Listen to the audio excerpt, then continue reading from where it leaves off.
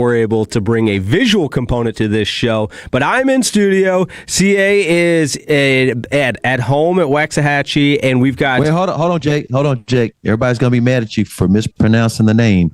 It's Waxahachie. Waxahachie. There it is. Yeah, Waxahachie. Hey, I'm channeling my inner northern roots all morning to be able to make the trek into the studio, because this is hockey weather. This is skating outside weather, and I did a little bit of skating on the way here, but was able to manage the ice in time to get to in studio. But Brennan Baxter, where are you coming to us from? I'm also coming from home, man. I tried to sneak out it, but I was I was held back. That. No, I said I'm going to give you what part of town? Yeah, I'm going to give you the hardest time, man.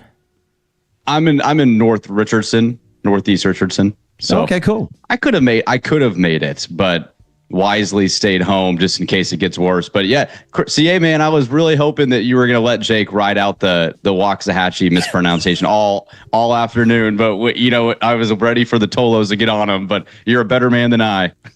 No worries. I got your back, Jake. I appreciate that, CA. And, work with me here, guys. Somebody had to put together the show, and somebody had to get here early, and somebody had to trek and power through the elements and everything. And speaking of that show, we've got a great one lined up. No Rangers Fan Fest today, obviously. But we instead will be with you for 5 hours. We'll talk some Texas Rangers throughout the course of the show. Jared Sandler is going to join the program at 11. Of course, the Dallas Cowboys have a new defensive coordinator. We'll talk to Nick Harris about that at 11. Jared Sandler at 11:40. My apologies there. And some of our favorite staple segments as well. Who Said It later on in the program. We'll do a Jake break. We got a Baxter class in there. Of course, a CA Stories Confidential. So all kinds of good stuff. And whether you're just hunkered down or maybe you waited to the very last minute and you are out and about picking up those last minute groceries and anything to be able to survive this epic winter storm.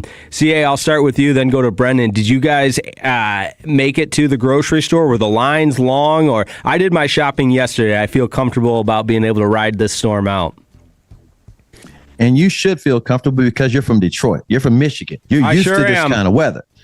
The majority of people down here are used to it to various degrees. When I say used to it, they know what to do, but, this is Texas. There's a lot of people that feel like, you know what, I can handle it. And they go out there and all that kind of weather and drive fast. You just got to watch out for everybody like that. At the same time, as far as the store is concerned, since this is the first one, I can't tell you how many people rush to the stores.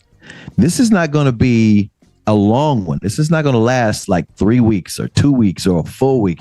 It's going to be over with by Tuesday morning. It's going to be back to 50 degrees Tuesday morning.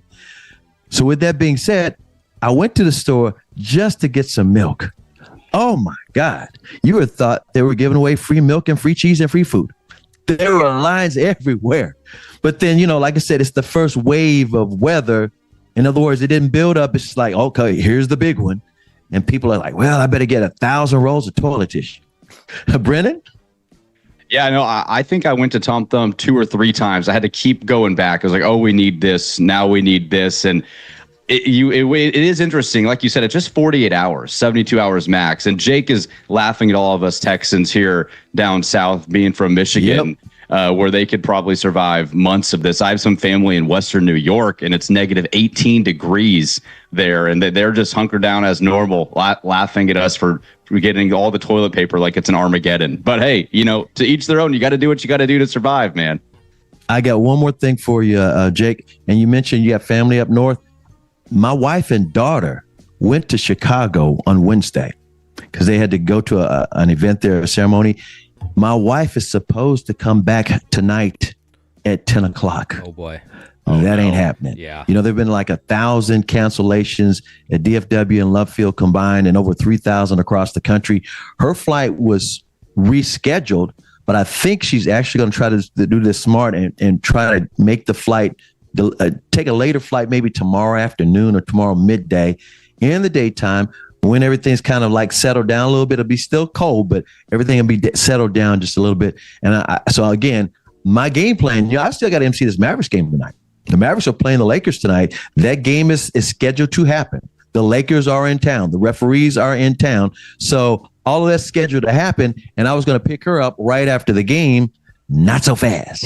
Not so fast. So fast indeed. Jake? No doubt about that. And it's a great segue. 877-881-1053. Let us know what you've got going on this snowy Saturday. The Mavericks still in plan to play as scheduled, like CA mentioned. We had Stars hockey last night, a big win at the AAC for the Dallas Stars, topping the St. Louis Blues. Woo-hoo! Late goal by Jason Robertson. It was a thing of beauty right off the face-off. You guys know I love me some Dallas Stars hockey, so we'll have a full segment on that. But CA, this is Fan University, and Fan University always starts with the opening kickoff. And I know college football has come to an end. The national champion has been crowned in the Indiana Hoosiers. Fernando Mendoza captured the hearts of all of us college football fans. But we do have a little bit of follow-up to get into, because the data, the numbers, the viewing numbers came out for the national championship, and guys, they are staggering. 2026 National Championship,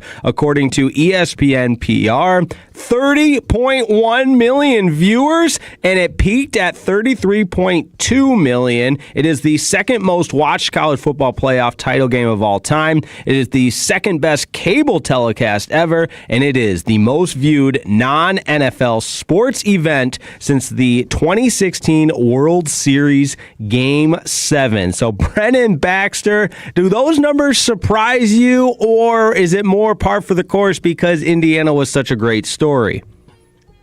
It would surprise you if you listen to the narrative that college football is losing a ton of popularity due to the NIL and the transfer portal, and everyone's kind of just throwing college football into this, what are we even watching? The players get paid. I'm sick of this sport. And then 30 plus million people watch the national championship. And to be fair, you mentioned Indiana, but Miami is also a huge brand in the sport of college football. And Miami's one of those sports that when they're good, the rest of the sport is good. We talk about USC being a similar type of school. They're one of those schools that drives viewership and has guys like Michael Irvin on the sideline and Ray Lewis and all of these guys. And so it's not shocking that Miami finally gets back to a national championship and the views skyrocket. But Indiana, too, in that story with Curt Cignetti, he's now one of the most popular guys in the sport. Fernando Mendoza, the Heisman Trophy winner, was clearly one of the most popular guys in the sport, and polarizing, too, with Curt Cignetti, which draws in the audience. So I was surprised to see how many people, like 30 million, one of the most watched television cable sporting events since the 2016 World Series, as you mentioned, Jake, which was the Cubs Indians, so that was great, or now Guardians. So that was crazy back in the day when the Cubs broke their streak. But this was amazing, I think, for the sport of college football, and shows that whether you like it or not, the sport is growing and people are tuning in. Excellent points. Everything you said is dead on and spot on, because Brendan, you nailed it when you said a lot of people are familiar with the University of Miami. They can be the villain. They were the underdog. You had all these good subplots that were going on. So it's great for the sport. I don't think you'd have that kind of rating if it were Indiana versus Oregon. And I'm just keeping it real, because it's not about with the University of Miami. It wasn't about who's on the roster. It's who used to go there. And you knew all of the names. So you had a built-in audience that wanted to see if the U could come back. And then you had, like I said, the Indiana story of, like, could be they become the greatest team of all time, and the Cinderella aspect of all of that. And ironically, I forget who was saying this. I want to say it was someone who was a guest on one of the daytime shows we here on Toloin. They said that the Indiana fan base is bigger than you think. It's the same size. It's bigger than like Kentucky's basketball fan base. Yeah, it's the largest living alumni base at of any program, which is just crazy.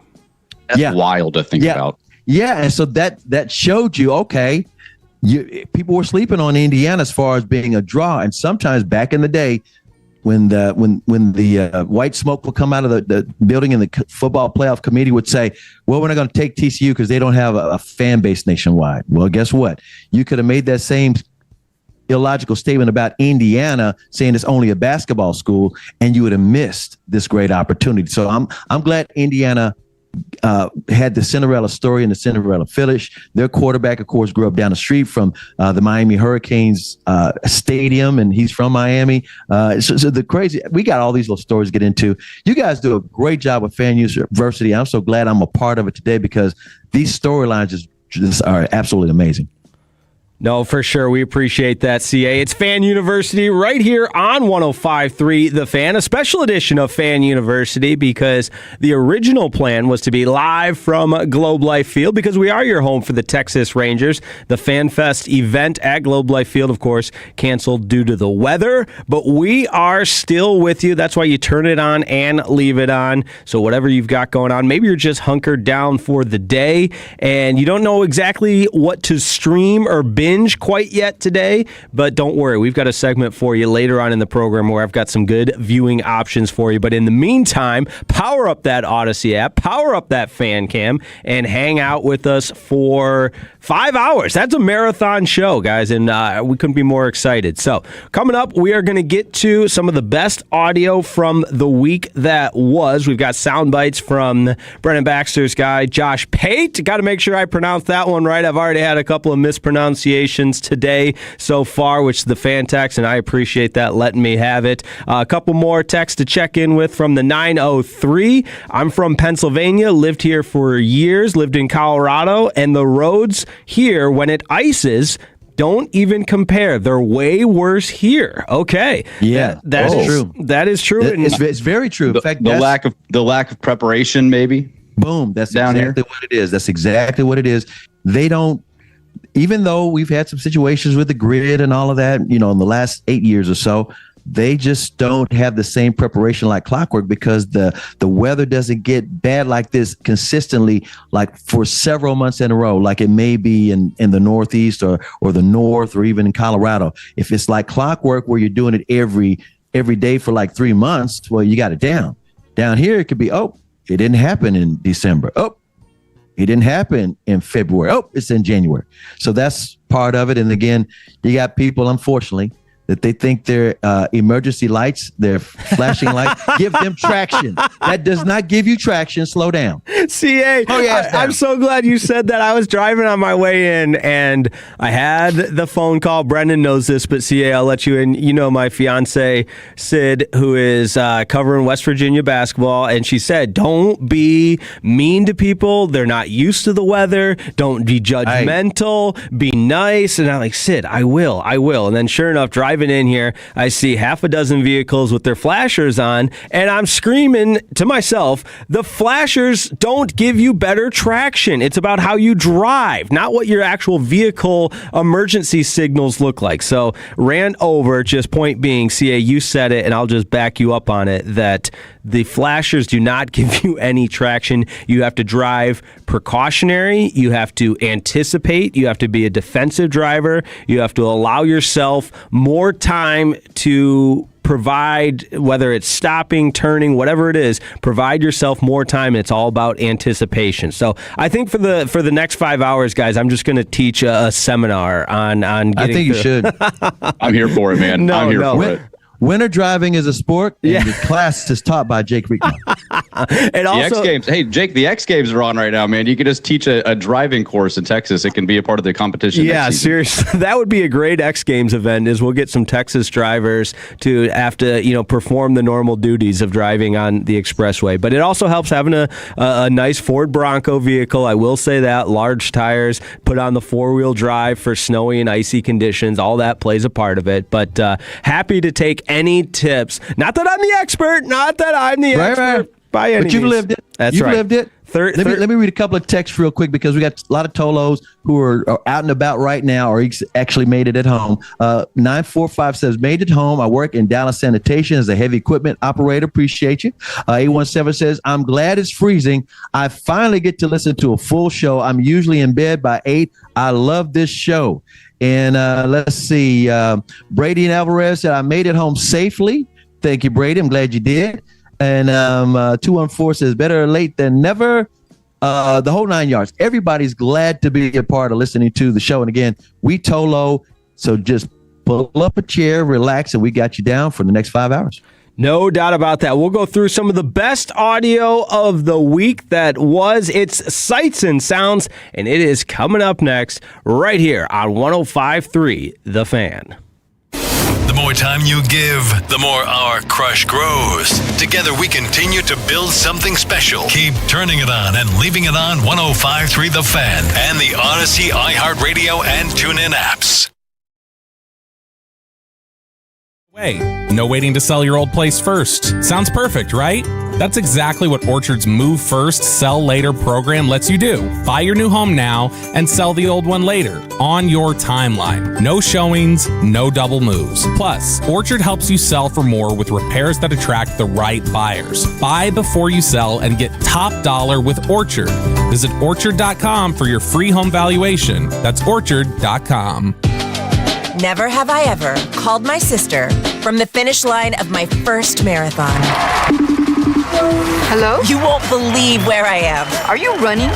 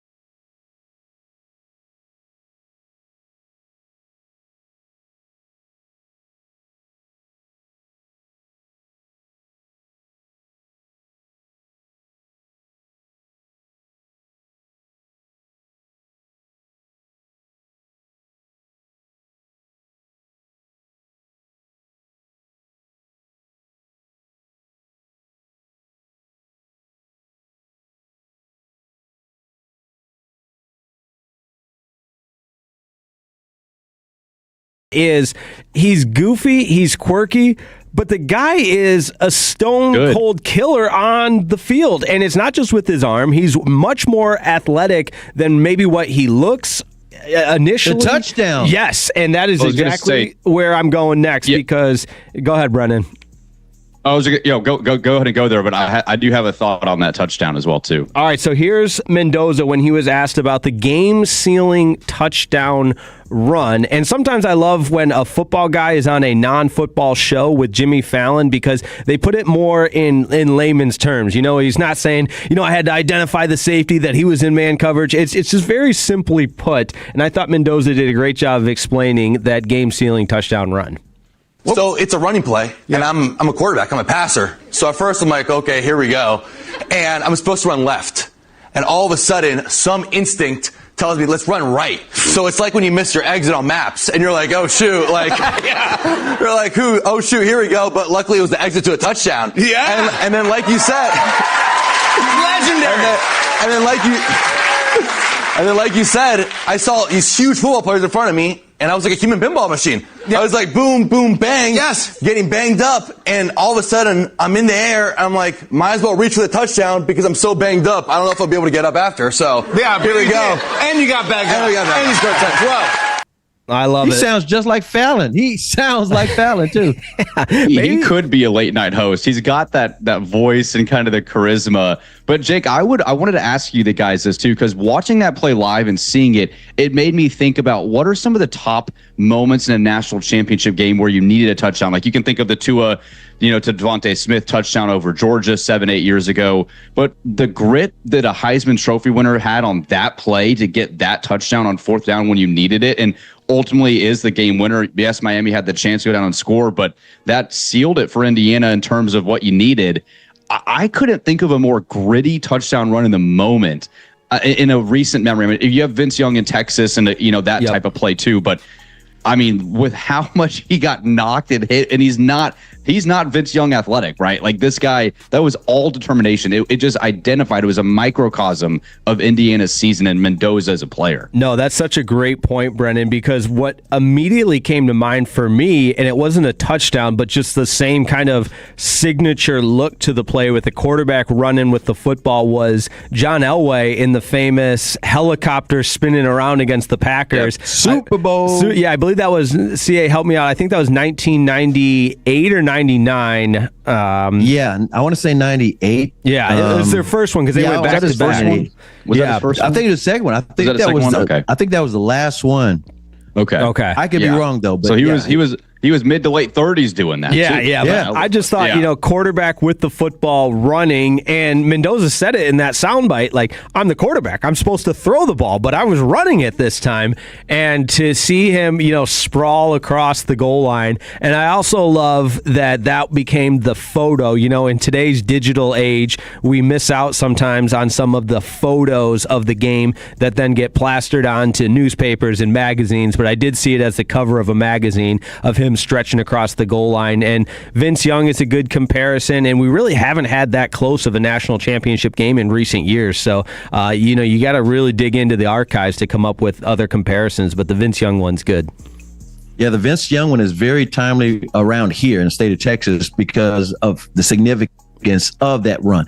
I'm going to say Mendoza's run was more spectacular, more gritty, more amazing because he was going through all this traffic at the same time, and no one knew that he could pull it off. I mean, you knew he was athletic, but wait a minute, they're going to drop him at the 2. No, wait a minute, he made it in. I mean, it was very, very spectacular. Vince Young taking nothing away from his run. His run ended a dynasty. The Reggie Bush, Pete Carroll dynasty of USC. I think they were going for their 4th in a row or 3rd in a row. I can't remember. All I know is that Texas stopped it, but it also ended the Texas drought.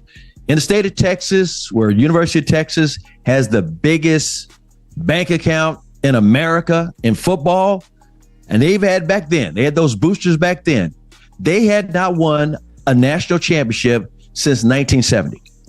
1970. And then Vince Young led that team to the national championship. And so it was a very big moment. But to me, for the play itself, Mendoza's was more incredible. It's Fan University right here on 105.3 The Fan. And as we go through sights and sounds, CA, this is a real treat because Brennan and Carter, before he went on to Fox to do Channel 4. Yeah, Channel 4 to do his thing, we would always try to, quote, fix college football. And Brennan, you alluded to it that, hey, you know, the narratives out there that this is a dark time in college football. The product on the field is still great.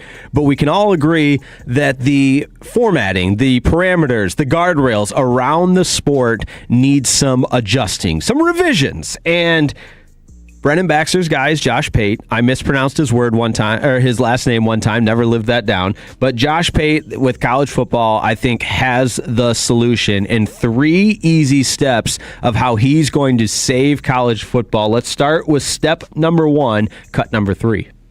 Step 1, I would like to move week 1 to what week 0 currently is, which leads to a revolutionary Thanksgiving weekend. It's where step 2 comes into play. We're going to have conference championship games. We're just going to have them Thanksgiving weekend instead of the week after Thanksgiving. We have a big problem in this sport right now. Bowl season has been rendered largely irrelevant compared to what it used to be. So I'm taking the shock panels, I'm rubbing them together, and whatever that gel is in between, putting them on the chest of bowl season. Clear! Boom! Bowl season's back. I'd like to take 6 bowls. Don't particularly care which ones they are. Let's just call it the Citrus Bowl and the Pop-Tart Bowl, Cheez-It Bowl, etc. Either that Friday after Thanksgiving or that Saturday. You guys can choose. Take all the teams that are going to play in conference championship games, take them off the board. They're already preoccupied. But this is what it would have looked like this year.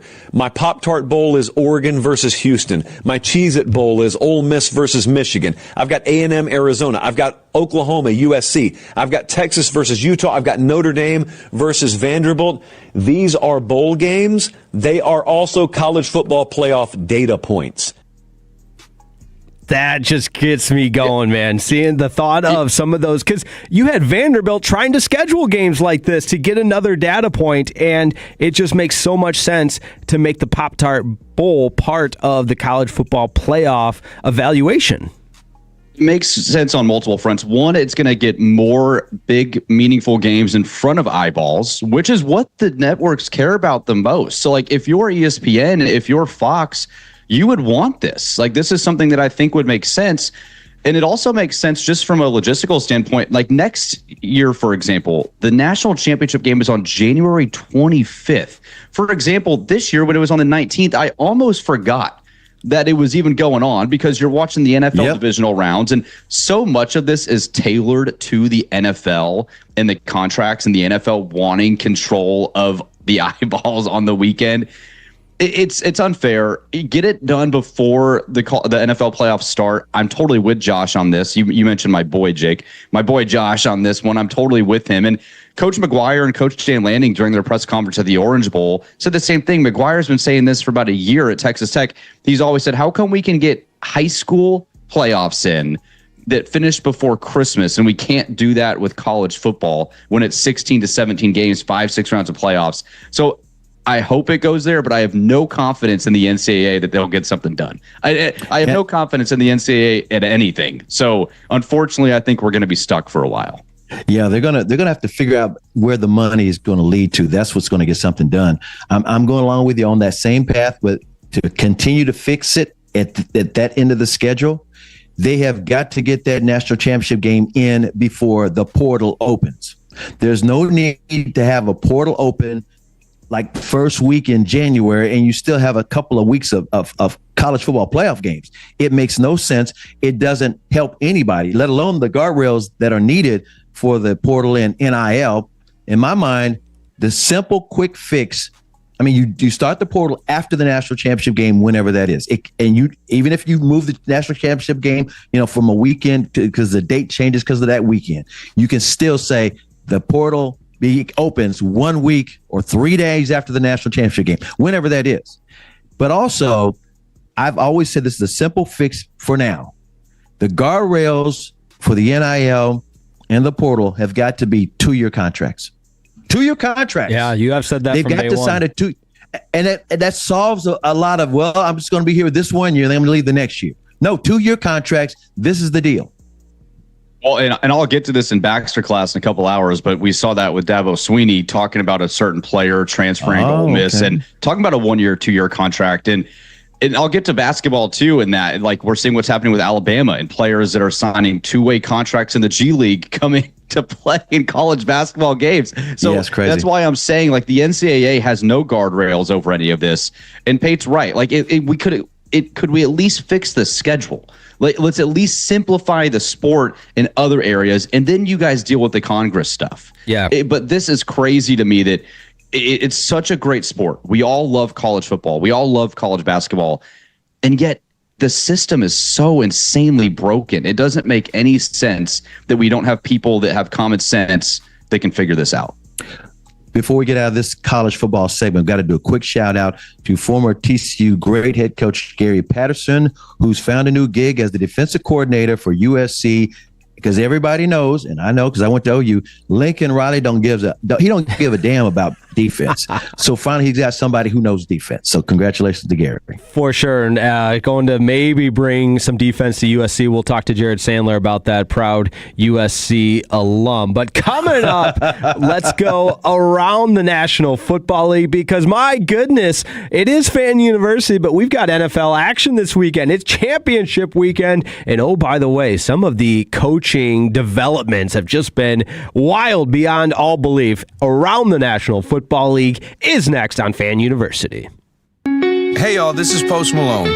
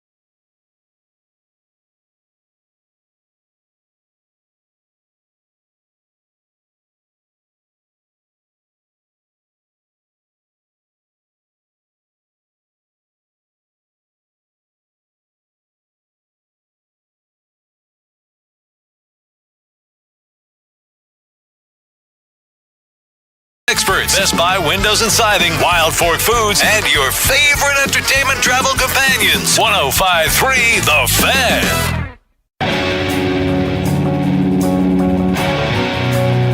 It's Fan University right here on 105.3 The Fan on a snowy, icy Saturday morning. But that is why you turn it on and leave it on, because we're with you until 2 o'clock before we pass the baton off to Eric and Kevin. They'll keep you updated as we go along. Jake Rietma alongside Brennan Baxter and the three-time Hall of Famer Chris Arnold.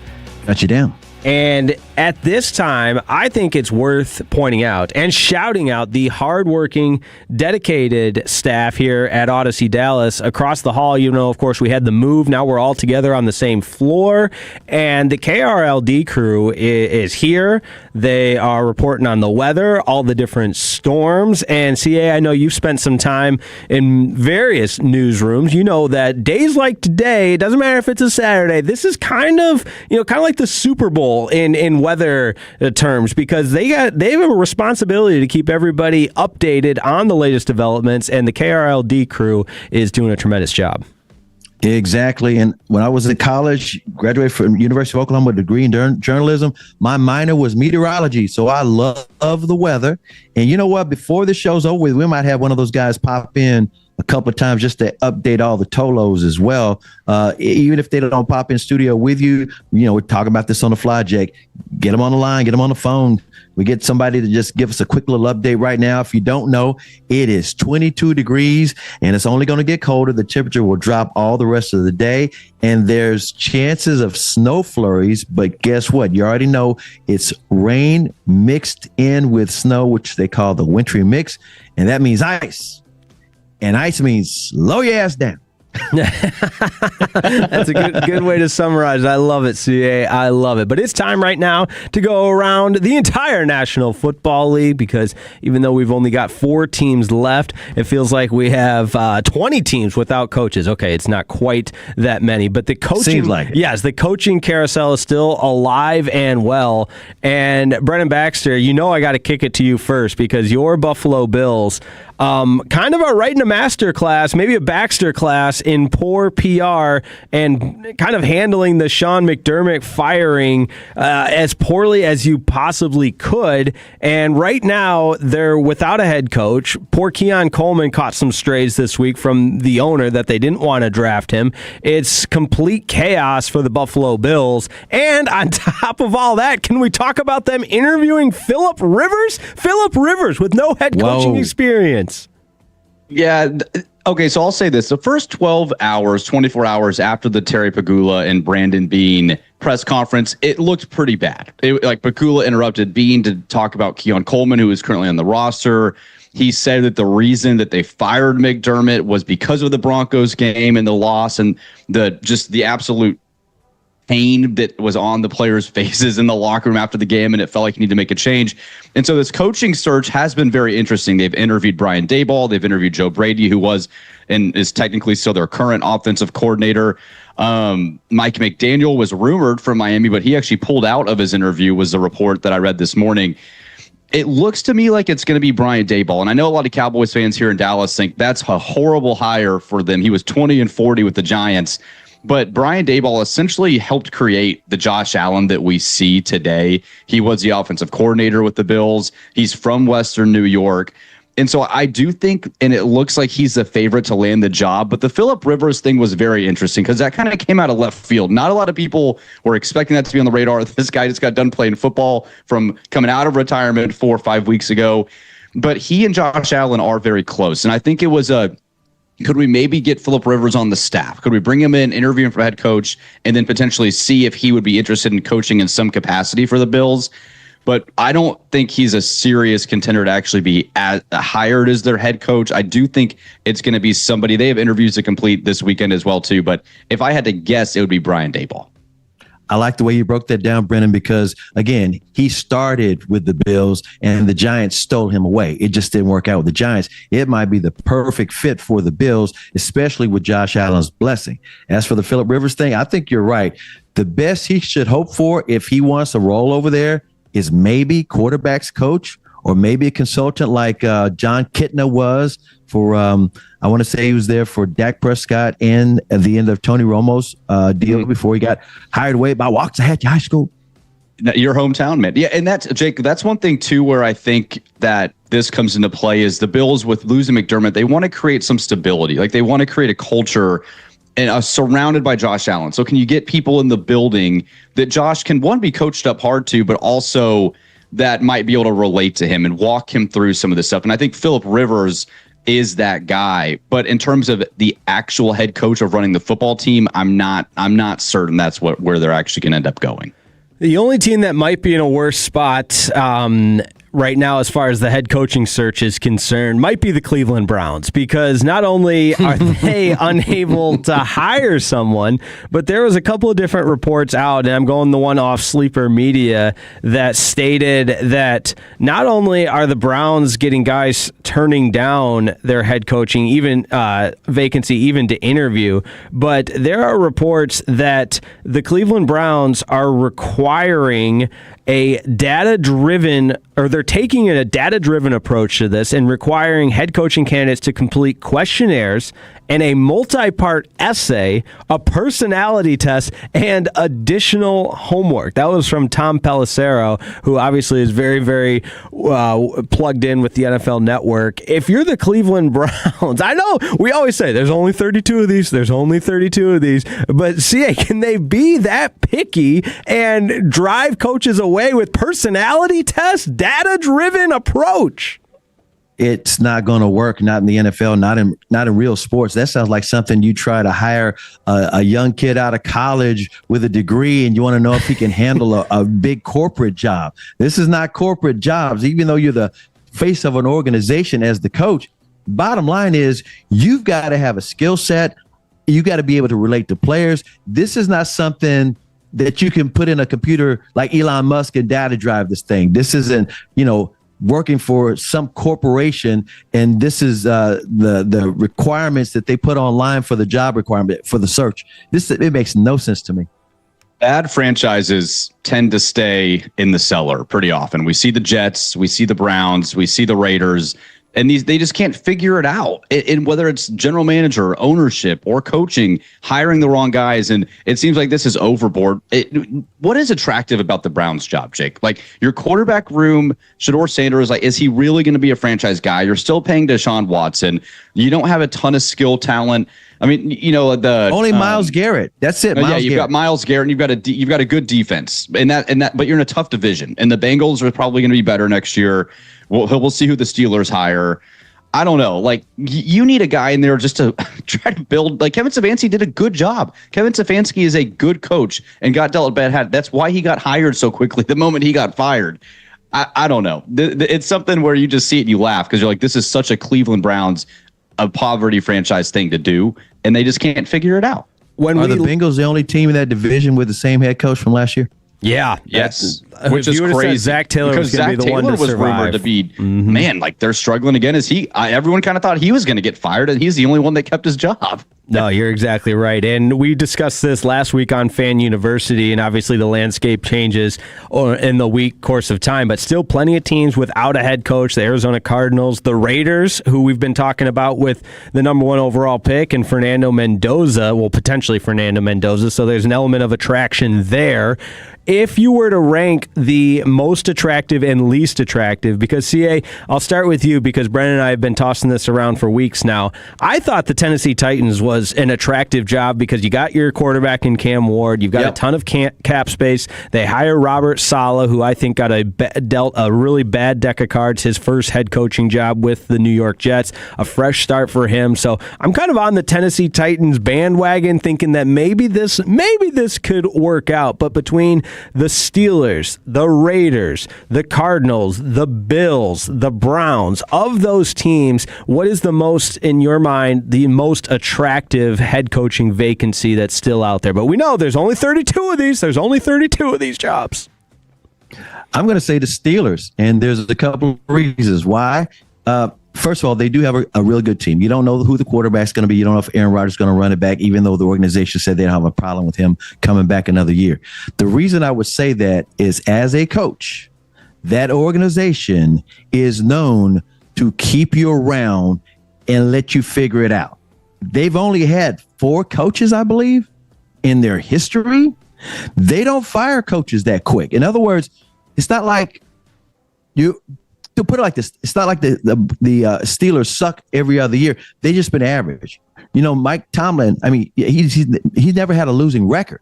I mean, he's had a lot of mediocre records, and he's never won a playoff game in like 16 years or whatever. But the point I'm trying to make is, if you're trying to have, they like stability over there. And if you are a coach that says, I want to go somewhere and not worry about my security and I can try to get this job fixed, that's the place to be.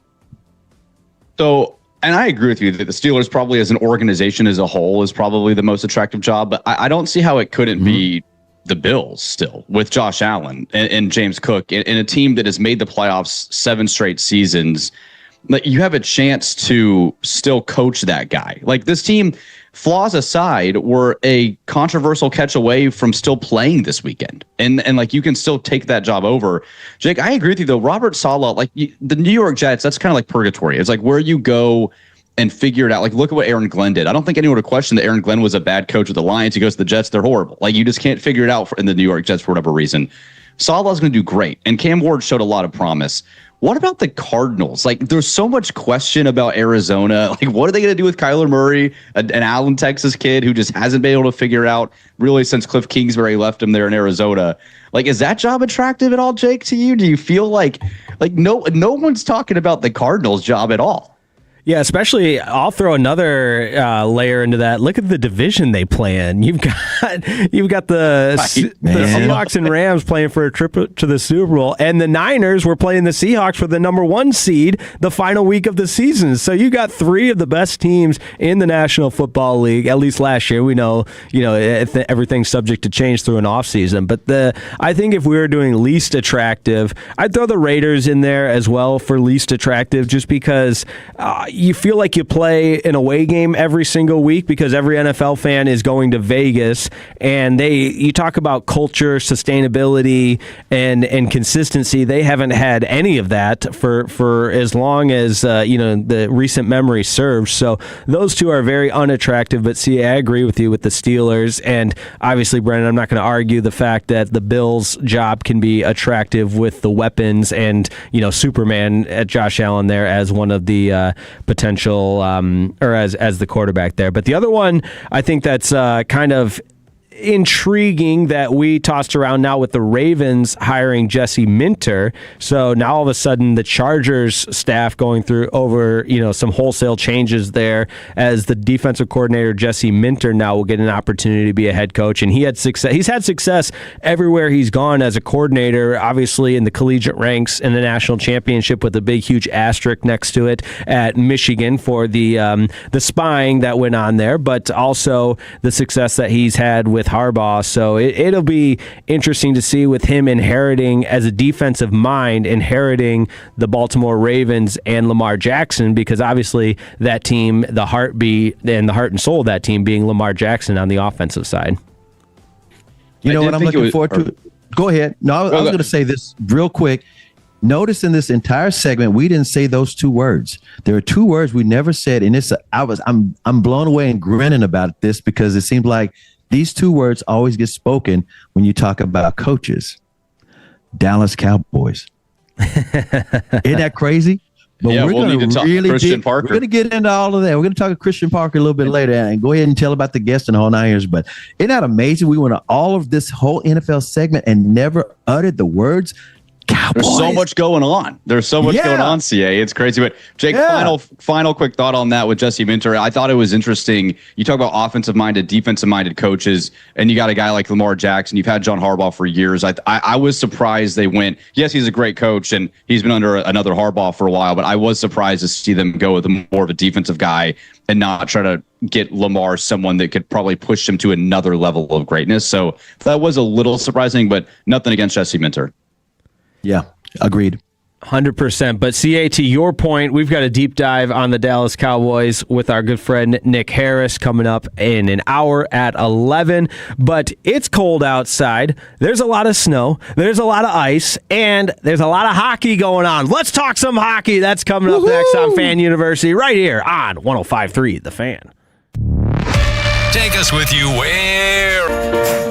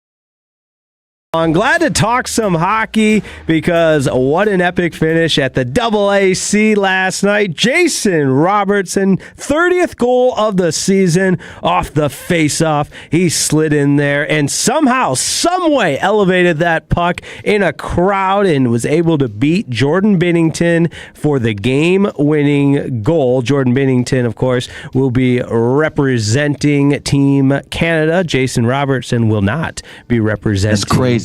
Team USA. That's crazy. Hey, Jake, you were there. Please set the scene. How many people were in attendance? What was it like? The atmosphere is perfect hockey weather, but it was the first time it was kind of crazy outside before you even get to the game. Oh, yeah. It was very much a smaller crowd, which is not a knock on Stars fans because I got every home game. And every home game, the atmosphere is electric. The game day presentation, the game day ops is as good as anything that you will see, not just in the National Hockey League, but in professional sports at large. So it is always, I will tell anyone that asks, a Stars ticket is worth the price of admission and then some from an entertainment value standpoint. But obviously with the weather, crowd was a little bit more scarce than normal. However, the game back and forth, I mean, you saw the Stars score the first goal, go up 1-0. Blues come back with 2 goals. Stars tie it. Stars have a power play goal from Wyatt Johnston. Now, Wyatt Johnston, we all know he's a great goal scorer, but Wyatt Johnston has 17 power play goals this season. And that is the most in the National Hockey League. So it's a guy that when you Joe? That's right. When you've got a man advantage, his quick hands is such a lethal weapon out there on the power play. Now, defensively, and we got the chance to talk with a couple of different guys after the game in the locker room post-game scrum. And unfortunately for Jake Ottinger, the Stars played great defense in that opening period. He didn't see a lot of shots. And sometimes, you're playing goalie. It can be lonely when your team is in the offensive end for the entirety of the first period. And unfortunately for Otter, the first couple of shots he faced were, what they call high danger chances, very high danger, quality scoring chances. He lets in a couple there. But ultimately, the Stars get the win, which is most important because they had been struggling. They lost 10 of 12 at one point, the long road trip. And this portion of the season hasn't gone as well as the beginning part of the season before the turn of the calendar, but good to get a win in regulation and good to do it with Matt Duchene getting in the goal scoring tallying as well. He had been working through an injury earlier this season, but anytime you can get 2 points in regulation at home, you'll take that. Well, and Jake, we talked about this last week too, like our panic level for the Stars and their season. And they've won 2 of 3 now. They had 6 goals against the Bruins, 3 last night. I know they got shut out in between there, but it is starting to look like the team is figuring it out a little bit more. And we talked about that Olympic break and the Winter Olympics. It's coming up just in a few weeks. And so you do get 3 weeks off after February 4th here in a week and a half. And I do think it's important for this team to start to, the momentum's going to stop for a couple weeks, but can you just go into that break feeling really good about yourself? And look at the Avalanche, a team that we all look up to. I mean, they're 1-2-2 in their last 5. They haven't looked necessarily great. They got blown out last night. So it's a long season. 82 games is a lot. And this team just kind of needs to figure it out and get into the winter break there and then be ready to roll come late February, early March and make their way towards winning a Stanley Cup. But I thought last night showed a lot of grit from the Stars. Hey, Jake, please tell me why Jason Robertson Robo is not with Team USA. I mean, he's just doing everything. Is it because he doesn't show up in the playoffs that often? I'm just trying to figure it out. I don't understand. CA, this is one of those times where whether you're a diehard hockey fan, you've never watched hockey in your life, or somewhere in between. The way I'm going to break this down is not meant to be insulting. It's not meant to be demeaning. It is calling it how it is. Jason Robertson not being on the United States Olympic team is a shame, and it is shameful for those that were in charge that left him off this team. You can look at this from a number of different angles, and the knock on Jason Robertson, he's not a two-way player. That means he just cares about offense, and that's just not true. You look at his body of work over the course, let's just go back a little bit from the last time the United States had a national team. It wasn't that long ago. Remember the Four Nations in February. He was left off that team.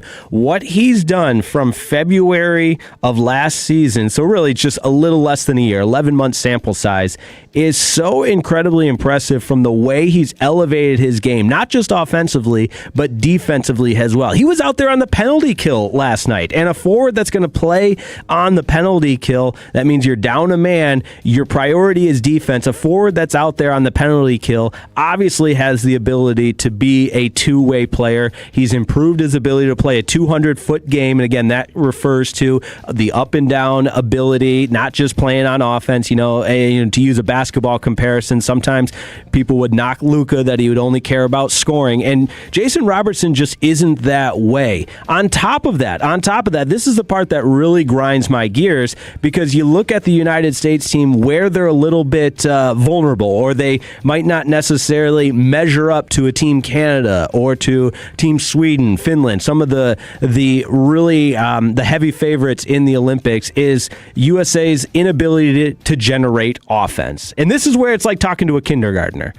If you need offense, why would you not have the player responsible for the most goals of any U.S.-born player? Robertson has 30 goals this season, and that is more than any other U.S.-born player. So it is utterly ridiculous. And Glenn Gulletson in the postgame yesterday doubled down on it, and he said exactly that. I'll double down on it. I think it's ridiculous that he doesn't understand it. So I don't really think there is an explanation, and that's okay to say that. It is just, in fact, a shame that Robertson's not on the United States team for the Olympics.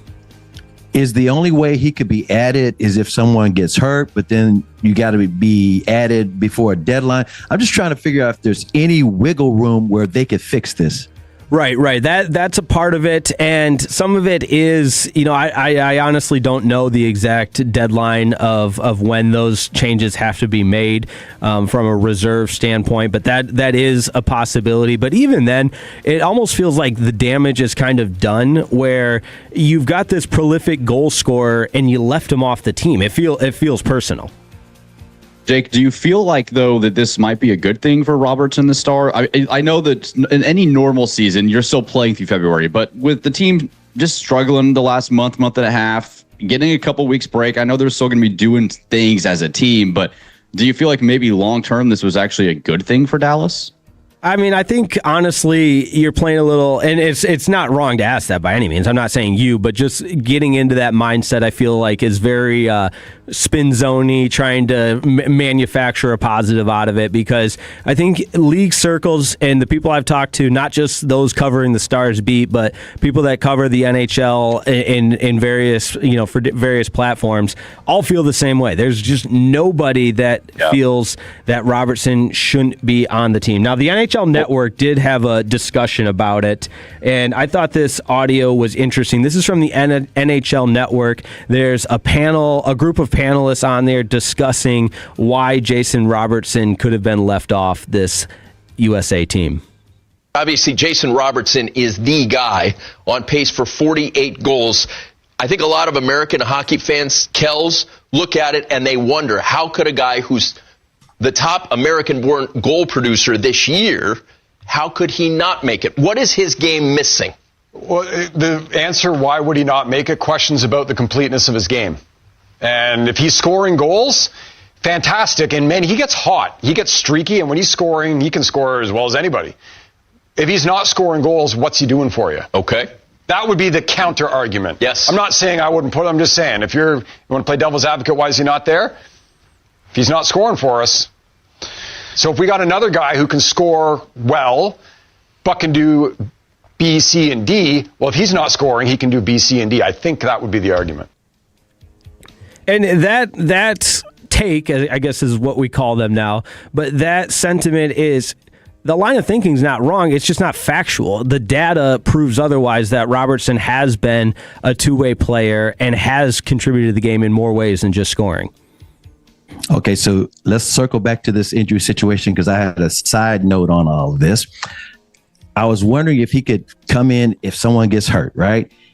I was thinking about this because Dallas Mavericks assistant coach Popeye Jones, he has a couple of sons who play in the NHL. Seth Jones was named to Team USA, and then he got hurt. And and then they replaced him with Jackson Lacombe from the Anaheim Ducks. And I was like, what does it take? I mean, I don't know.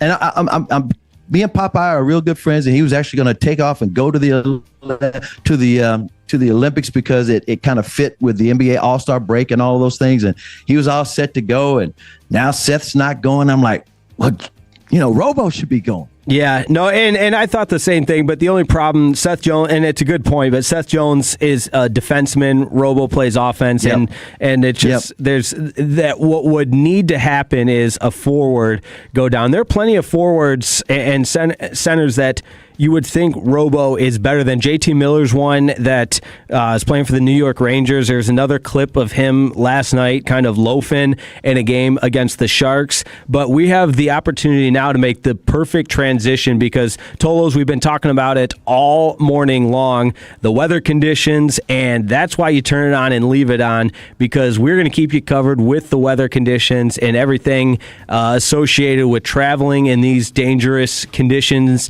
and give you the tips that we need. CA was a minor in meteorology in college, but we've got the master here, Daniel Brunoff, in studio joining us. Thanks so much for hopping on 105.3 The Fan, man. We appreciate it. Hey, great to be here. You tapped me on the shoulder about an hour ago, and you said, hey, you want to come on, man? And I'm like, heck yeah. Yeah, that's what I'm talking about. And we've got CA and Brennan Baxter remotely. I'm here in studio, so I know you don't have that headset on, but CA sending his best, of course, Chris Arnold, the 3-time Hall of Famer. But we appreciate you keeping all of our Tolos updated on the latest that's going on out there. What are you seeing? Yeah, I appreciate it. Yeah, I always bring my headphones with me when I come in here, and I guess since working a long time yesterday, you're putting in the hours, man. I'm glad I found my way over to your studio here. So overnight we saw a bunch of rain, right? And that rain was rain this morning at about 6 o'clock this morning at our studios right here on north sides of Dallas. And it was 33 degrees when I woke up and came in here. But in a matter of about 45 minutes, the temperature dropped 9 degrees. So we had the Arctic air finally spilled in here. And so all that water that was on the ground from the ½ inch to an inch of rain we saw last night is now frozen, especially the interior roads. Now, the highways may be a little bit different because they were treated with that brine solution. And then the sleet started falling.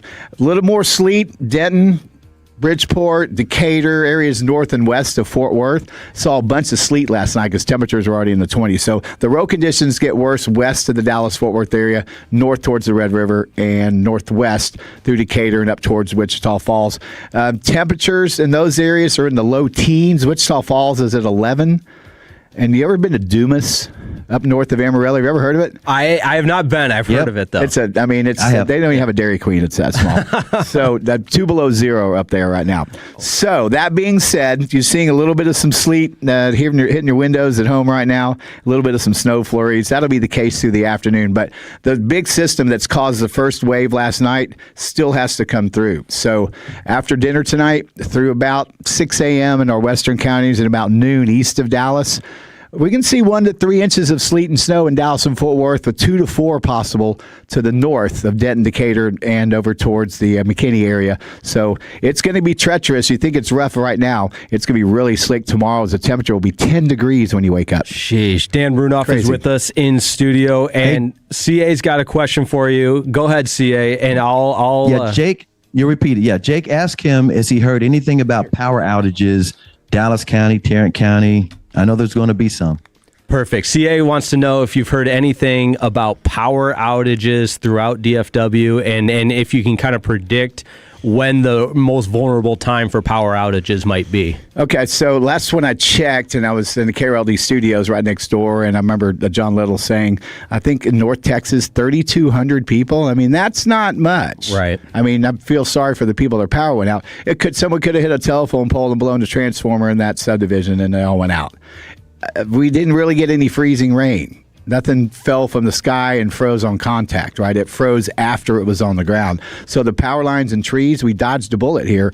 So I'm not concerned about more power outages around here unless ERCOT has another hiccup, but they say they're good. Awesome. Dan Brunoff in studio with us. This has been awesome. We'll let you go. I know you've got a lot of more models to study and everything, but I love the shirt you got for the Tolos. It says, I'm a meteorologist. I don't stop when I'm tired. I stop when I'm done. That's the kind of effort you're putting in this morning and all through the weekend. We love it, man. Hey, good. I want to shout out to you guys, too. And Chris, what's up, man? And Chris is an icon and a staple. I grew up watching you. You may be a couple of years older than me, but we're still old, right? Got you down. Yep. Great stuff. Love you, man. Dan Brunoff in studio, and of course our sister station KRLD. You can keep it tuned in for the latest on everything with the weather, and all the Tolos texting in at 877-881-1053. We appreciate you as well, and we appreciate Dan Brunoff in studio hopping on. Coming up next on Fan University, we'll keep the conversation rolling. We will transition into Jake's Takes. That's right. More news on college football, college athletics at large. And you think it's cold here, but there's a place in Minnesota. Oh my goodness. That's next on Jake's Takes on 105.3 The Fan. Our goal is to have you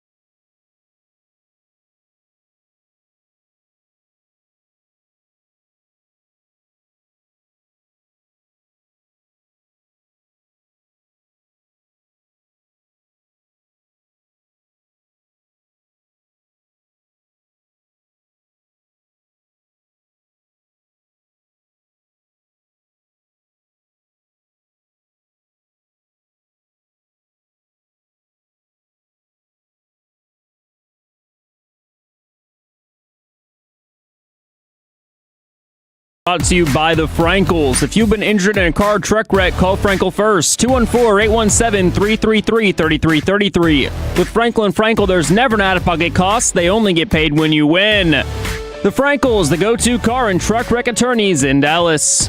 And it is time for the most electrifying man in DFW. Jake Rietma. He's the only hope. He's the only injection that we could count on. He's a tree. Bobby's wrong. He's a tree. He's not some walk-on scrub, Yost. The boy's a player. He's a star. Someone said football, so I come running. What's going on, everybody? Oh, yeah, it's Jake's Take right here on 105.3 The Fan. That intro gets me hyped, gets me excited, reminds me that, I got a fan in RJ Choppy. I've got, I think, a believer in Sean Sharif, and I've got a hater in Bobby Belt, and it's all motivation to bring the best segment we can in Jake's Takes. Oh, see, I thought you were going to say something there. I'm sorry. I was saying I'm a fan of yours as well. Oh, thanks. Me too, Jake. Me too, man. That's just me out here fishing for compliments. But as we get going on a Jake's Takes here with the snowy weather outside, the ice, you heard from Dan Brunoff right here on 105.3 The Fan. Shout out to Dan hopping in studio with us. We appreciate that. 877-881-1053. We'll keep the conversation going all morning long because we are live and we are local with you to get you through this winter storm.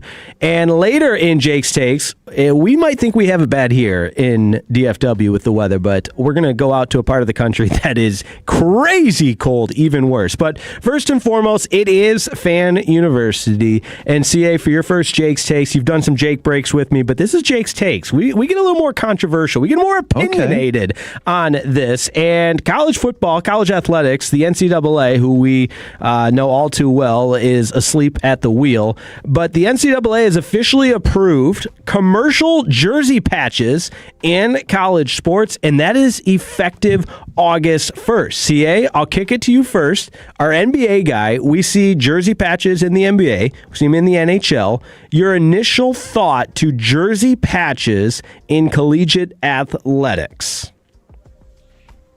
If it helps pay for some things and makes sense, I don't have a problem with it because now it's almost normal. It used to be unique just for NASCAR, basically, or international sports, but now it's normalized. Yeah, it's one thing, too, Jake, that I feel like we knew this was going to happen in the modern marketing. We're seeing, like, Texas Tech has Cody Campbell Field. Like, donors are now putting their names on everything. Businesses want to get involved. It's a way to add additional revenue. I think when you're looking at the NIL and how schools can pay some of these players and compete, having a sponsor like HEB on a jersey patch, it just happens. The NBA's done it. Obviously, soccer is probably the leading standard of what that looks like. Some of these soccer jerseys in the Premier League or in the MLS. Cowboys do it in training camp. The Cowboys do it in training camp. Cowboys do it in training camp. So it's going there. I just hope.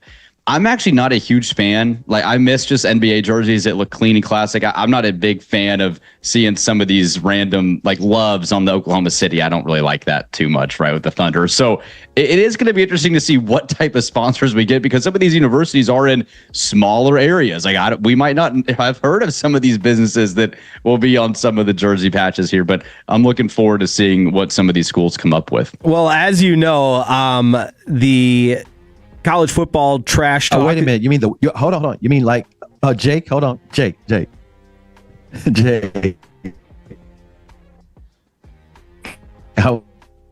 was going to say. I think we're losing CA. I think we're losing connection. We can't hear you.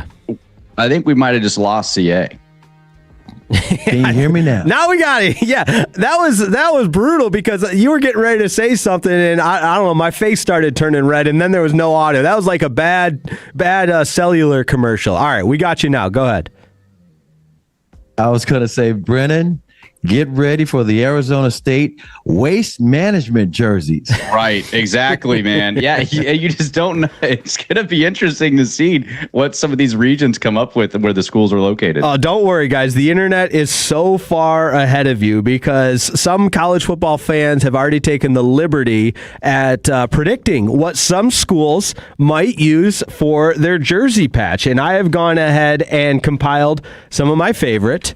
And this is from the Michigan Medal Twitter account, so you can imagine what they might be a little bit biased towards, Michigan fans here. But they're predicting the Ohio State jerseys to have the Charmin toilet paper logo because the Ohio State Buckeyes are Charmin soft. But don't worry, the Ohio State account responded with Michigan's jerseys to have the logo of OnlyFans. They expect Michigan to be sponsored by OnlyFans, obviously a nod to Sharon Moore. We've got a couple more here that, in addition, Notre Dame is going to be also sponsored by Charmin toilet paper for being Charmin soft. Go ahead, CA. No, I was just laughing about it. Just thinking. Yeah, Jake, this is something that I think college football fans, who are some of the most creative fans around, they're going to have a good time with this for sure. Jake, what would Northwood be? Who would Northwood be sponsored by? That is a great question. It's been a couple hours, so we got to somehow mix in that I played Division II football at Northwood University, where my father coached for many, many years. Northwood would probably be Dow Chemical, because Dow Chemical, one of the largest companies in the world, is headquartered in Midland, Michigan. So that would be the sensible option. You would never know. Yeah, no, Dow's a big sponsor of the Olympics. They sponsor a tennis tournament on the Women's Professional Tennis Tour, so they're very involved in athletics there. But I think a more appropriate one would be one of the local watering holes in beautiful Midland, Michigan, that Northwood students spend the majority of their time there. So Frick's Bar is one of them. Diamond Gyms is another good one. You know, all kinds of good spots there. All kinds of them. Yeah. I think my Northwestern Wildcats up there in Evanston would probably have to be sponsored by Bat 62. That was a popular watering hole. CA, who would the Oklahoma Sooners jersey patch sponsor be? Oh, there's a whole bunch of watering holes up and down the streets. I mean, you just name a spot, but it'd probably be an oil company. Yeah. Or a fracking company. The Oklahoma, some big company, Chesapeake or something like that. Brennan, how about Texas Tech? Oh, man. It could be a number of ones. If you're going big businesses, I could see, obviously Double Eagle with Cody Campbell's company there and that he sold in Lubbock. But I was curious too, how many schools, Jake, do you think are actually going to adopt this? Do we think it's going to be a majority of the Power Four? Do you expect to see every school kind of even into the group of five, Mountain West, AAC, the American Athletic Conference? Do you think like this is going to become the norm in college football, or is it going to be a slow rollout? I think it'll be the norm and happen rather quickly, because I don't think it's not one of those complicated, long-term sponsorship deals and naming rights with the stadium. There's not really a lot to it. Hey, do you want to slap a patch on top of the jersey and pay this amount for it? And, maybe I'm dumbing down the process a little bit, and people in compliance and fundraising and that do the marketing, whatever it is, would be upset with me because it doesn't just happen overnight. But I think the best one I saw was a mock-up of what the new Oregon Ducks jerseys might look like, and they're already sponsored by Nike. So someone put the Nike patch on this side on the right and the Nike patch on the left, and just had Nike all over the jersey like they already do, which is great. Yeah, and that's one part of like where you're sponsored by the business that you would be. You've already got the patch on. Exactly. You don't need. Every jersey's got the Adidas, Under Armour, Nike, but that's the business that Oregon would be sponsored by. So for sure, it already works for the Ducks. Same with Maryland. Maryland being Under Armour, just having the UA logo on both sides. Right. I think it's just so wild what you mentioned, like Nike and Under Armour. And by the way, Under Armour was started at Maryland. That's where he went to school. I think it's so wild when I see OU football uniforms and the sideline caps, and they got the Jordan brand logo which is Michael Jordan with a basketball. I mean, that just blows my mind that there's a basketball logo in my mind, basketball, and it's on a football team. Yeah, the Gators too. I've always thought that looked weird where Brent Venables wears the Jordan logo. We talked about that on Fan University during the season where it was like, that's a clear basketball logo brand. And then Brent Venables was wearing just the Jordan hat, which I thought was a little bizarre. Yeah, he did that a couple of times this season. But it's Jake's Takes right here on 105.3 The Fan University. And it's cold outside in DFW. We had Dan Brunoff on. If you missed him, use that Odyssey Rewind app and go back to, I think it was about 10:10. But right now, we got to take you to Minnesota, where the weather is so cold, and this is better visually than audibly, so I'm going to do my best to explain it. But a news anchor in Minnesota, Jennifer McDermott, pulled out one of the all-time best cold weather experiments. And guys, growing up in cold weather, there's all kinds of fun experiments you can do with the science. You can, probably the most famous one on Christmas Vacation, licking the pole, your tongue sticks to the pole. There's all kinds of stuff that you can do. But she did the old pasta experiment with, if you're not familiar, where you can take a plate of warm pasta, like spaghetti noodles, use the fork to wrap it around like you would like you're eating spaghetti. And I hope you guys saw the tweet that I sent you, and I'm going to do my best to explain it to the Tolos. But based on the freezing cold temperatures, the noodles, when they're hot, get so cold so fast that they turn into blocks of ice. And if you're able to use a plate of noodles as the base, spin the noodles around on the fork, lift it up, it's so cold so fast that the noodles then turn into a support beam for the fork, and the beam is strong enough and cold enough to hold the fork suspended in midair and it just looks like a fork is hanging out, being held by spaghetti noodles because it is so cold. Wow. I was just going to say, you guys just aren't buying it, huh? Just not much to add there. Oh, I saw the picture. Not much to add. Only thing I can say is you mentioned, putting your tongue on something, and whatever you do, don't ever do what I did when I was a little kid and me and my little friends were playing, and he put his tongue on a piece of metal outside, like touching the metal like a gutter or something. And how come we didn't know, put some warm water on it and that'll take his tongue off the metal? We pulled the tongue off the metal. Blood everywhere. Yep. You gotta be careful.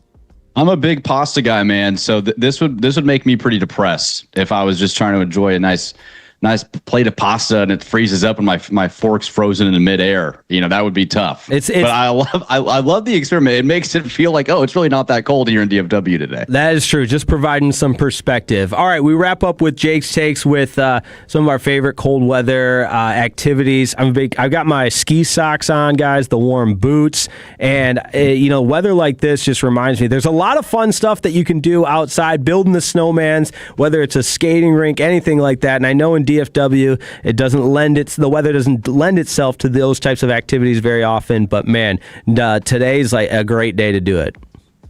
You know what? I'm glad you mentioned skiing and things you can do outside. I'm just wondering out of curiosity, and Tolos, you let us know, 877-881-1053. That's the Frankel & Frankel Injury Attorneys text line. How many people have actually gone skiing? I have gone skiing. I'm not like a big time skier. I like scuba diving and stuff, but I have gone skiing off of a mountain in Colorado. I stayed on the Blue Diamonds, didn't go on the Black Diamonds. So, Jake, you said you're a skier. What about you, Brennan? And I'm not a skier. I love the mountains. I love the snow, but you won't catch me. You won't catch me on the slopes. I like to. Jake, how long you been skiing? Oh, my whole life. And the fun part about it is I played hockey growing up, and when you can always spot somebody that played a lot of hockey when they start to run, because they have that hockey man run where they're using kind of the inside edges of their feet and they're not really pumping their arms as much as you normally would. And my friends made fun of me because I had the hockey man run, and I played other sports too. So you would see the hockey man run come out in football and other sports where you're running, but that same kind of motion where you're using the inside edges and a lot lot of hip mobility, is great for skating, and is great for skiing. So my brothers and I, we would always race down the hills in Michigan, and lots of different ski resorts. I've been to Colorado, Winter Park, Breckenridge, Park City in Utah, all kinds of great spots throughout the country. And it's always so scenic too. You get up there on the top of the mountain and you're in awe of how great our world and the visual aspects of the mountains really is. It leaves you breathless, and that's not a cliche. It really does. Okay, the only time I ever went skiing, I kept putting it off because I just said, and by the way, I don't have a fear of anything like that. And by the way, some people don't want to ski because they have a fear of the ski lifts and looking down and, getting up the mountain like that. I always said, knowing me, I'm going to hit a tree and break my leg. I just know I will hit a tree and break my leg. So that's why I was just kind of like, well, I get around to it eventually. I have no, eager to do this. But me and my wife went up to Crested Butte with some friends, and we went skiing, and I had a ball. I totally enjoyed it. Again, you're talking about the majesty of looking over the mountains and looking down. And then when you're going down, and by the way, for those who don't know, when you're skiing generally, and Jake, you can back me up on this, it's fluffy snow, and it's not usually windy, and it's very comfortable. Oh, yeah. And some people can get a sunburn out there because the sun is bright, and I mean, it's very, very comfortable. It's not anything like we're out here today in North Texas in this weekend. No, you're absolutely right. And sometimes with the ways to artificially make snow, resorts would want to stay open even to the very end of the skiing season, so into late March, early April, and it's warm enough where you don't even need a big parka. You could get away with a hoodie and maybe joggers, maybe not shorts, but the artificial snow is what you're snowing on. You can still have a great time up there. But that's Jake's Takes right here on Fan University. We got a Baxter class coming up next. Brennan Baxter, where are we going, man? Tampering is taking over college football, and Dabo Swinney calls it out, attacking Ole Miss's Pete Golding. That's next here on Fan University. Best Buy Windows and Siding.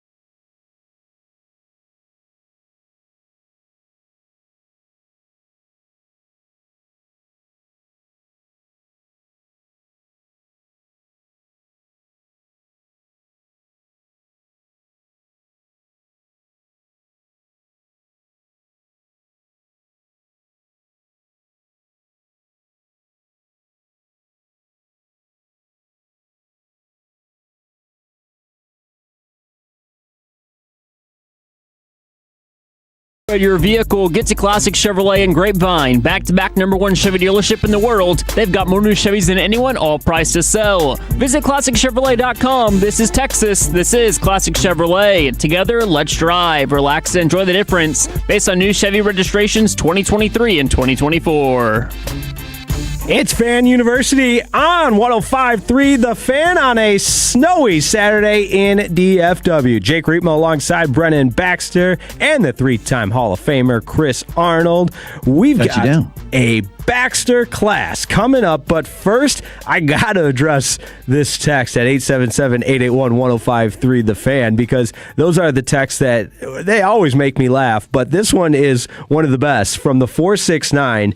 As a snowboarder, I hate skiers because of all the ruts. And I love that text because as a skier, I hate all the snowboarders because you guys don't even go down the hill. You just hop off the chairlift and then you sit at the top of the mountain in the way of everybody and just sit there for hours and hours and hours. But no, in all seriousness, to the 469, appreciate you tuning in. Love that text. And the rivalry between skiers and snowboarders is a real thing. So I can appreciate that text. And look at when you're cutting and you're shedding the gnar and you're going down the mountain, you're going to leave some of those ruts. So I get it, snowboarder.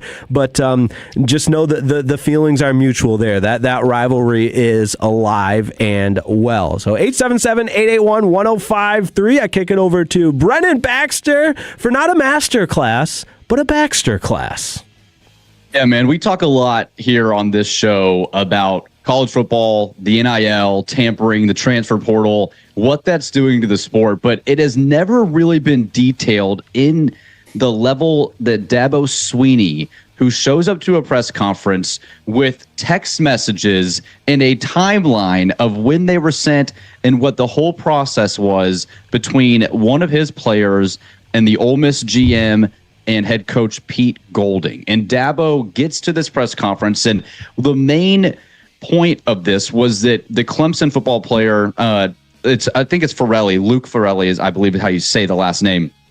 He was committed and is committed to Clemson, and he kept telling Dabo and their GM and their player personnel directors that he was locked in, but that he was receiving texts from Ole Miss, texts from Pete Golding, like $1 million in cash and a contract written, or a phone call from Trinidad Chambliss, and all of this things. And it kept progressing a couple days in advance, where then Luke essentially shut off Clemson after saying he was going to stay there. And so we've got a clip of the Dabo Swinney press conference. I think this is towards the end, and then we'll get into why this is such a big deal and how this could completely uproot NCAA football as we know it.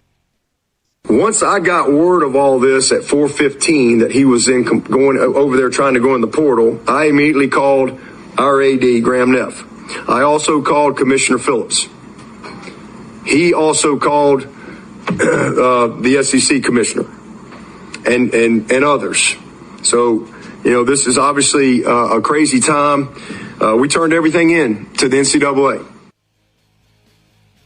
Yeah, and the entire clip, and you can find it online anywhere, is over 8 minutes long. And Dabo goes into a detail. And we have not, this tampering in the NCAA, especially with the portal, is something that we have heard about and that we assumed was kind of going on.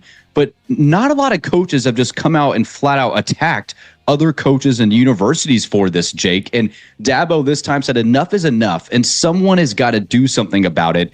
And it's interesting that it comes from Dabo, a guy that has been so hesitant to adapt to the modern NIL and transfer portal rules, but he has got a great point here. What do you think, Jake? Well, this could do for college athletics. I listened to the 8.5 minute cut up and the entire press conference. I spent about a half hour on this yesterday, and I'm so glad you're using it in the Baxter class, because I think this is going to be one of those cases where we look back and, the cases in the Supreme Court that have the names to them that we all know. This is going to be Swinney versus Ole Miss and Pete Golding, because it's going to set the precedent and the standards, because I credit Dabo Swinney, and CA, you made the point he was, against the transfer portal and stuck in his ways, which obviously he was and still is in largely, but I do think him being the pioneer, or at least the leader, in putting his foot down and saying, we can't be doing this as other college football coaches.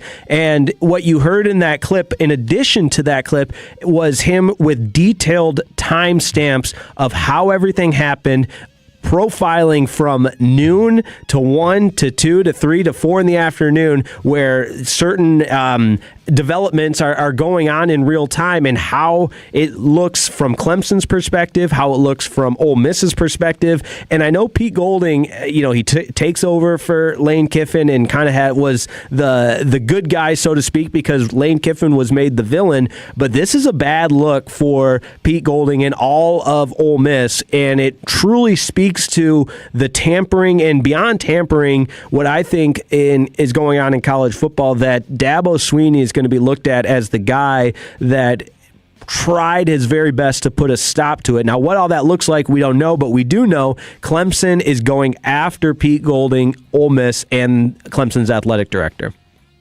What it is that Dabo Swinney had the receipts. These are receipts. Whenever someone else talks about this, maybe it doesn't even get reported, maybe gets mentioned on social media, but it's theories or what I heard, it was like, well, we thought that this was going on. No, Dabo says, I've got the receipts. And because he has the receipts, and just like you said, Jake, he's got major credibility because he's won national championships. He's a longtime head coach. He's not a young gun getting into the game. He's calling it what it is.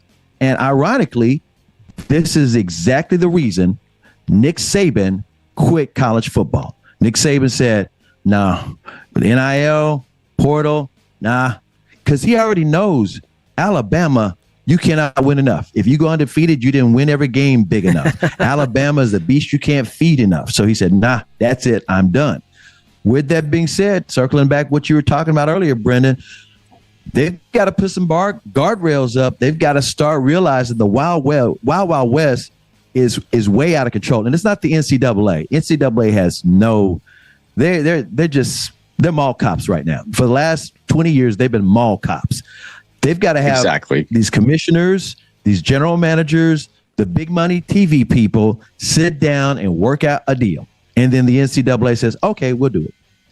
Well, and this is a issue that I think we as fans, even when it benefits our schools, for example, I'm a Texas Tech grad, and Texas Tech has been one of the top 3 to 5 schools in the portal the last 2 years, and it's helped them win a Big 12 championship. And I don't think that tampering necessarily is just going on across every school. I'm sure some schools do have enough moral code to go after who they want to go after, but you see that they flip people in the portal. Well, that was already committed to other schools. Well, how did they flip them? Did they just offer them a larger check? And when did they flip them? And so none of these things are being controlled whatsoever. I just really think that long term, this is going to expose the NCAA for what it really is, which is a dead organization. They're not putting any sort of control. And a second part of action class that I wanted to get to as well, Jake, was on the college basketball side of things. I don't know if you guys have heard of this, but Alabama, basketball, they've got this two-way player that is on the roster playing today, and Charles, and I believe it's B. Diaco is how you pronounce his name. Lots of weird names here on Fan University today, but he signed a two-way contract with the San Antonio Spurs and was then never officially played in an NBA game, filed a restraining order to try to play. The NCAA said, no, you denounced it, but then he goes to a court judge in Tuscaloosa, which is where the University of Alabama is, and gets him to sign an order to allow him to play. That judge is also a 6-figure donor to the university. And he is able to play today if Coach Nate Oates chooses to play him against Florida in a big SEC matchup. This again shows, kind of paralleling this to the college football scheme, that we now have professionals that have not played college basketball in 2 years. Baylor University did something similar. coming back to play in college athletics. What is college athletics at this point, Jake? If there's no guardrails on a transfer portal, and now there's no guardrails at all on what even is a college student athlete. This is insane times we are living in the world of college athletics. Yeah, and that's the part that it's in the optimistic approach and that sometimes it's better to kind of fool yourself. We look at some of the players and storylines like Indiana and Kurt Signetti, but the very real side is what's happening right now, as you outlined there with Alabama's basketball program. And Nate Oates, I mean, that's a guy that has always operated in the gray. And he's not the only one, of course. Nate Oates was a high school basketball coach less than 10 years ago in Michigan. Right. And even then, I've got in my circle high school basketball coaches that say, yeah, Nate Oates has been doing this kind of stuff forever. And one more layer, I believe the wife of the donor is a defense attorney in one of the murder trials going on at with the Alabama basketball program. So you throw all these different layers to it. It's big business. It's not amateur athletics anymore. It's not collegiate athletics. It's professional athletics with college uniforms on. That's really what it boils down to. And no one was really prepared for. Or go ahead, Chris. I was going to say, to show you how they're not amateur athletes anymore and they never really have been student athletes in the 21st century. I think it was RJ Choppy talking about this. There was a quarterback, I can't remember which one. They said this goes on all the time. He transferred to a school in the portal. He never engaged with the student body of the campus he was playing for. All he did was work out. He did his classes online in the coach's office, in the athletic office. So he never really engaged with the campus. So the bottom line is he was a pro working for that school and not necessarily getting a degree or actually trying to pretend to be a student, because he didn't engage with the student body. He just worked out, he played the games, he did practice, and he did his classes online in the athletic facility. Right. Well, now they're not even going. Then now they're not even going to class. And I do want to correct an error there. They play Tennessee today, Florida in a week, but he can play if he wants to. But Florida coach Golden did come out and say, well, we'll beat them anyways. You know, who cares who's on the roster? We'll beat them. But Jake, it's a problem here in college athletics with whether it's college basketball or college football with how Coach Sweeney exposed it with Golding, that it's got to get fixed soon. It's not sustainable. This is not a long-term solution. As much as we enjoy watching sports, and we will always consume sports, you do still want some organization and some stability so it just keeps the game secure for a long time. Because where this is headed, I'm not sure how much longer we can sustain the transfer portal NIL era when things like this that are illegal are going on behind the scenes. That is the Baxter class. We always learn something on the Baxter class, not just a master class, but a Baxter class. Well, this is your home for the Dallas Cowboys, and they made a hire for the defensive coordinator. I know that just sounds like a broken record at this point. It's another hire of another defensive coordinator. Will Christian Parker be the right guy to lead this Cowboys defense? We'll talk to Nick Harris of the Fort Worth Star-Telegram and learn all about Christian Parker next on Fan University right here on 105.3 The Fan. When your friends say, hey,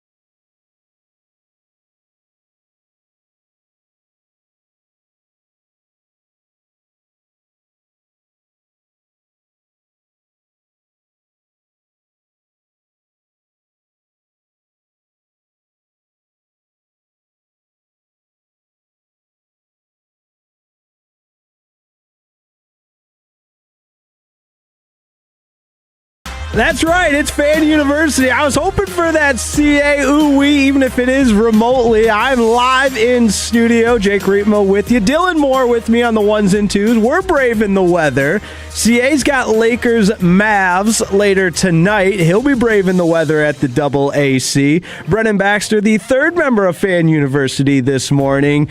I guess I just set you up. I told you I would. I'd throw you under the bus at some point in this show, but your driveway was a sheet of ice. We get it. We get it. Not all Texans are built for tough. Like our next guest, Nick Harris, joining Fan University. We love having him on to talk a little college football throughout the course of the season, a little North Texas. But today we bring him on to pick his brain about the Cowboys' new defensive coordinator, Christian Parker. Good morning, Nick. How are you braving the elements this morning in snowy DFW? Yeah, so far so good. More snow than ice than I anticipated. I just got done walking my dog, and I was like, you know what, this ain't too bad yet, but who knows? Apparently Ice Armageddon is coming, so whatever that means.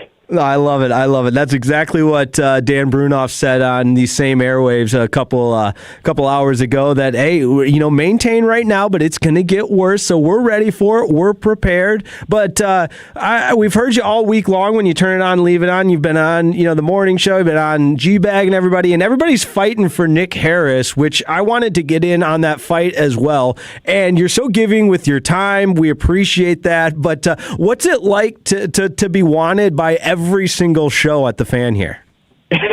Well, the morning show hasn't had me on this week. Maybe I need to talk to Sean and RJ about that and see if there's like if maybe G-Bag has developed a coup against them to keep them keep with me over there. But no, it's been good. I appreciate you guys, and y'all have always been super willing.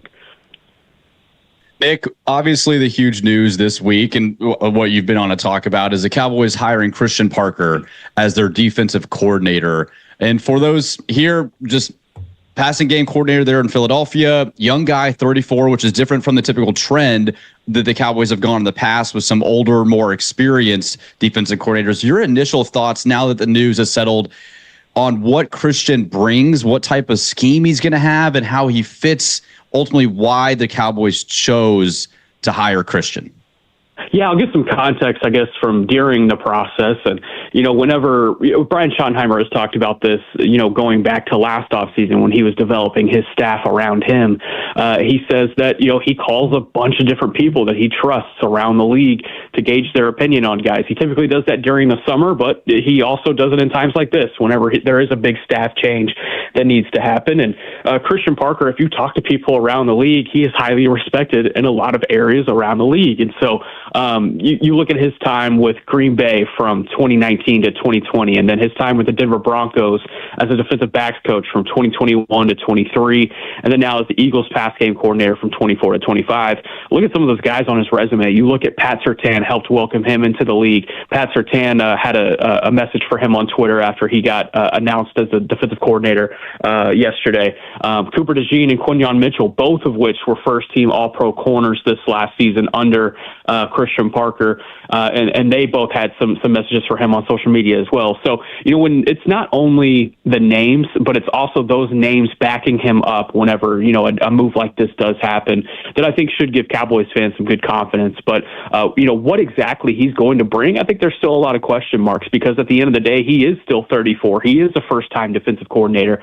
But from what we know, and we're just looking at the resume, we're looking at the track record, looks pretty awesome. But what exactly is that going to look like on the field? I don't know. And that could be a positive for the Cowboys as well, because whenever they line up on week one against whoever it's going to be, that same team is going to have the same question. What is Christian Parker going to be throwing out on the field defensively? Kind of similar to what Brian Schottenheimer had in his toolbox yesterday or last year, excuse me. Nick, I'm glad you brought in about the guys turning into all pros.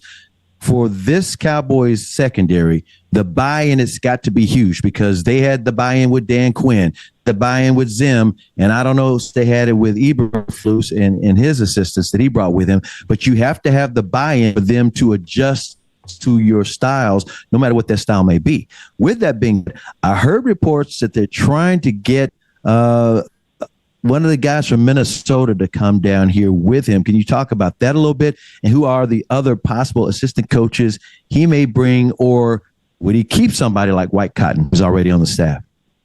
Yeah, so the defensive line coach, I think, is the first one that they're going to be taking a look at for sure. Aaron Whitecotton, defensive line coach for the Cowboys this last season, he's interviewing for the defensive coordinator opening with the Tennessee Titans.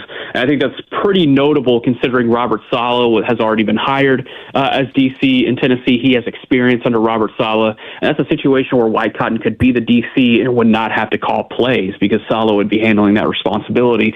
And that most likely looks like the next step for Aaron Whitecotton. So that would be fascinating to see what exactly that looks like. But, in the meantime, the Cowboys need to probably line up some backup options. And Marcus Dixon, the defensive line coach this last year for the Minnesota Vikings, the Vikings assistants, most of them have had their contracts run out in the last couple of weeks. So Dixon is free to interview and go sign with whoever he may please. And then the Cowboys defensive assistants, they've been told, hey, you're free to interview elsewhere. We'll probably interview you as well. But, if you get a job, go take it because it's looking like we're probably going to overhaul this side of the ball. Now, what could some of his assistants look like? That's another question. I'm not 100% sure. I would look back to his time in Denver, look back to his time in Philadelphia to see if there are guys who are still out on the street. I would go all the way back to his time at Notre Dame and Texas A&M as well.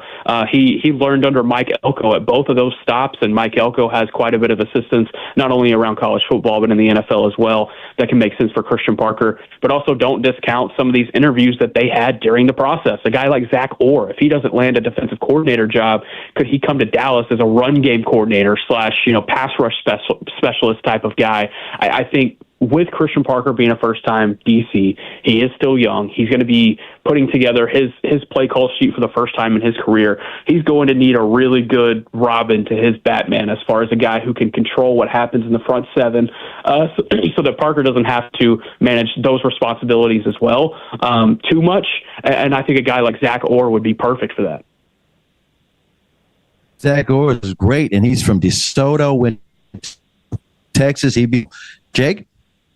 Yeah, Nick Harris with us on 105.3 The Fan. And Nick, just a wealth of information on kind of the interconnected network and spider web that these coaches usually kind of, I don't want to say resort to, but lean on heavily throughout the course of a hiring process and assembling a staff process. And now that, the finality to all of this, we know Christian Parker will be the Cowboys defensive coordinator, but there were some other, big names that were among the list that the Cowboys interviewed, and this is a little bit of looking back, I admit that, but Jim Leonard, a guy that is still coaching and has the kind of that track record of success as well, both at the professional ranks and then with Wisconsin. What did you hear as far as the process to ultimately land Parker in direct comparison with a guy like Jim Leonard that's still coaching? Was it just a matter of, hey, we need to make this decision and move? Did the patience run out? Or how realistic was it for some of those other candidates? Yeah, I think it's a combination of things. When this process started, they wanted to talk to Jim Leonard, and they did. It was one of the first virtual interviews that they set up, and they loved the virtual interview from Jim Leonard. Jim Leonard is going to land a defensive coordinator role this offseason, but that's kind of part of the problem, right? Because you look at the Green Bay Packers, you look at the New York Giants, the New York Jets, those are all teams that are going to be pursuing Jim Leonard whenever he's made available, whether that be on Monday or after the Super Bowl. And I think when the Cowboys look at that, they're like, okay, this is going to be more of a recruitment / chasing game than it will be the other way around. And I don't know if they had the luxury of waiting that long. If that game does end up playing midway into February, Christian Parker would have been hired somewhere else. Durante Jones, who for all intents and purposes was the runner-up to this job, he would have been hired somewhere else. Jonathan Gannon most likely would have been hired somewhere else by then. So they look at all that. They look at the bird that they have in hand, no pun intended. He's coming from the Eagles.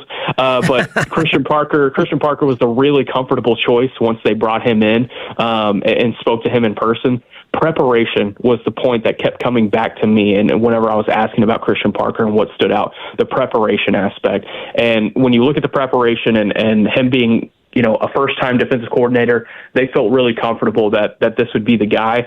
And honestly, I got pretty lucky this time around, guys. I have a source that's pretty close to Jim Leonard, and he said he would be shocked if he decided to go anywhere else but his home state of Wisconsin to be the Green Bay Packers defensive coordinator. But we're going to see. I think the New York Giants and New York Jets are going to fork up quite a bit of money to try and go grab him as well. So again, that's going to be a recruitment more than anything. And I'm not sure the Cowboys had the luxury of waiting that long, and I think they realized that too. Nick, there's several needs on the Cowboys defensive side of the ball. How do you expect Christian Parker to change the draft process for the Cowboys? Obviously, we've seen some inside linebackers and that position of need, Sonny Styles, we're at that 12-20 range, obviously, with the 2 picks in the first round. Do you expect a different approach? Christian going to want to go after some specific type of player, or obviously Jerry Jones and Steven have a huge say in that matter as well, too. But how do you think Christian's defense or type of defensive guy might change the Cowboys draft process? Yeah, and that's one of those that's remaining to be seen, right? And maybe when we talk to him at a press conference here in the next couple of weeks, we'll get a better idea of what exactly that type of player looks like. But, I mean, if you can go back throughout the course of his career and you look at the defensive backs that he's developed, he likes to take the prototypical 6', 6'1", long arms, physical guys that can, really man an island. And whether that be a Surtain, a Quinyon Mitchell, a Cooper DeJean, versatile as well. I think versatility also jumps out from some of his guys that he's developed over the course of time. But when it comes to this draft process, and, I've been asked a couple of times this week about, how much say is Christian Parker going to have? Is the front office going to allow him to pick his players? Well, the way the front office and the Cowboys scouting department is constructed, he's going to have a say from the very jump. So what's going to happen, and probably has already happened because the staff is planning on leaving for the Senior Bowl in Mobile on Monday morning, Will McClay and his staff, they're going to go to Christian Parker. They're going to be like, okay, what kind of corner do you like? What kind of linebacker do you like? What kind of safety do you like? Physical traits, mental traits, athleticism. Do you like guys that do this, do that? And they're going to conform that plan. And they've been scouting these players for a year, 2 years. Really great staff that Will McClay has put together. And they're going to go and they're going to be like, okay, remember this guy that we've scouted? Remember this guy that we scouted? Let's put him back on the board because that's a guy that Christian Parker is most likely going to like. And the way that they construct their board from there, it's going to start with the Christian Parker type guys, if that makes sense. So like when it does come to draft day and they're at pick 20, let's say, and there's a corner on the board and there's a linebacker on the board, those are already going to be two guys that fit what Christian Parker is looking for. And then it's going to be a group discussion at that point about like, okay, hey, positional value. Hey, what has this guy done? Has this guy been hurt? I throw that in because of a guy like Jermon McCoy out of Tennessee. I think there's going to be some fascinating conversations had about a lot of these defensive guys in the first round, but Christian Parker is going to have a say from the jump. Can you see Christian Parker, or CP, hitting the ground running this weekend going into Tuesday, since the East-West Shrine game will be in Frisco at the Ford Center, and that's where a lot of people get to mixing and mingling and looking at and evaluating talent while they're there? Yeah, absolutely. I haven't seen him quite yet at the East-West game. I saw Clayton Adams scouting some guys yesterday. Aaron Whitecotton is coaching in the game. Lunda Wells is also coaching in the game, the tight ends coach. So the Cowboys are heavily represented. Their entire scouting department has been there. Even seen some video guys that have been out there. Pretty much everyone in the building that has a Cowboys hoodie makes their way over to the Star for those practices. Even PR guys. Shout out to the PR guys, too. And so, he's going to hit the ground running in Mobile, most likely. I don't know if he ends up going to Mobile. He still has a lot of work to do as far as, getting his staff put together. I think that's going to be priority number one. And then, we'll see what the scouting process looks like for him probably during pro days. In the world of free agents, any chance he might be able to poach a couple of guys he's worked with before? I'm talking about not assistant coaches. I'm talking about players, like maybe safety Reed Blankenship from the Eagles, or maybe even linebacker Alex Singleton from the Broncos. Yeah, I would throw Nakobe Dean in there too. It's very fascinating. Ding, ding, ding, ding, ding. When you look at players that have played under Christian Parker, he had a lot of support on social media when this news was announced. So it would not surprise me if there's a free agent out there that sees Christian Parker in a DC role and looks in the mirror and goes, hey, I want to go play for that guy. So I'd be fascinated to see what those guys end up being. Nick Harris, Fort Worth Star-Telegram. Shout out to the Dallas Cowboys PR department, as you said. But shout out to you, Nick Harris, joining us on a snowy Saturday morning on Fan University. Get you out the door on this. I know you're not just a Cowboys guy. You're an NBA guy, and specifically Jimmy Butler. How are you coping with that injury? Oh, man. And I'm sorry to bring that up, but did you – I know no Jimmy Butler, but the Warriors were in town against the Mavs. Did you get out to see him, or if it's no Jimmy Butler, I have no interest? Yeah, I had tickets, and it whenever the DC got hired on Thursday, I was like, you know what, I'm about to be writing a million stories today and calling a million people. And I was like, you know what, if Jimmy was playing, it'd be a different story. So I gave them to a good friend, and I'll catch the Warriors next time they're in town. I think they're in March. I'm still got to support the brand at the end of the day. But yeah, tough news this week. I'm a Jimmy Butler super fan, so it's been a rough few days of grieving. Oh man, that's the kind of guy you are, though, giving those tickets away. And hey, next time you're going to a Mavs game, I got your parking, man. Just hit me up. I got your parking spot. It's on me. And for all you do for us, we appreciate it. It's the least we could do. Have a great rest of your day, and we'll catch up with you again soon, man.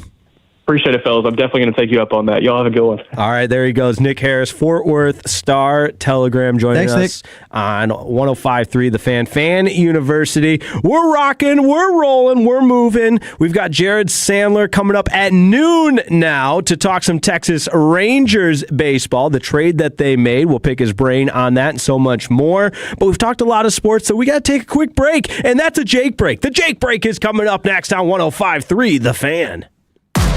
Sean and RJ, the King.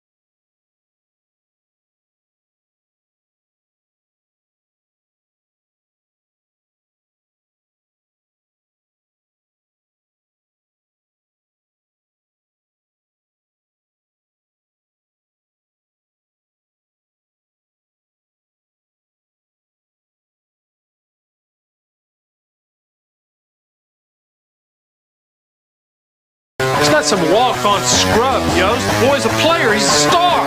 And he busted his butt for you. Oh my God! Okay, it's happening. Stay calm.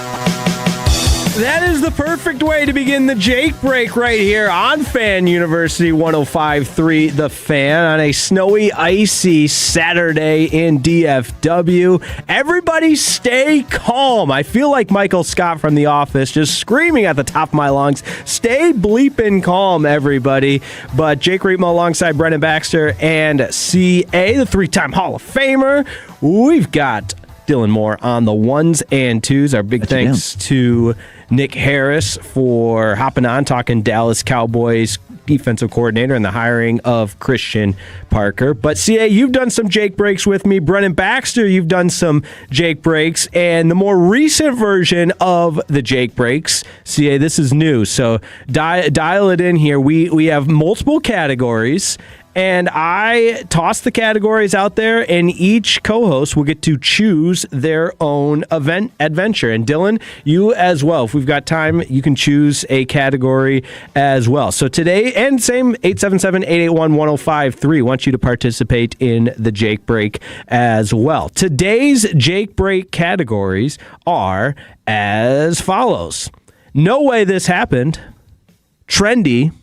And what's the rule here? We kept with what's the rule here because that's been a really, really popular category for the Jake Break. What's the rule here? And everybody participates at 877-881-1053. So, Brennan Baxter, now that you know the categories, I kick it to you. What's our first adventure on this Jake Break?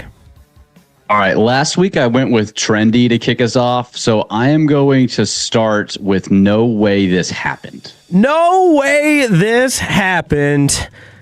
I take you to Detroit, Michigan. And whether I'm from the great state of Michigan or not, this is a headline wherever you are. Because late last night at DTW, the Detroit airport, an individual driving a sedan, and this is the crazy part, no way this happened, drove full speed into the sliding glass doors at Detroit Airport, breaking the glass into where the customers were waiting in line to check their bags. The video footage of this is insane.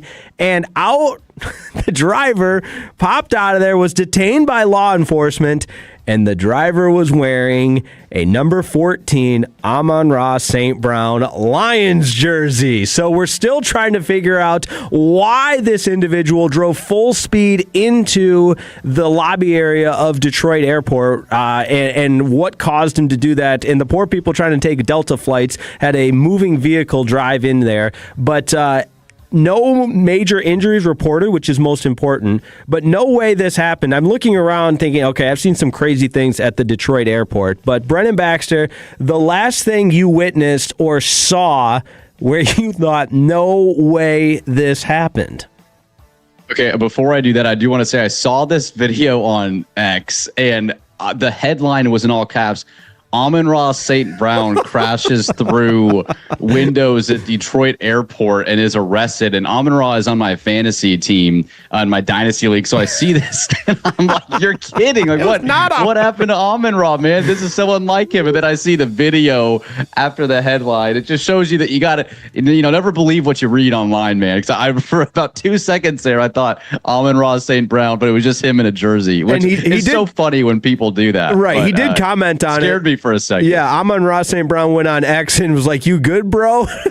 Yeah, right. Yeah, just a great, unfortunate scene there at the airport. But I thought it was hilarious that someone had fooled me to think that Amon-Ra actually did that. But no way this happened recently for me. I was, a similar story actually, in not someone running through an airport, but I was at an airport.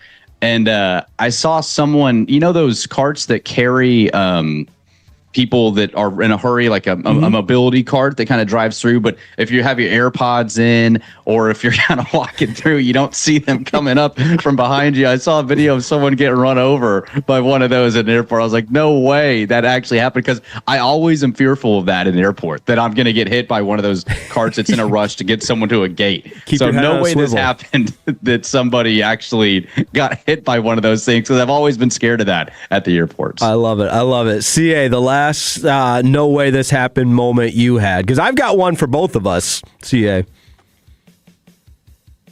Okay, no way this happened. I heard about this. Is down here in Waxahachie about 2 months ago. Weather was fine.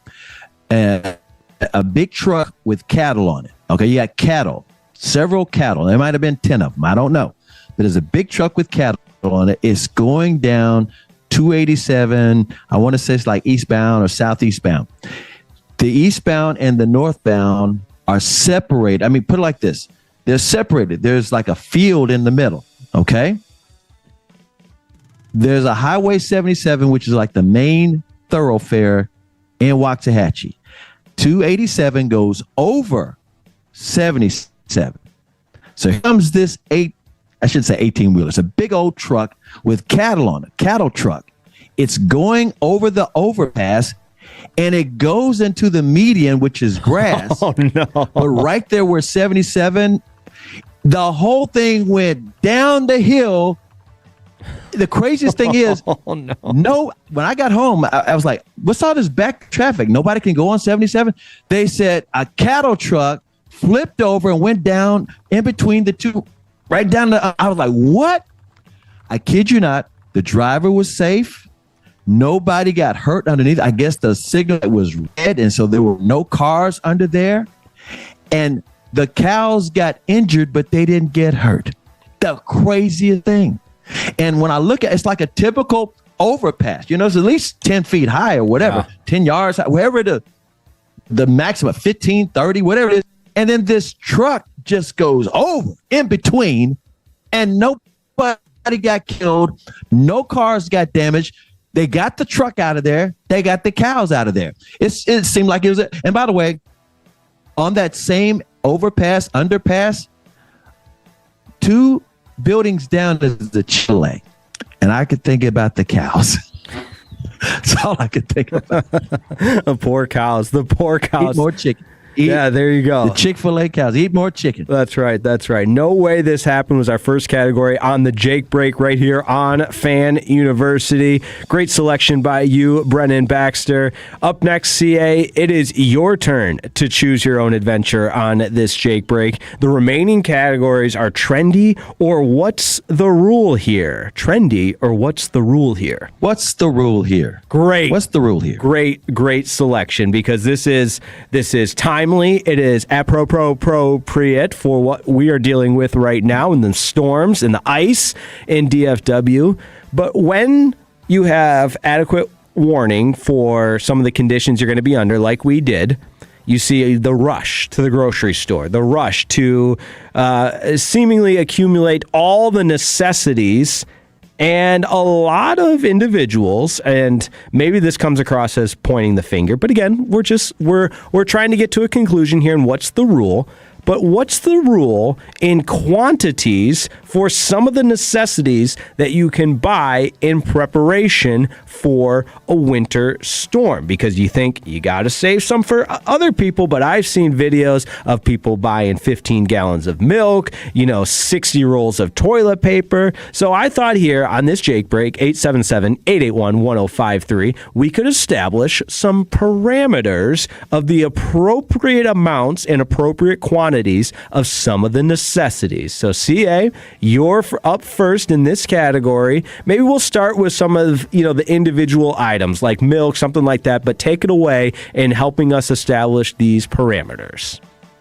Okay, I think the parameters should be, you don't know how many people are in a family and who's getting what for their whole family. You just have no idea if it's just one guy in an apartment. But the parameter to me should be, how long is this weather supposed to last? That's the number one thing. This weather is supposed to only last 3 days. I'm talking about this Ice-Mageddon or whatever it's going to be. 3 days inconvenience. You're not storing things for 2 weeks or a month. So there should not be several carts of food and individual items that you need, like toilet paper. You just need whatever you don't have for 3 days. That's it. I can't tell you how many cartons of milk because I don't know how many kids you got. I like it because I was of the same thought where there's nothing wrong with taking the precautionary approach in preparing, but some of the viral videos were kind of ridiculous there. So I think that's a great way. Yeah. Yeah. Like, let's work backwards here a little bit and try to anticipate how long you're going to be, without the ability to go to the store and so on and so forth. And maybe you need to stock up the pantry and things like that. But the wild one was the toilet paper. I don't get that. Like, are you going to be going to the bathroom 10 times a day because there's a storm? But Brennan, you're up next in this Jake break of what's the rule here? Quantity of items.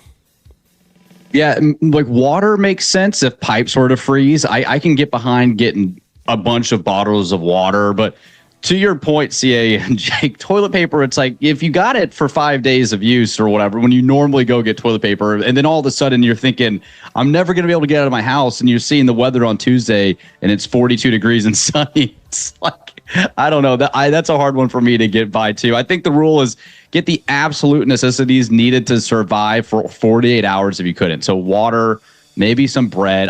I was at Tom Thumb and I was laughing with my wife because everything was full. Like there was no, like every aisle was totally fine. She was sending me to the store freaking out.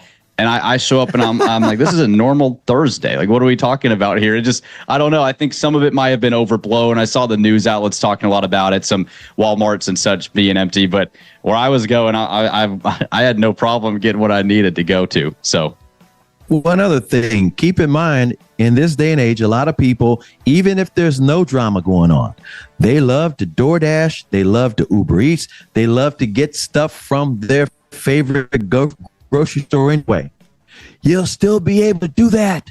Not necessarily the day that everything hits, but guess what? Everybody's not going to be out and about, but I bet some of the stores are still going to have the ability to have the DoorDash, have the Uber Eats, or have their people deliver the groceries. No, you're absolutely correct, CA. All right, we've got time, not really time, so this is going to be a accelerated final version. Lightning round? A lightning round, there we go, of trendy, and I've pulled together the most popular, and you guys know I'm a big TikTok guy over here, but the most popular TikTok trends of January in 2026. They are You Have to Believe Me trend. There is the I Got Like Hella Money trend, which is the one we're going to focus in on because I think it's pretty funny, or the classic 26 goals for 2026. We don't need to be inspirational today. It's snowy outside. So that one, oh, here are my goals and everything. But the trend of I Got Like Hella Money, it's an ironic one where you do something that shows maybe you don't have the most money, or maybe you're really, really frugal. And as someone that grew up in such a frugal home, the most frugal thing I can remember, or the most frugal habit that you might have in 2026. This is a shout out to my late father, but my late father would, to save money, would take the name brand cereal box and take off-brand cereal from the store and put it inside the name brand box. Like, we would fall for it. Like, Cocoa Puffs was the main one that I can remember, taking one bite of those Cocoa Puffs, thinking it's Cocoa Puffs, and knowing damn well it is not, because my father was putting the off-brand chocolate rice crisp, whatever they were, into the Cocoa Puff brand. Wasn't falling for it. He would do that with Raisin Bran Crunch as well. You'd think you're getting a nice, delicious bowl of Raisin Bran Crunch. Wasn't happening. So your most frugal habit of something that you can remember. CA, go ahead. Real brief. I do this to this day. Gotta find the cheapest gas. I just do. I don't know where. In other words, I'm not just going to any random pump. I'm looking around. It's like saying squirrel. As soon as I see the cheap gas, I make a mental note and I'm back over there, or I'm going to that part of town or wherever it is. I got to get cheap gas. I don't hate that at all, and it adds up too, because it's something you're always getting gas. So a little bit here, a little bit there over the course of a month, a couple months, 6 months, a year, you're saving some cash there. So I don't knock that at all. Brennan? This is going to sound like too high of level, but on travel, like if I can get a really cheap flight somewhere like on a Tuesday, I'll like completely refix the my whole travel. Like whether it's just okay, $100 to go to California or on a Tuesday compared to 500 on a Saturday. Great, we're going on a Tuesday. Like I'm all about flight deals. So I don't spend a lot of money on travel unless I feel like I'm getting a really good deal. We got to upgrade your frequent flyer mile program so you can always feel like you're getting the great deal there. But that's the Jake Break right here on Fan University. Thank you for your participation, gentlemen. Coming up next, we've got more of the sights and sounds from around the world of sports and the best audio of the week. We keep it rolling on Fan University. That's next right here on 105.3 The Fan. Love the quiet moments on the wall.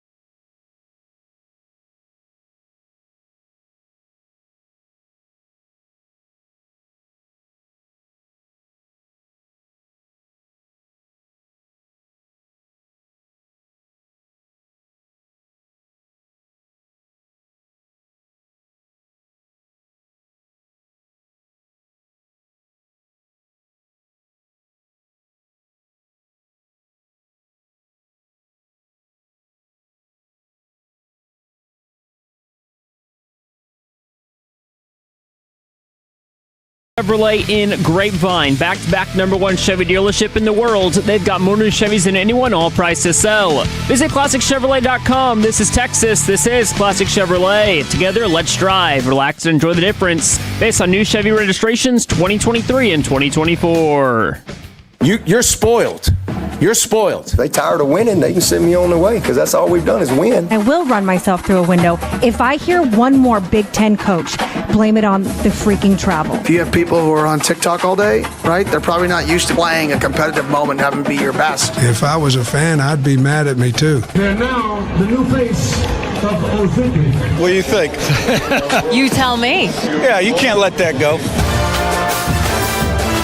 It's Span University, and it's the second round of Sights and Sounds, the best audio from the week. Jake Reitmo alongside Brennan Baxter and Chris Arnold. We got Dylan Got you Moore down. with us right here on 105.3 The Fan. And the Lakers are in town to take on the Dallas Mavericks. CA will be emceeing the game, the on-court host, and up in the stands and all around. If you're at the AAC, you will hear Mr. Chris Arnold on the mic, the three-time Hall of Famer, which anytime the Lakers and Mavs are getting together, there's obviously a little bit of a storyline there with Luka returning home, and it's not going to be quite the circus that it was the first time. CA, I was at that game, had the chance to go down courtside and see, the media excitement and just kind of craziness of it all, and of course the tribute video and everything like that. So we're not necessarily going to see all of that, but CA, you probably remember that like it was yesterday. Oh yeah, Luka's return last April was an amazing event, and he scored like 45 points. It was his way and the fans' way to say, "Hey, kumbaya." And again, Luka's 3-0 against the Mavericks with the Lakers. So a couple of those games were emotional for him to be traded to the Mavericks as it was for Luka to be traded to the Lakers. The Lakers are in town. Let me set the stage for you. The Lakers are in town. The referees are in town.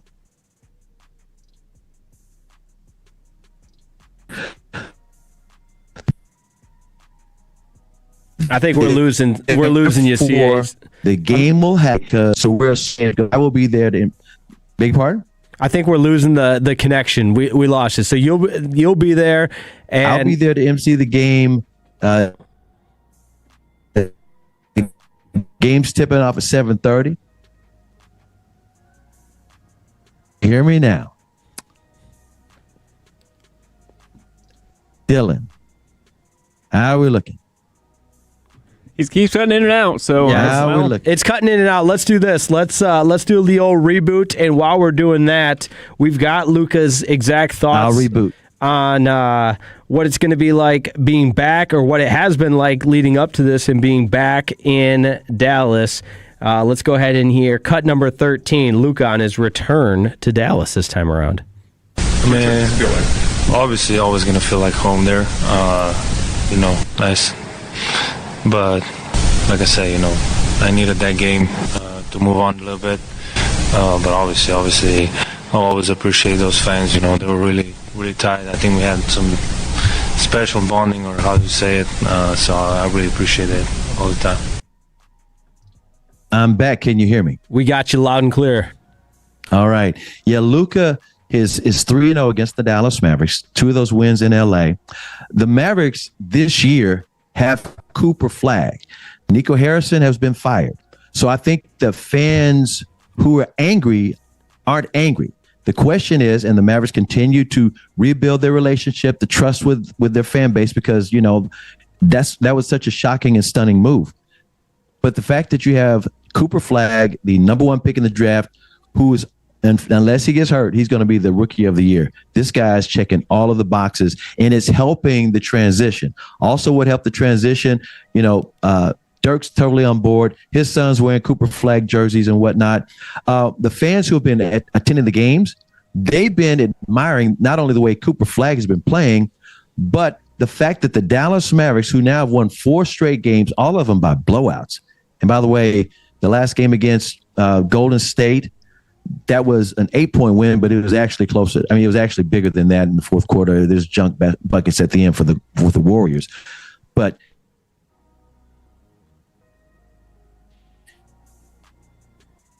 they beat the New York Knicks in New York on Martin Luther King Day and embarrassed that organization.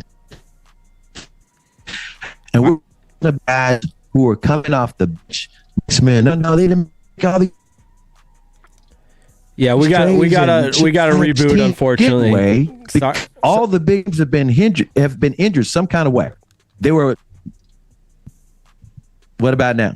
Nope. No, let's go ahead and reboot. We'll keep it rolling. We'll keep it rolling on Sights and Sounds. We got to get the 3-time Hall of Famer back connected and get a better signal into his audio remotely. So let's keep it rolling with some more of the best sounds of the week that was right here on 105.3 The Fan. And up next, we've got Michael Irvin, of course, Dallas Cowboys legend, and kind of became the face of the Miami Hurricanes with that run through the college football playoffs. Brennan Baxter, you remember Michael Irvin? Man, what would he do?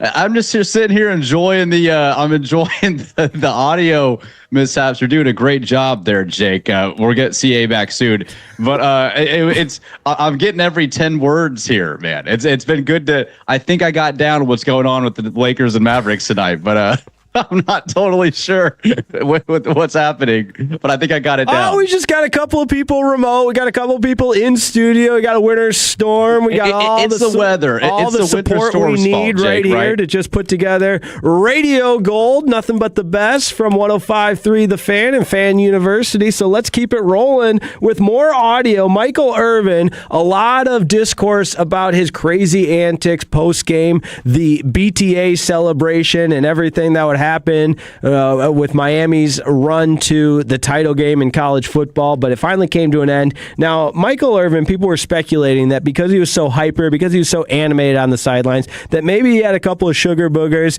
before the game, a couple of some of these substances that might maybe give you that extra juice. But he wanted to put the rumors to bed. Cut number 10. After the game, I do a little belt thing, and everybody sends me all the stuff. Man, Mike, right now, he coked out right now. He all on coke. I'm like, wait a minute, y'all. Wait. First of all, y'all know damn well coke don't last 5 hours. Y'all know damn well coke don't last 5 hours. And I hadn't partaken in 20 years.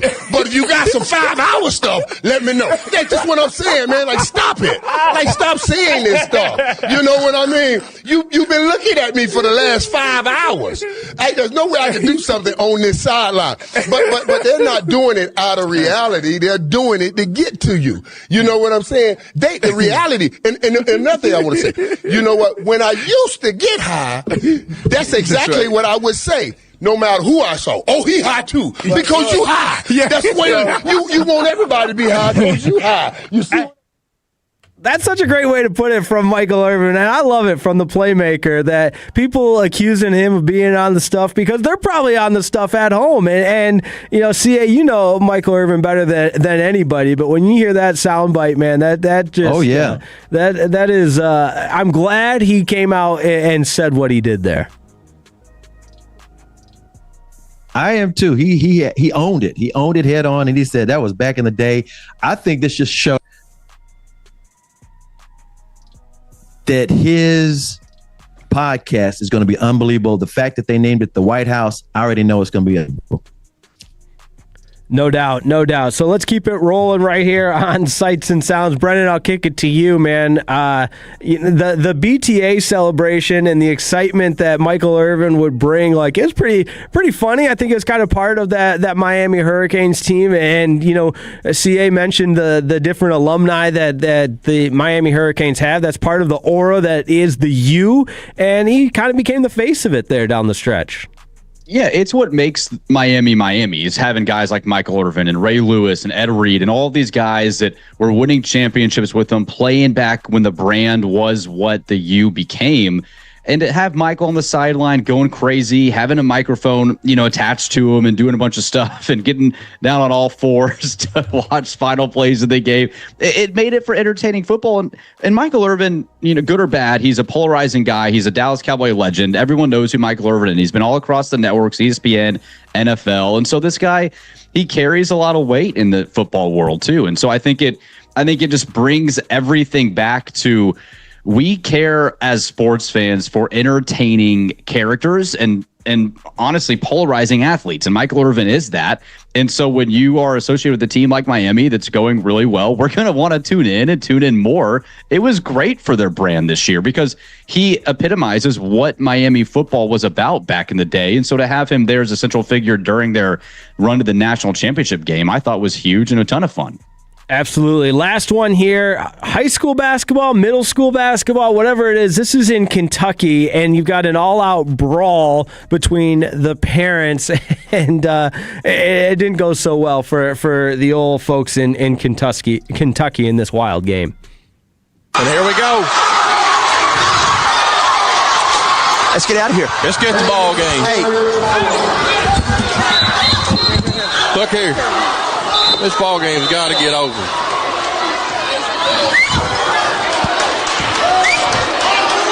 Yeah, let's go. This game's over. Ain't no sense doing this. We'll get somebody hurt bad. This game's over. Yeah, you can't get this. This game's over. And they just tased dry. They just tased him. They just tased Rye. The poor guy gets tased, man. Well, not poor guy. He probably deserved it, but just complete chaos on the court there. You got parents getting tased. Just another day in Kentucky in basketball. What would you expect from the state of Kentucky with high school basketball? That's the sport of basketball right there with the Kentucky Wildcats too. But man, parents go crazy over high school sports. You can see a guy in an office Monday 9 to 5 and think he's the nicest guy in the world. And if his son is playing in a varsity football or basketball game Friday night at 7 o'clock, he can turn into a completely different animal. It happens all the time, unfortunately. But the amount of intensity that some of these parents have at kids and high school basketball and football games is insane to me. You see it. I see it all the time when I go to high school games. Not tasing.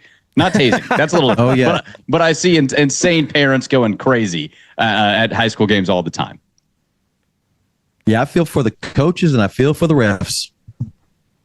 Yeah, it's not worth it. I used to officiate some AAU, some travel basketball, that sort of thing. Parents are crazy. You just have to wear it. But looking forward to talking some Rangers baseball. We've got Jared Sandler, Rangers broadcaster on RSN, joining us next. Don't go anywhere. It's 105.3 The Fan.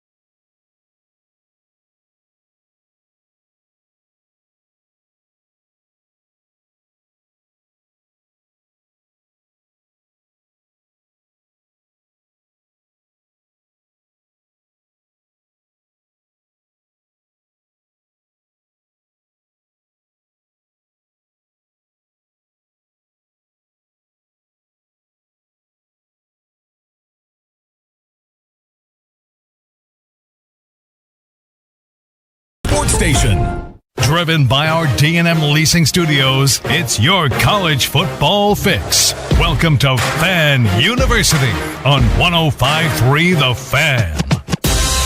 Oh, yeah, it is your college football fix right here on 105.3 The Fan. Fan University rolls along almost as long as the college football season into late January. Jake Reitman alongside Brennan Baxter. We are efforting with the three-time Hall of Famer Chris Arnold, dealing with a few technology roadblocks at the moment, one being internet connection and the connectivity to the Zoom at an all-time low. So we're working behind the scenes on that. But it's time to talk some Rangers baseball. Nobody better for that than Rangers broadcaster, pre- and post-game host. You're on the play-by-play as well on RSN and on these fine airwaves. You're home for the Texas Rangers, 105.3 The Fan. Jared Sandler, good afternoon, my friend. Welcome back to Fan University 2 weeks in a row. How the heck are you, man? I'm great. I hope you guys are staying warm and staying safe. Oh, man, thank you. We are, and we had some weather talk earlier on the program with Dan Brunoff, and I'm curious, Jared Sandler's take on the weather. More importantly, is Cooper the dog staying warm? Cooper the dog is staying warm. His mom is very diligent. We have a little sweater that he puts on whenever he goes outside.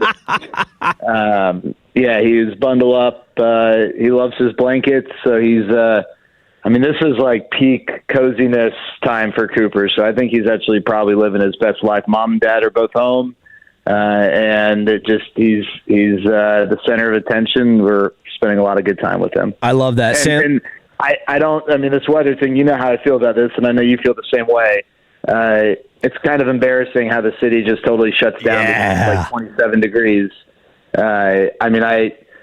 You would think that it was like negative 27 degrees with the way people behave in this weather, but I guess it is what it is. There it is, Sandler. I need more of that. Like you've only cracked the surface of that. I need you to tell the Tolos how you truly feel, and on top of that, I also need a Cooper Instagram post, in front of the fire in the sweater or something like that. That give the people what they want on the IG.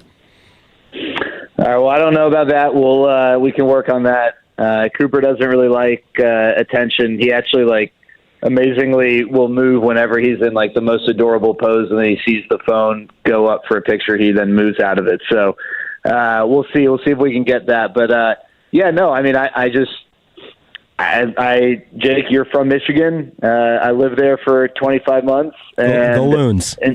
Yeah, go Loons. And in general, the cold weather doesn't bother me. I understand that, you got a lot of people who aren't used to driving in this weather. And so maybe it's best they stay off the roads, but it's not like if you go outside, you're going to turn into an icicle in 2 seconds. You wear an extra layer, maybe you wear a beanie. They're these clothes that are equipped to handle this type of weather.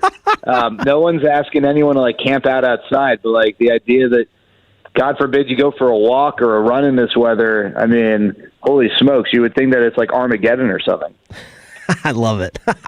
Well, Jared, unfortunately, the weather canceled Rangers Fan Fest for us. We were looking forward to seeing you out at Globe Life this morning and afternoon. But the Rangers still made headlines this week with the McKinsey Gore trade. Your thoughts on the move, why the Rangers made the move, and what you think you might be able to expect from Gore this upcoming season? Yeah, it obviously maybe didn't address what people believe to be the biggest need, but with starting pitching, you need 8 to 10, and you can't, without getting too into the weeds, you can't have 8 to 10 guys who are no doubt major leaguers, because those guys either aren't going to sign with you, or if they don't have a guaranteed spot, whatnot. So you got to be creative with the way you build depth, but there's nothing that says that your number 3 or number 4 starter can't be a stud and better than maybe what that placement of the rotation would suggest. And at the end of the day, the game's about run production and run prevention, and they need to be better at the run production side. Are they going to make a move between now and then, or moves between now and the start of the season to aid in that? I don't know. Maybe a small move here or there. Maybe they've got something bigger in the works in the trade market. I don't see it so much in free agency, but the run prevention side, they're pretty stacked in the rotation as far as that's concerned. Now, the bullpen has a lot of question marks, but a move like this directly and indirectly helps the bullpen. Indirectly, the better your rotation is, the more that helps your bullpen. Directly, if guys are healthy, that depth that you have in the rotation can maybe now trickle into the bullpen and help get you productive innings and productive outs, in that sort of role. So, pitching health is far from a guarantee in this sport, in this era. So you need depth, and Mackenzie Gore helps address the depth that the Rangers need. Now we'll see what they do the rest of the way. But, they got a really talented starter for 2 years at a pretty cheap price. If he was a free agent right now, he'd make probably 4 or 5 times what the Rangers are going to be paying him this year with his arbitration figure around $6.5 million. So you get a pretty good bang for your buck, and we'll see. We'll see what the Rangers' long-term plans are for Mackenzie Gore. He's a Scott Boras client, so those guys typically don't sign extensions before they hit free agency, but you never know. Hey, Jared, this past Monday, you were at Hurtado's Dallas, and Josh Young was one of the guys you were out there with. Can you give us an update on how he's feeling, how he's doing, and what was it like out there that evening? Yeah, I mean, he feels, I think he feels good. He's put some weight back on. He leaned out last year, and I think he's, intentionally. It wasn't like he, wasn't trying to lose weight. I think he, after missing largely all of the 2024 season, he came back and, was in great shape. But I think he's added a little more thickness, to his frame ahead of this year. He's one of the guys the Rangers need more production from, and he knows that. The Rangers right now, if you look at their lineup, I said this yesterday on the station, a lot of the same guys who made up the lineup last year who people believed, or a lineup that people believed was one of the best in Major League Baseball when the season started. And it just didn't play out that way, much like it didn't play out that way in 2024. But, with someone like Josh Young, even if he is not the 2023 all-star third baseman, you got to believe there's more in the tank than what he showed last year. Jock Peterson doesn't need to be the 2024 player at a 900 OPS, but he's got to have a lot more in the tank than what he showed last year. If Evan Carter can stay healthy, then, who knows what he's going to be able to provide this lineup. Jake Berger, you figure, is going to be better next year than he was this past year, or this upcoming season, I should say, than he was this past year. So, you can't rely on all those things happening, but even if half those things happen, this lineup is in a lot better position. And so, I think Josh Young realizes that he's among that group of guys who need to be better to help this team get to where it wants to go. Rangers broadcaster Jared Sandler is with us on your home for the Texas Rangers, 105.3 The Fan. Jared, I loved the spirited conversation you had on the morning show with Bobby Belt, and just like, and we joke about it, but it's good conversation. There's different opinions on trades like this and different approaches. But one thing you said that stood out to me was this doesn't have to signal. And it's all, speculative at this point, but it doesn't have to signal the end of moves that Chris Young could and may make. And he's been aggressive. And to the best of your knowledge, looking forward to potential additions to this Rangers team, can they go out and maybe even the financial component, as I'm working through this long, drawn-out Chiafalo-style question, that maybe, right? Maybe there's there's more flexibility financially. You have better insight than anybody on that, where what the next month could look like for the Rangers. Yeah, you mentioned during that question, that Chris Young is aggressive, and so. I don't believe they're just sitting around and, all right, let's count down the days until pitchers and catchers report. I don't know, because this is an uncapped league and each team, their ownership group sets their own cap. I don't know what, the Rangers' financial flexibility is. And the other thing is, Ray Davis and Neil Liebman can go to Chris Young and say, hey, you have X to spend. And then, because it's uncapped, they could change that, right? Hey, guys, can I get a couple more dollars to go and get this guy or that? It's just that there's a lot of gray with that. But I don't believe the Rangers are, were a player for guys like Cody Bellinger or Kyle Tucker. Now, one name that they threw out yesterday in the morning show is Luis Arraez. That's someone who RJ, I think, really likes for the Rangers. I don't know what his market is. He's such a unique case study, but I got to believe that if the Rangers wanted to make that happen, they probably could financially. But, do they think that's the best fit? Is that what they need? Is that what they want? I don't know. I think ultimately priority number one is let's get more out of the guys that they have.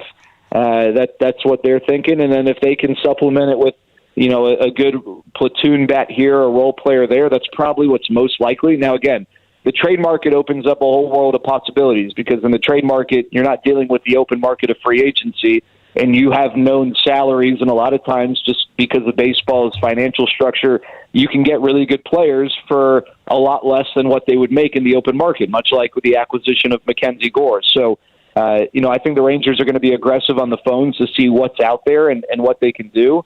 My issue with what Bobby said was that, his frustration with the trade wasn't about the trade. It was that they didn't get a bat. But, it doesn't mean that they will or they will not get a bat just because they made this trade. It's like when a team has X, Y, and Z needs, when the offseason starts and the very first move they make doesn't address all of those needs, people get frustrated. Now, I understand that there's frustration and angst about this lineup because the lineup has underperformed the last 2 years. But there's still time for them to perhaps make a move or two. However, I wouldn't expect that Rangers fans go into this, spring training super fired up about, another couple moves that are made. I just think that, the Rangers need to do a better job of maximizing what they have, just given their financial outlook and, what governors have been placed perhaps on the spending. Darren, if you look at the positive outlook of going into the 2026 season, you did make a little run there towards the end of the year. You did fizzle out, but you were 79-70 in a game and a half out at one point. And you look at the AL West too. I mean, your thoughts on the fact that what you have now, you should still be able to be a much better and still have an opportunity to win this division. The Athletics are going to be good, but they're still relatively young. We have no clue what the Angels will be. The Astros kind of are at the tail end of what was a dominant dynasty. And then the Mariners, who made the ALCS a year ago, but you're not too far off from the Mariners. It's not like they are the Dodgers, right? So do you feel like with what the Rangers currently have constructed, this team can still win the AL West?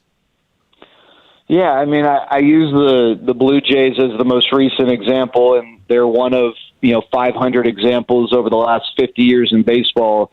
But the Blue Jays, after the 2024 season, in which they were a huge disappointment, entered the 2025 season losing the PR battle because of the Vladimir Guerrero Jr. fiasco, or he basically called them out, saying, I want to be a Blue Jay. They're not willing to pay me, and people didn't think that John Schneider would last. The first half of the season, and they have a front office that's on expiring deals. And they go and they come like half an inch away from winning the World Series. Now, I'm not saying that's what's going to happen with the Rangers, but the Rangers have more than enough talent to compete for division. And you're right, Brendan, they're good teams. I actually think the floor in the ALS is probably higher than it is in maybe 4 of the other 5 divisions. But I don't know that you've got a 97-win team in this division. And even if there was, with the current playoff structure, that's not nearly as prohibitive to a team making the playoffs as it used to be. So, can they be better than the Athletics and the Astros? Absolutely. Can they be better than the Mariners? They certainly can. The Mariners are going to enter the season as the favorites in the division. But, I don't know, like you said, they're not the Dodgers. They're not some team that has such a massive talent advantage that, that the Rangers aren't going to be able to overcome it.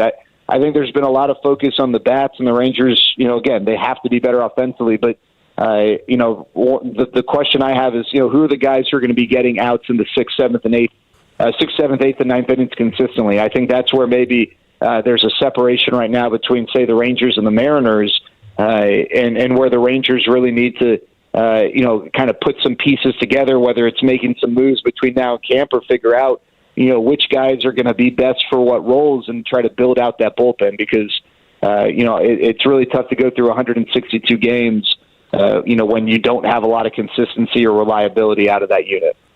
Jared Sandler, Rangers broadcaster on RSN, pre-post, play-by-play. He does it all, joining us on Fan University. Get you out the door on a college football question because it is Fan University after all. Gary Patterson going to be the defensive coordinator for your USC Trojans. The Trojans going to finally play some defense. Are you excited about the hire? Yeah, I am. I think, I'm assuming he's going to bring his 4-2-5 to USC, and the best part about it is he doesn't have to worry about recruiting. I don't know that that would be a strength of his, especially in this era. The Trojans have a pretty good group of recruiters. They have the number one recruiting class in the country. But I know, according to some publications, whether that translates into results, we'll have to wait and see. But I think the fact that he can just worry about taking the players that are there and figuring out a way to make them productive, that's best case, right? If he was a guy that I was going to ask to do a lot of recruiting, I don't know that I would love that, but he could have a pretty singular focus, and he obviously has a pretty impressive track record on the defensive side of the ball. So D'Anton Lynn helped USC defensively, left to go to his alma mater at Penn State. They didn't really have the type of defensive year that I think a lot of people would have hoped that they could have had or would have had, but hopefully Gary Patterson will be a nice addition there. There we go. We love a good 4-2-5 in work. Last question. I guess I lied. I've got one more for you. Who played a better 4-2-5, Gary Patterson's defenses or the 2014 Northwood Timberwolves with Jake Reitma as a backup strong safety? Man, how often did you see the field that year? We saw action in 24 or what was it? In 24 of the last 25 games, junior and senior year. So no. Well, I don't know. Am I talking to Jake Reitma or Deion Sanders? The we and Jake. I mean, I don't know who I'm talking to here. I'll tell you Shots what. fired. I think I could have put up 1,000-yard season going up against that Northwood defense. So I'll go with Gary Patterson. That is so wrong. I'd have jammed your ass at the line. You wouldn't even snuffed. No shot. No, you wouldn't even smelled 10 yards. No chance. All right, Jared. You're lucky just to get to your Orange Theory classes these days. Get him, Jared. Get him. Oh, he's the best. We appreciate it, Jared. Stay warm and say hi to Cooper and M for us. We'll talk to you soon, brother. See you, fellas. There he goes, Jared Sandler, all-world slot receiver. I mean, that was a matchup for the ages that we needed to see. Because Sandler, I give him all the props in the world. That guy is a competitor. He gets after it, but I feel very strongly in my ability to jam him at the line if we were going one-on-one. But what did they say? What did Corey Seager say? I guess we'll never know. I guess we'll never know. Yep. That was full Rangers. Bring it back round circle. That's right. That was the matchup that unfortunately never happened. All right, we got more Fan University. We got more to get into as the day rolls along. Coming up, it is one of our favorite segments because we see who's been toloing the most. Who Said It is next on 105.3 The Fan. The more time you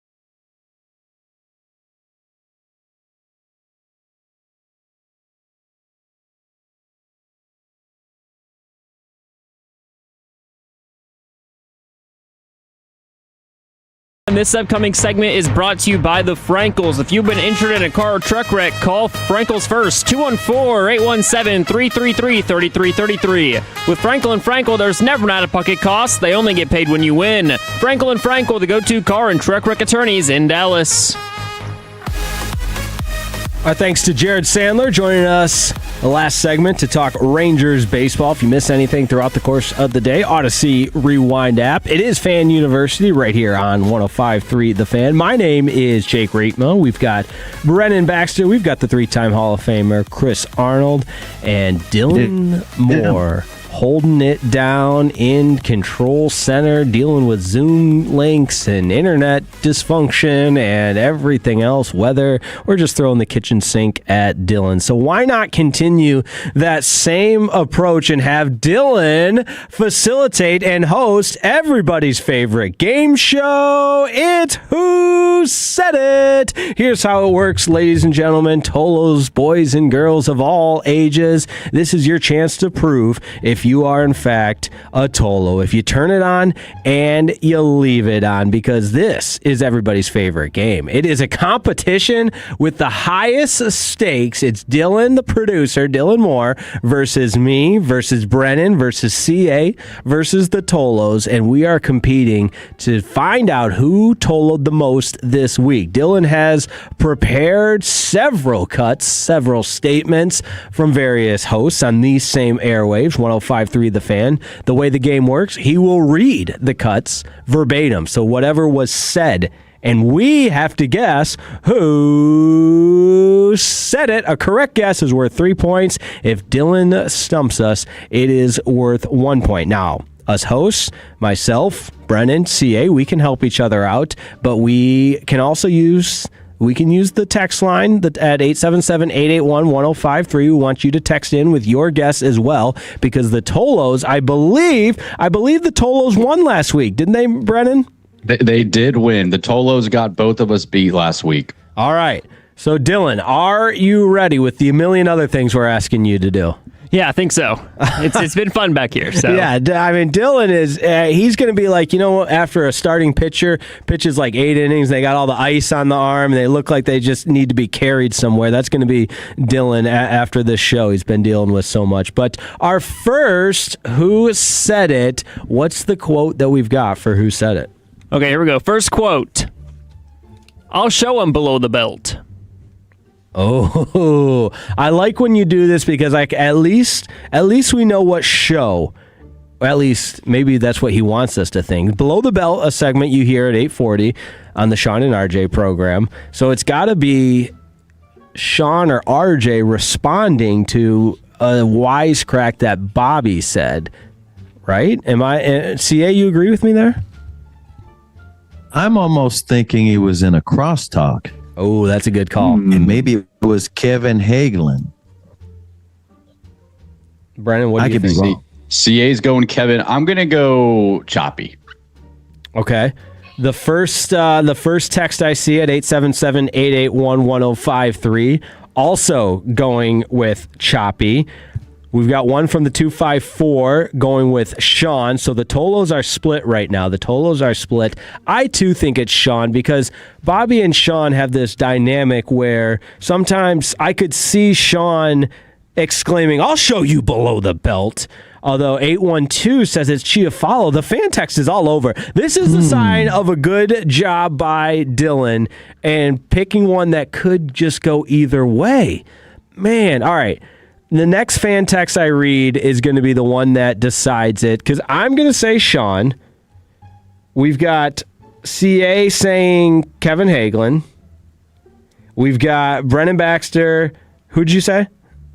I said Choppy. I'm going to go with a surprise pick here. You're going with Choppy. Mm-hmm. All right. And the next, the fan text is going Chiafalo. So the fan text, the Tolos are going Chiafalo. Dylan. Someone said Blake.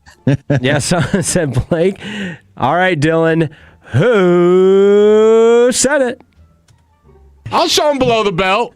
Oh, ding, ding, ding. That Tolo got it right. That is Blake Elliott. Blake Elliott. All right. So because of that late text that came in, we're going to give that to the Tolos. 1 point for the Tolo, or 3 points. 3 points for a correct guess. Good job. Great job. That was a great job from the Tolos. Yeah, that is shout out to the 940. And you know what? That's good, guys. We're going to kind of be on the same team here for these next couple because Dylan does a lot of the fan after dark stuff. So if we're ever in between, we can. Oh, yeah. That's good to know. Yeah. Where were these parameters beforehand? Why am I just now finding this out? I can't do everything around here, Brennan Baxter. Come on, BB. Help me out. Man.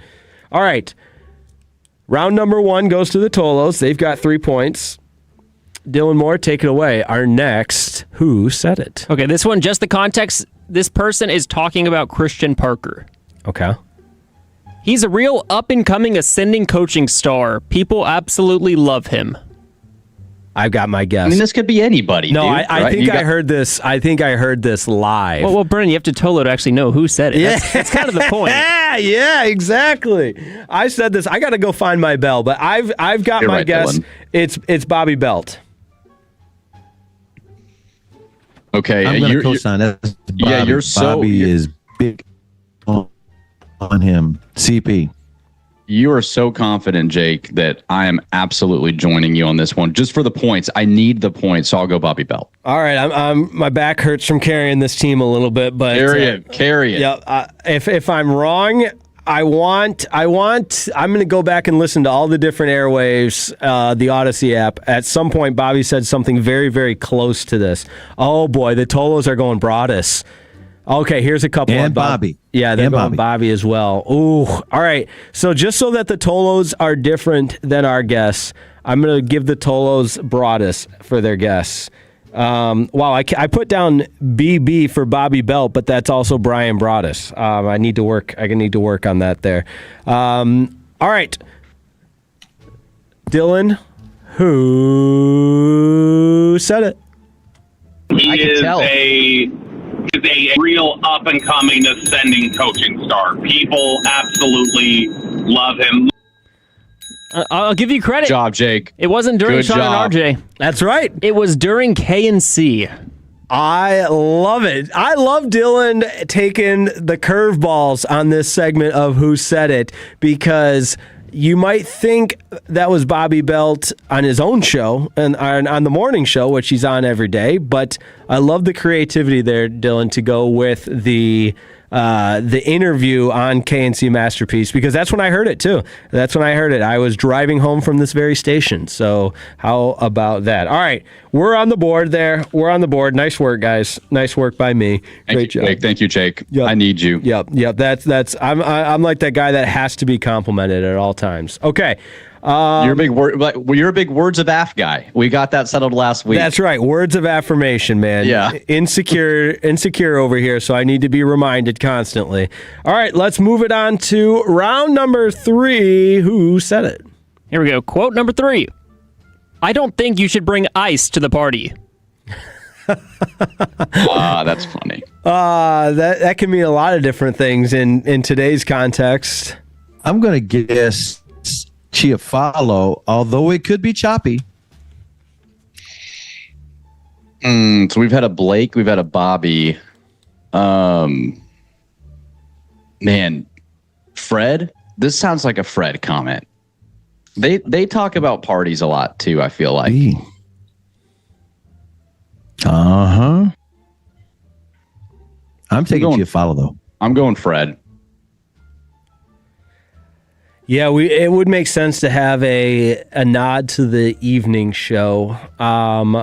That's two. That would be 2 nods. Yeah, that's true. We haven't Blake and Fred. We haven't had G-Bag yet. We haven't had G-Bag yet. I'm going to go with the General. And looks like the Tolos from the 817 is going with Kevin. Okay, here we go. Who said it? I don't think you should bring ice to the party. Oh, dude, I was kind of right. Yeah. I just wrong host. All right, we interrupt. Who was it? Wait, who was that? I couldn't tell. It was Blake Elliott. Again? Elliott. They were cracking a joke. I thought it was like And Blake thought it would be funny. It was pretty funny. I don't hate it. I don't hate it at all. And we do have to interrupt this game of Who Said It with some breaking news. Shout out to Alec Medford sending this one over to me. The breaking news right here on Who Said It on 105.3 The Fan, your home for the Dallas Cowboys. According to Tom Pelissaro of NFL Network, the Steelers are working towards a deal to hire Mike McCarthy as their next head coach. Wow. McCarthy grew up in Pittsburgh. Now at age 62. I'm not surprised. Yeah, he's a Yinzer. He's a Yinzer, and nobody loves being a Yinzer more than Mike McCarthy. And Mike McCarthy is from Pittsburgh. He grew up there. His family's got a bar there. When the Cowboys played the Steelers there, he took Dak Prescott and Cooper Rush over to the bar, meet the family. I could see him schmoozing them up. No, I'm getting the job. Does this mean that that Aaron Rodgers is gone for sure? Or do you think Aaron's interested in a reunion with Mike McCarthy and stick around for another year? That's a curious storyline for me there. They made up. They said they made up when the Cowboys went to Green Bay and the Cowboys lost that game in overtime. Aaron Rodgers was saying all the things about Mike McCarthy. So I don't know if they've officially made up or if Aaron Rodgers is just being nice. Yeah, you really never know with Aaron Rodgers. I feel like it changes by the day, by the hour, by the minute. And give him another mushroom. Yeah, exactly. But thank you to Alec Medford. He's always on top of things. I swear he's got his Twitter alerts set up for all the big names in the NFL circle that the second they break news, he's the first to know. But there you go. Mike McCarthy expected to be named the Pittsburgh Steelers head coach. And we went around the NFL earlier today. That was one of the appealing jobs that was still out there, but there's only 32 of these guys. There's only 32 of these jobs. Here's the thing that's remarkable. If he gets that job, he will have coached as a head coach 3 legacy franchises: the Cowboys, the Packers, and the Steelers. Not bad. That's pretty dramatic there. That's my favorite Mike McCarthy drop when he said, that's pretty dramatic there, Nick, when he was going after our guy Nick Harris, which was all in, of course, in good fun there. All right, we got time for last round, lightning round of Who Said It. Dylan worked way too hard on these to not close it out in style. Last and final round of Who Said It. Okay, we'll make this a quick one. This is also on Christian Parker. This is going to mean very little if they put the talent out there and don't acquire significantly better players than they had last year. Somebody that's skeptical of the talent. I think I'm sticking with G-Bag. We got to get a G-Bag in here. I'm gonna say the general again. I'm gonna say Chief Follow. Same show. I'll go Brian. If we're gonna go G, I'm just gonna go across the list. Yeah. See what sticks. I got Fan After Dark right and wrong, so we'll see if I can get it right. And here. now if it's Wolchuk, and watch it be Wolchuk. Yeah, I was just gonna say that. Yeah, watch it.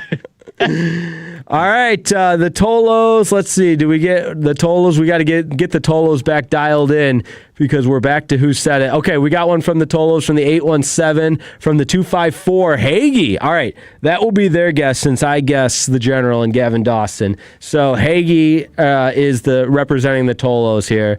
That's from the 254. All right, Dylan Moore. Who said it?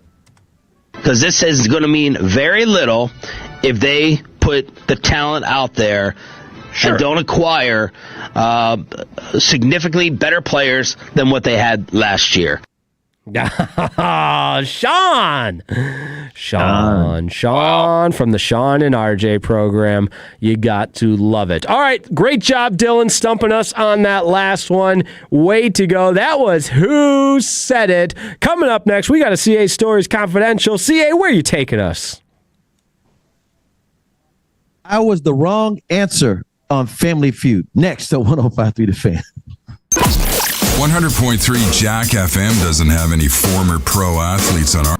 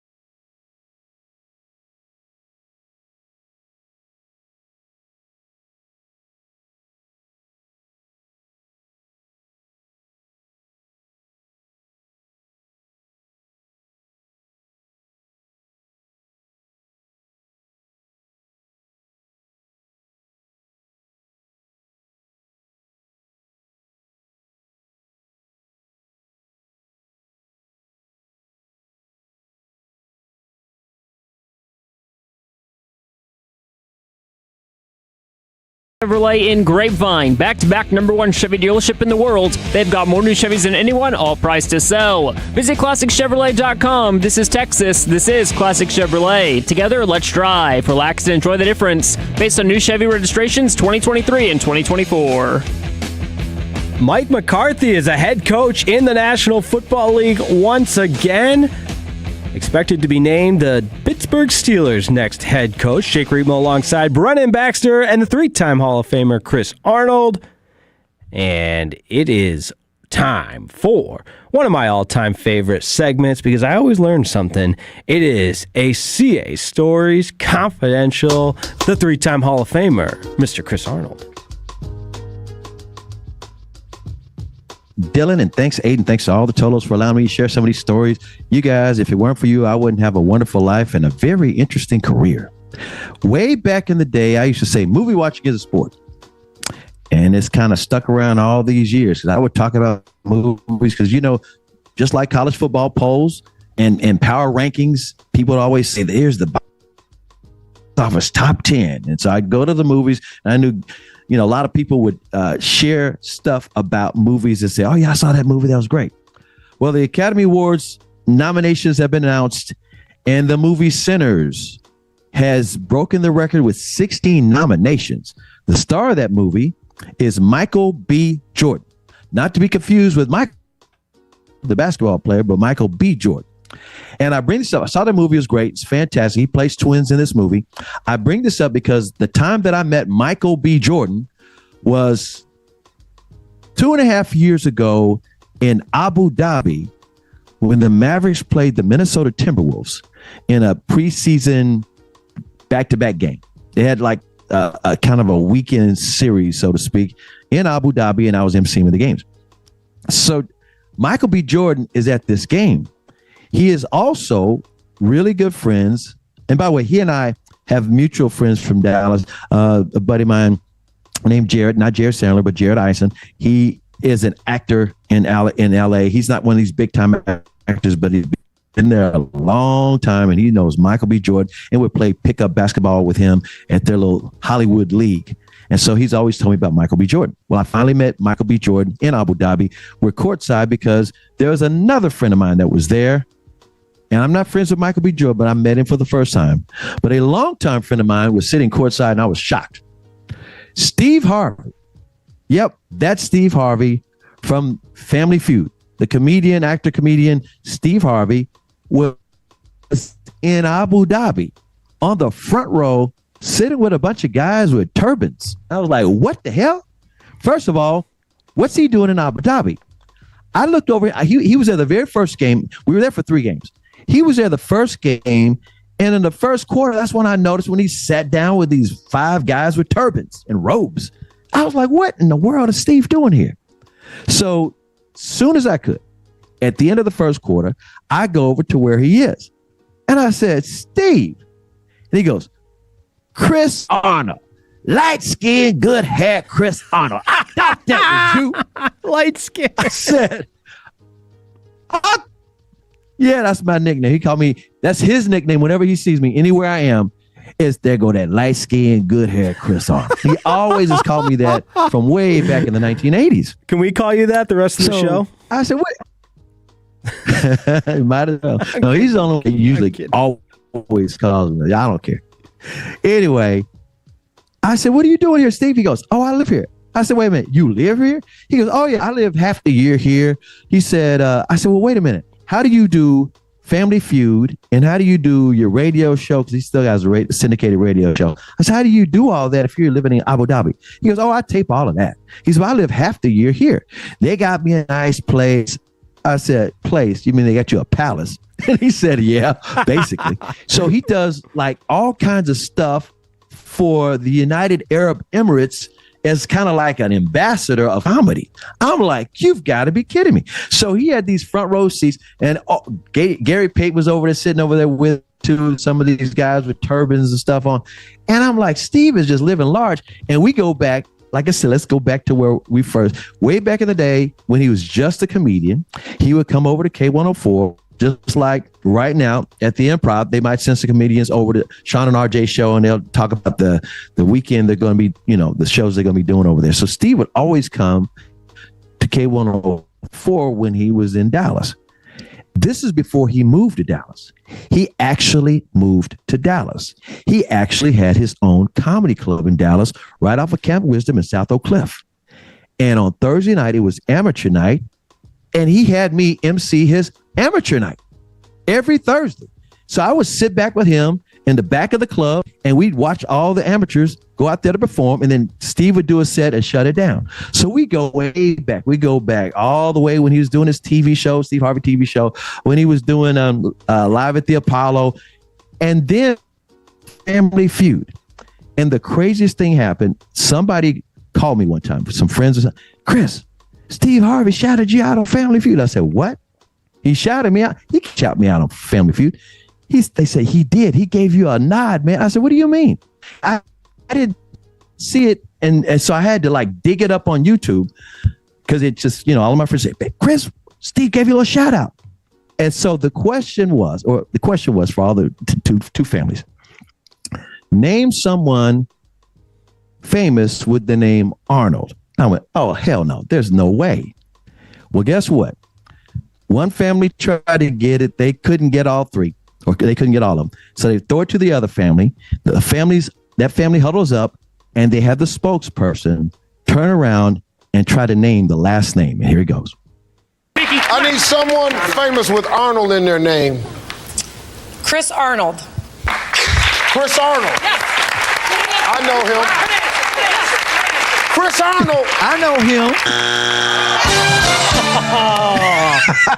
That's awesome, man. So that was my shout out. I was the wrong answer, but they tape that show in Florida. I think they do it in LA now, but him, that's my guy, Steve. Wow. And as you see, his story is confidential. I love it. Brennan, I don't think you or I will ever be a incorrect name or incorrect guess on Family Feud. But man, see, I love it, and just the interaction with Harvey, Steve Harvey, is incredible. That's my guy. And I mentioned the Mavericks are over in Abu Dhabi. Let me throw this in before we break. The Mavericks are scheduled to play Lakers this evening at 7:30. The Lakers are in town. They lost to the Clippers on Thursday. They got in on Friday. They're here. The referees are here. The Mavericks players are here. The staff will be there. The question is, how many fans are going to be there? This was the game scheduled and circled because Luka's coming back for only the second time. The Lakers have beaten the Mavericks 3 straight times. Luka's undefeated against the Lakers, but the Mavericks have won 4 straight games. So we'll see what happens tonight. And if Steve Harvey shows up, I'm going to drop the mic. I love it. I love it. Lakers and Mavs tonight at the American Airlines Center. If you need parking, hit me up. It's $40 next door, but I might give you a discount, a little less than $40. Get my own little parking business going. No, I kid.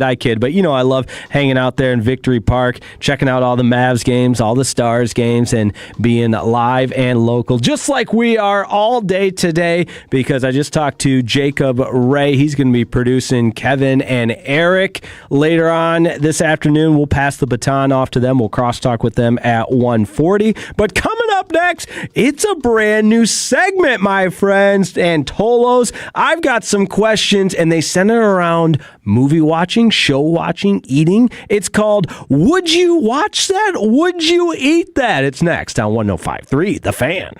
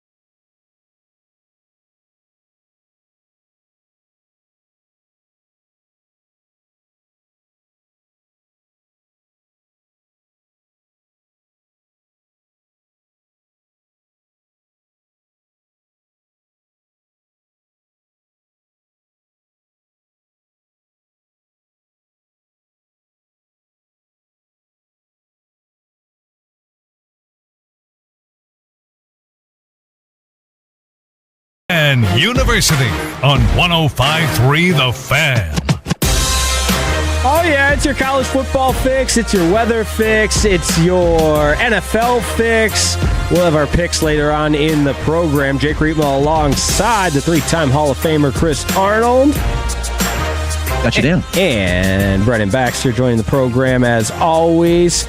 And Dylan Moore on the ones and twos. Happy to be with you all the way until 2 o'clock. So it is, in fact, the final hour of this marathon show. Coming up, we've got a brand new segment. Would you watch that? Would you eat that? It's a snowy day in DFW, so I've got some recommendations for you because, CA, we know around here movie watching is a sport. Show watching is a sport.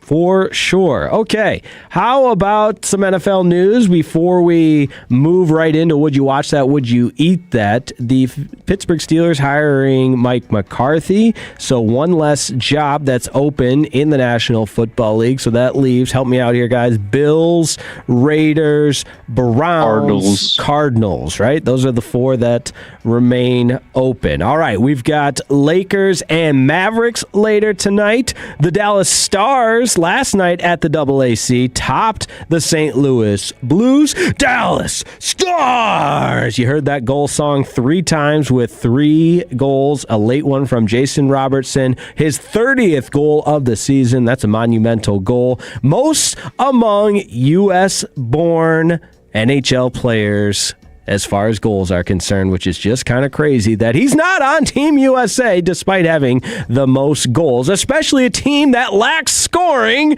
If you missed any of my rant on that, you can go back on the Odyssey Rewind app at 10 o'clock. Now, other NHL rumors, Kevin Weeks, who's an NHL reporter, said the Dallas Stars could be in on a trade, or at least interested, trade rumors now this time of year, for Evander Kane, who's a prolific forward and spent time with the Edmonton Oilers last year, where Glenn Gulletson, the head coach of the Dallas Stars, was an assistant coach. So there's the connection there. The Colorado Avalanche also believed to be in on the Evander Kane conversation, but he's a very controversial player. He had some off-ice issues. He had some it's just kind of been tumultuous wherever he's been as far as lack of continuity in the dressing room. He had some reports and accusations against him domestically with his now ex-wife. So lots of stuff that comes with Evander Kane, but he's a goal scorer. He can put the puck in the net, and a lot of the discourse I've read on Stars Twitter, they don't want him in a Stars uniform, which I am of that same belief. I think we're good on that one. What say you, fellas? Yeah, I agree. It's not, I think, especially when you lose as many games as Stars have lost the last couple of weeks, you might feel like you need to make a move, like you're desperate to make a move. And sometimes it's best just to kind of ride the wave and hold off, knowing you've got a great roster that's capable of winning a championship. I just don't think you need to act out of desperation right now if you're the Dallas Stars and make a move just because you feel like you need to get out of a rut or something like that too. So, yeah, I'm with you, Brennan. Can you give us an update on Moose Omiko? Because I heard he was under the weather a couple of games ago, or maybe I just want to know what the latest is with him. Yes, great question, CA. He played in last night's game, and Glenn Gulletson told us post-game that it was truly the definition of a game-time decision because he had missed the previous 2 games, like you said, with an illness. He's dropped some weight, so that leads you to believe that he's the immune system just isn't functioning. But he played in last night's game, and watching him, I had the microscope on from the press box. At times, I was just isolating my view to how did he look, and you could tell he probably wasn't 100%. I don't know if he tried to come back too soon. I'm not insinuating that by any means, but he's definitely still dealing with kind of the symptoms of just the illness. Now, the Stars are off until Tuesday, and coincidentally enough, they played the exact same team, the St. Louis Blues, but in St. Louis. So, I'm certainly not a doctor. Actually, kind of the furthest thing from that. Don't ever listen to me with anything as it relates to anything medically. But I would imagine, he's expected to play on Tuesday, having played last night, and hopefully he'll be at 100% there. Now, New segment, fellas. Would you watch that? Would you eat that? It is a winter fest kind of day. It is snowy, so it is a plant yourself on the couch kind of day. Sit down, watch, eat, drink, whatever it may be, because you're probably not going anywhere. So I've got a list of some of the new offerings on various streaming platforms, as well as some various food items I've seen surface on the internet. And we begin with this one. List.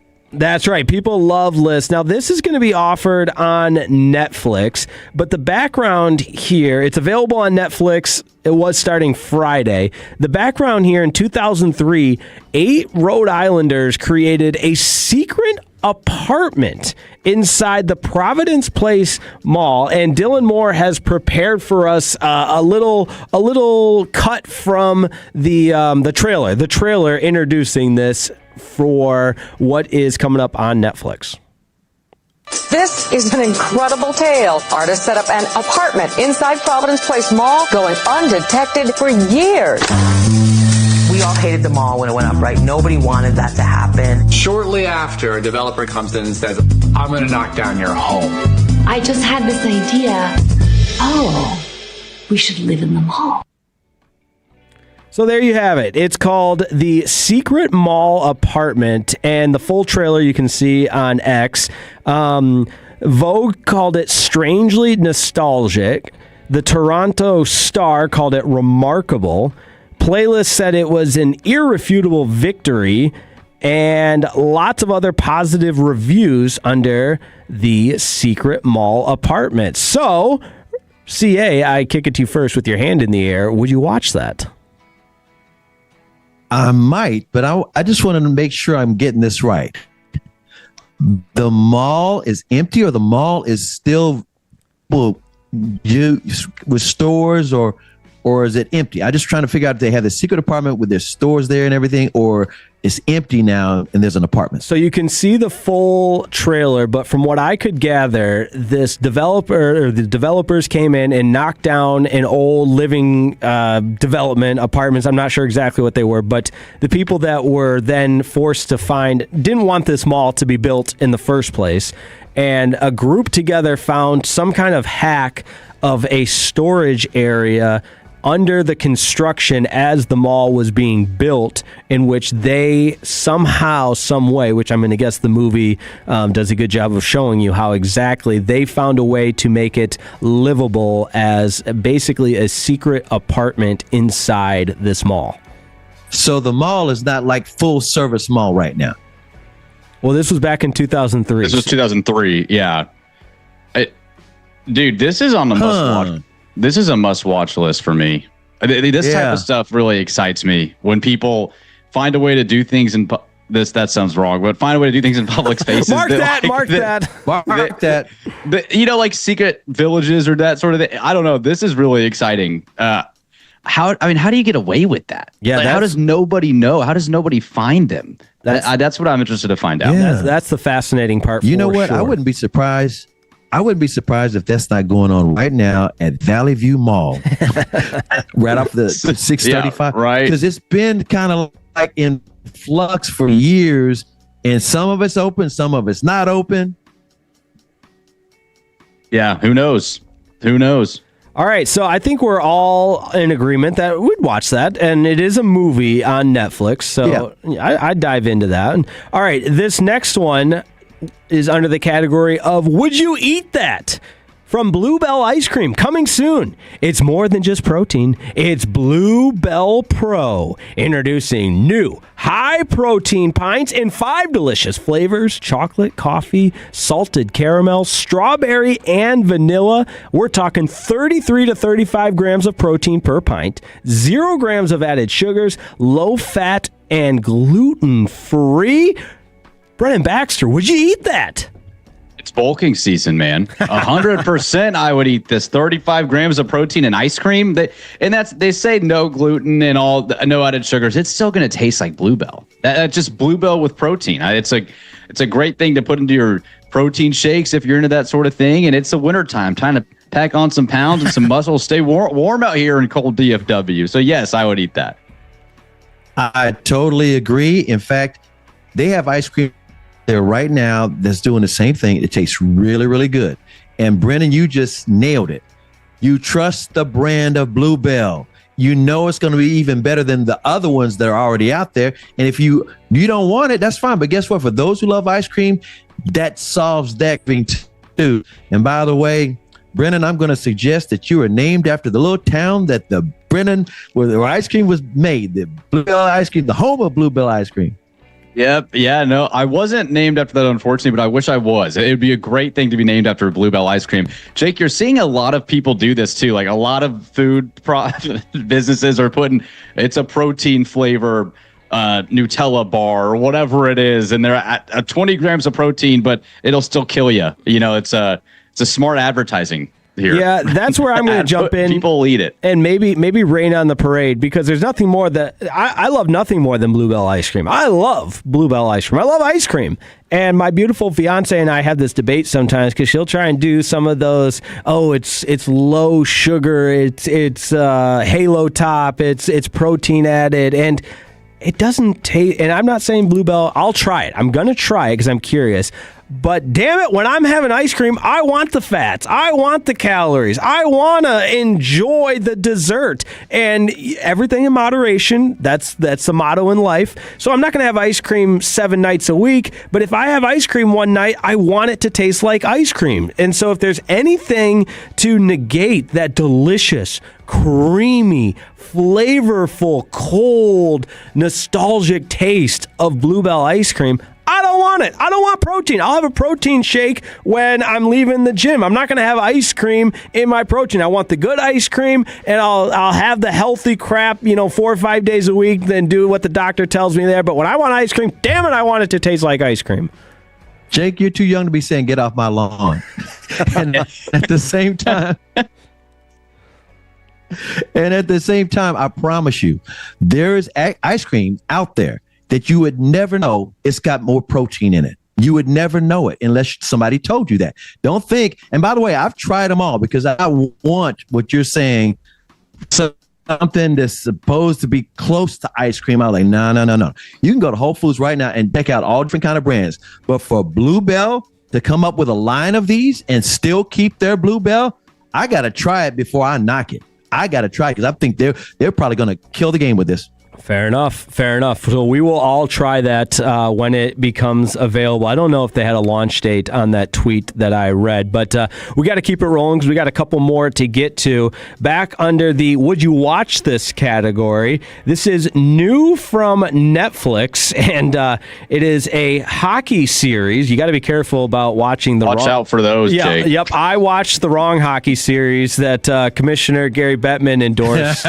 And heated rival. Let me tell you, if you go in not knowing if you go in not knowing what the show's about, if you think it's about hockey like I did, boy, will you be surprised in the first couple of minutes of the first episode. I'll leave it at that. I'll leave it at that. I'm not watching that. I'm not watching Heated Rivalry anymore. But this new series coming to Netflix profiles a hockey drama in which a high school hockey team in Minnesota must rebuild after a terrible tragedy, looking to their coach's widow to lead the way. Now, on the surface, that sounds like a very heartwarming drama series and inspirational and things of that kind, but this is based on the 2018 tragic Humboldt Broncos bus crash. And mind you, April 6, 2018, 16 people were killed and 13 were injured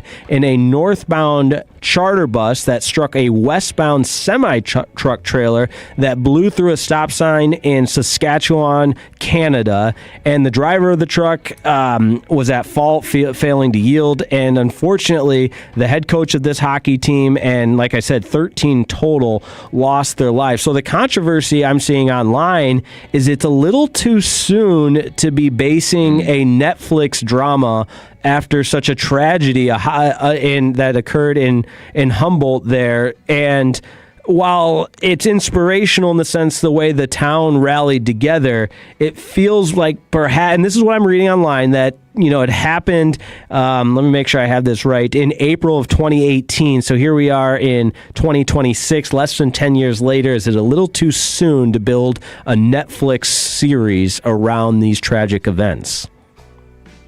I would say it's probably too soon about a series. If it was a documentary or a film, I mean, that's 8 years. So, and sometimes people don't know the whole story, or they don't know real, and all of a sudden people care about the situation even more. I don't know about a series though, with actors playing it over, a period of time, like you said, like well, people binge watch series and stuff.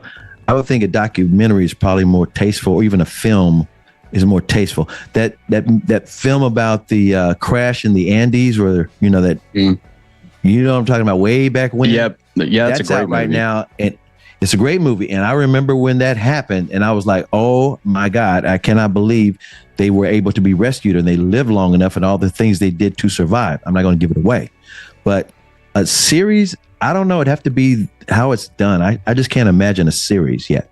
Yeah, a lot of time in series too, if they don't have the whole story or the whole picture, some of it can be dramatized as well too. Where a documentary, you kind of know you're getting the full story. So hopefully they did their due diligence on all the kids and this tragedy that happened, and you're able to put together an honest description of what took place and make light of this story and really build these people up in this moment too. So I'll be interested to see. I don't know if this is something I would tune into right away though. I'd rather watch a documentary on it, Chris, to your point. I'd rather see like some people that were really involved and around and really felt this, and their story about behind it. So yeah, that's kind of how I feel as well. And I'm surprised that wasn't the let me put on my Northwestern Wildcats Master of Science in Journalism here. I'm surprised that was not the intended delivery of method as far as a documentary or some sort of different approach than a Netflix series where it's going to be dramatized for viewing, and it feels a little too soon there. But anyways, last one here on the Would You Watch That, Would You Eat That segment. Got to give a shout out to the Phoenix Suns, because effective Sunday at their next home game, $2 tacos, $2 ice cream sandwiches. I could have 100 of those. And the owner, Matt Ishbia, tweeted out, "Our fans have loved our $2 value menu, so we're going to add even more options going forward. Effective Sunday, tacos, ice cream sandwiches are also $2. We always will do right by our fans. They've got a hot dog for $2. They've got water, soda, chips, you name it. So I'd eat all of this. I mean, you can't go wrong with, especially for $2. All of it, man. And I love this trend that we're starting to see with some of these stadiums and arenas that are doing very cheap concessions to get people there, watch, enjoy it, be rewarded for spending a ton of money on a ticket, and go get a $2 hot dog. Or you see the Rangers do this all the time, obviously, but with dollar hot dog night. But it's such a great marketing. People love food, man. And if you can get them food where it's now expensive to go get a hamburger for like $13, $14, and you can go pay it for a game and then get really cheap food, I think it's just a brilliant marketing idea. So kudos to the Suns. We're seeing more and more people do this around the world of sport too. By the way, just for tonight's game, I'm glad you mentioned, games and stuff at the arena. The Dallas Mavericks just announced this afternoon for tonight's game against the Lakers, there's free passes if you take DART. If you take the train to the game, you can go online to get more information. DallasMavs.com. They just announced this within the hour that you can get a certain number of free passes to take the train to the game. That's going to cut into my parking business for tonight, but I'll be able to run it. Well, you know back. what you're going to have to do, Jake? You're going to have to wind up watching Brokeback Rivalry. I will. I'll be tuned in to the Brokeback Rivalry. That's for sure. But that's Would You Watch That? Would You Eat That? Right here on Fan University. Coming up next, we've got the Casino Corner and our picks for championship weekend in the National Football League right here on Fan University.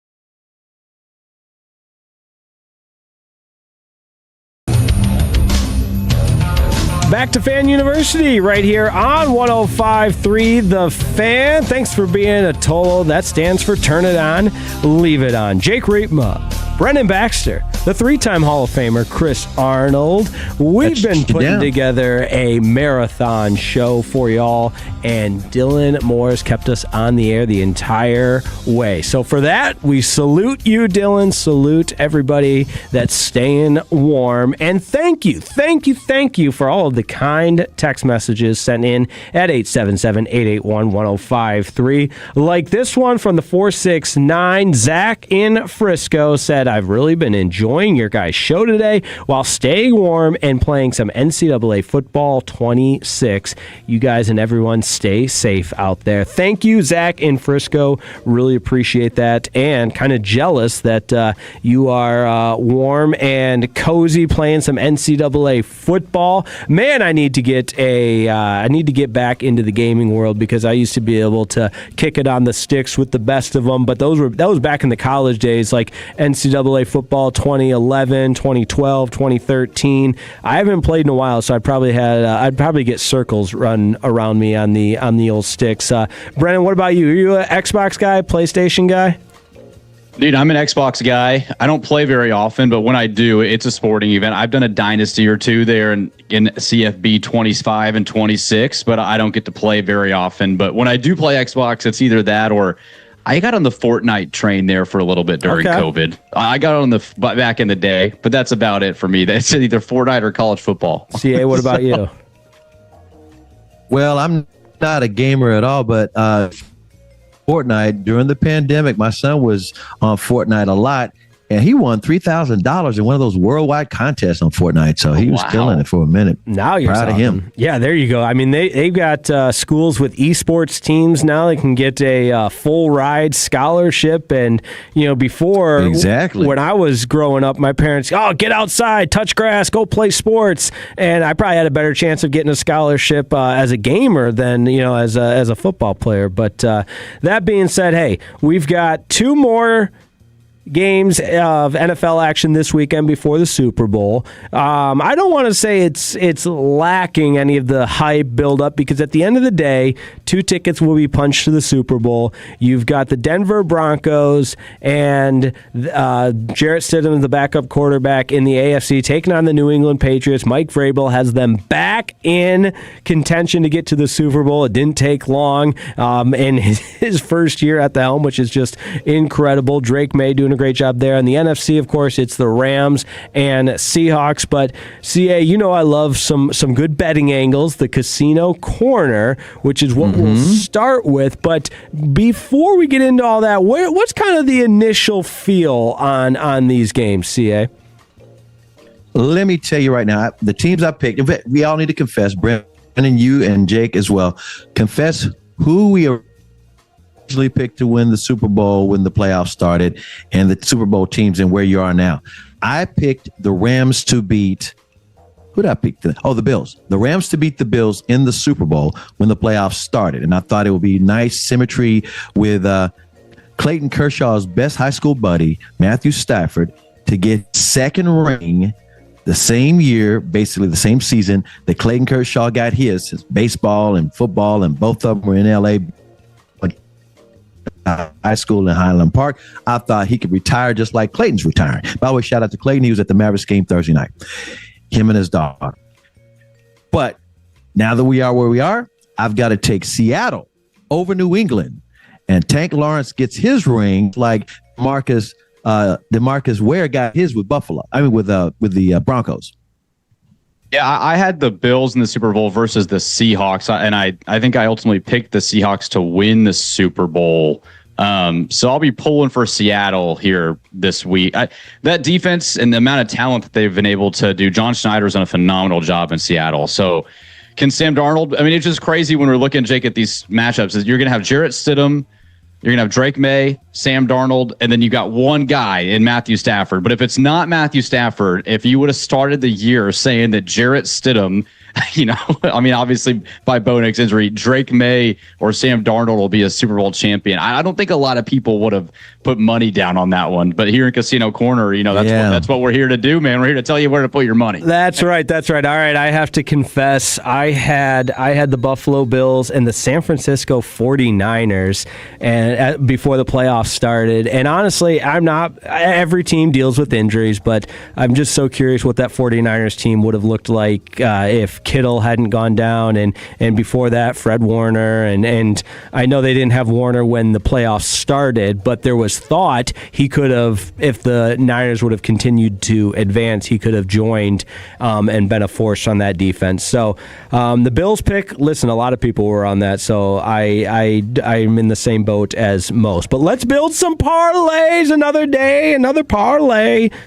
Go ahead, CA.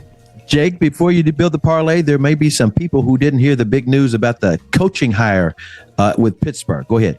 Well, that means they're not Toloing. They didn't turn it on and leave it on, so shame on them. They blame it on the weather. Yeah, there you go. But if you missed it, the breaking news happened during Who Said It, that the Pittsburgh Steelers have named their next head coach, and it is a familiar name to Cowboys fans. Mike McCarthy, after a year off, is going to get another go at a head coaching gig. And CA, you said it best. It'll be his third legacy franchise he's been with between the Green Bay Packers, the Dallas Cowboys, and now the Yinza. The Yinza returns home to Pittsburgh. Nobody loves being from Pittsburgh more than Mike McCarthy, and the prodigal son has returned home to coach the Pittsburgh Steelers. Now, moving on to some parlays. This is going to be fun because this is plus 550. It's a special. That means plus 550 when we're speaking in terms of odds. Everything refers to a $100 bet. So plus 550 means you would make $550 if you were to bet $100 on this. So, and obviously that relationship mathematically is maintained by however much you would bet on it. So if you bet $10, you would win $55 on this. And all that has to happen is Drake May, Matthew Stafford, Sam Darnold to combine for 8 or more passing touchdowns. It's kind of going out there, but I like a little substance, a little juice on multiple games for one bet. Brennan Baxter, I'll start with you. Did you say all four quarterback? Jarrett Stidham was in that too? He's not included in this. Okay, so May, Stafford, and Darnold. So one of them in theory, one of them has to throw for three. Yeah, I don't see that. I mean, the Seahawks-Rams game, to me, is going to be, that would be the toughest one because you'd say Stafford, obviously the dude threw close to 50 touchdowns in the regular season this year. Like if there was going to be a quarterback that would throw 3 to 4 touchdowns, it'd be him. But going against the Seahawks defense, that game was really close when they played previously too. I know that they can score, but on the road, NFC, I don't know. I feel like I'd take the under on 8. I'm going to take the under 2, and I'm glad you brought up the Seahawks defense because I heard this stat that blew my mind. No time in NFL history had ever been happened before. That defense has not given up a 20-yard play in the last 3 games, including the playoffs. It makes no sense. They have not given up a 20-yard play, and we know Puka Nacua is deadly, but I'm with Brennan, under. Yeah, well, hey, that's why it's plus 550 because the books are saying it probably isn't going to happen, but I like to live on the edge a little bit. But this one's a little bit of a safer bet, and I'm almost shocked that this is plus odds because, again, I always like to make my Casino Corner educational for the Tolos at home. I did my master capstone thesis project on sports gambling and how the media would cover sports gambling at Northwestern University. That's my Northwestern voice when I have to get that annoying tone going because that's how everybody talks at Northwestern. Not actually, but here we go. The lowest scoring team on Championship Sunday. The lowest scoring team on Championship Sunday. Everybody, of course, Jarrett Stidham, the backup quarterback, thinks it's going to be the Denver Broncos, and you can get that at plus 145. The books are giving you positive odds on the Broncos to be the lowest scoring team of the 4 on Sunday. I think this is a slam dunk. Plus 145, you can bet $10 to win $14.50. So when you walk out of there, you've got $24.50 in your pocket if the Broncos are the lowest scoring team on Sunday. The Patriots defense, it's weird. Like, do we think that Bo Nix is a top 10 NFL quarterback? How big of the drop off really is Bo Nix and Jarrett Stidham? I think that's the question you got to ask here. Then is the Patriots defense one of the top 2-3 defenses? They've been like the Bills were able to put up 30 points on them. We've seen teams score on them. Mm-hmm. I don't know. I mean, just based off the 2 matchups, I would say they're probably the betting odds to score the less points. But I could see the Broncos still putting up 20 in this game. I could see that. It's going to be really, really interesting because Denver's got a great defense. Seattle got a great defense. New England's defense is all right. It's there. It's not bad. The coach is a great defender. But no, I don't know. And again, Bo Nix, he was not I was always saying this on the air last week. I said, just because he's out does not mean that they can't win the game, because he was not a great quarterback. He dominated the field. He was like a good quarterback, a little better than a bus driver, but it wasn't like he was the only thing they had. The defense got him there. I don't know. New England had I don't know how to explain it. I can't. Okay, I'm backtracking and sidestepping and tap dancing. Yeah, Broncos probably can't score any points. I love it. All right, we'll get you out. We'll get you. Their final answer is 0 points for the Broncos. That's right. I love it. We got to make our picks. I had a terrible weekend last weekend. 1-3 in the 4 games. Brutal. Finally, the Rams beating the Bears was the only game I got correct. But guys, only 2 games to pick this weekend. Who wants to start us off? Brendan Baxter, I see the hand in the air. You want it to be you, man. You're coming through the screen on me. Let's go ahead and nail it down with our picks for the weekend. Who do you see playing in the Super Bowl? Well, I had the Seahawks going originally, and so I'm going to say Seattle will win at home. Sam Darnold will be playing in a Super Bowl, which will be surprising for a lot of people. And then I'm going to stay with the Patriots just because I think what Vrabel and May are doing throughout the year, they've been discredited a lot due to their schedule. They haven't played anybody. They have an easy schedule in the playoffs, and now they're playing a backup quarterback instead of. I just think it's a lot to overcome for Denver. They had an emotional win against Buffalo last week. I think the Patriots come in and prove a lot of people wrong, that they are capable of winning a Super Bowl, and they eventually get there. I wouldn't be mad if the Rams won, because that's what I picked before the playoffs started. But I just think Seattle's defense is too good and the Rams are too inconsistent. The only thing great they've had in the playoffs is Puka Nacua. So I'm going to go with Seattle versus New England, with Seattle winning the whole thing. I like it. Seattle winning the whole thing versus New England. That's where I'm leaning. I'm also like a little bit gung-shy because I've been so wrong throughout the whole playoff. So I just almost think like I should just go opposite of what my gut is telling me. So I think it's, sorry, Matthew Stafford, and more importantly, sorry, Kelly Stafford. In fact, I don't know what she's going to talk about on our podcast because I see the Seahawks winning this one. I'm sure the fans in Seattle are going to be booing her children like she accused other fans of doing. They weren't booing, Matthew Stafford. They were booing his children. But that being said, I got the Seahawks. I've got the Patriots, with the Seahawks ultimately winning. Hey, one of the best Super Bowls of all time last time these two teams faced off in the Super Bowl. So maybe we get part 2. I think that'd be the most engaging Super Bowl, Jake. I think the Broncos in the Super Bowl would be a little bit of I think we need the Patriots and then the winner of the Seahawks Rams to be more compelling, in my opinion. They'll put Marshawn Lynch instead of throwing it. I'm playing. Yeah. For those who missed it, the Butler did it. Yeah. Yeah. All right. We've got one final segment. It's the crosstalk. I don't even know how we're going to be able to do that, if we're going to be able to do that, because I'm the only one in studio, and we'll figure it out like we always do right here on Fan University. It's 105.3 The Fan.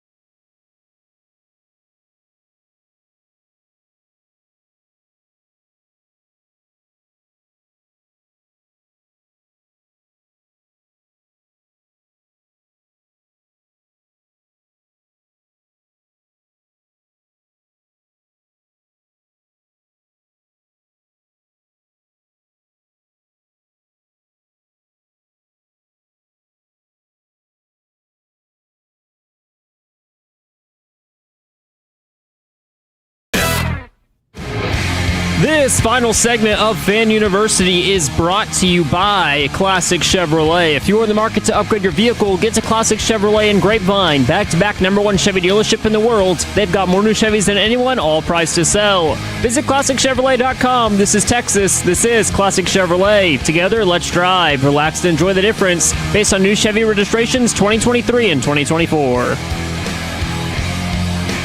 Fan University, the 5-hour marathon on a snowy Saturday.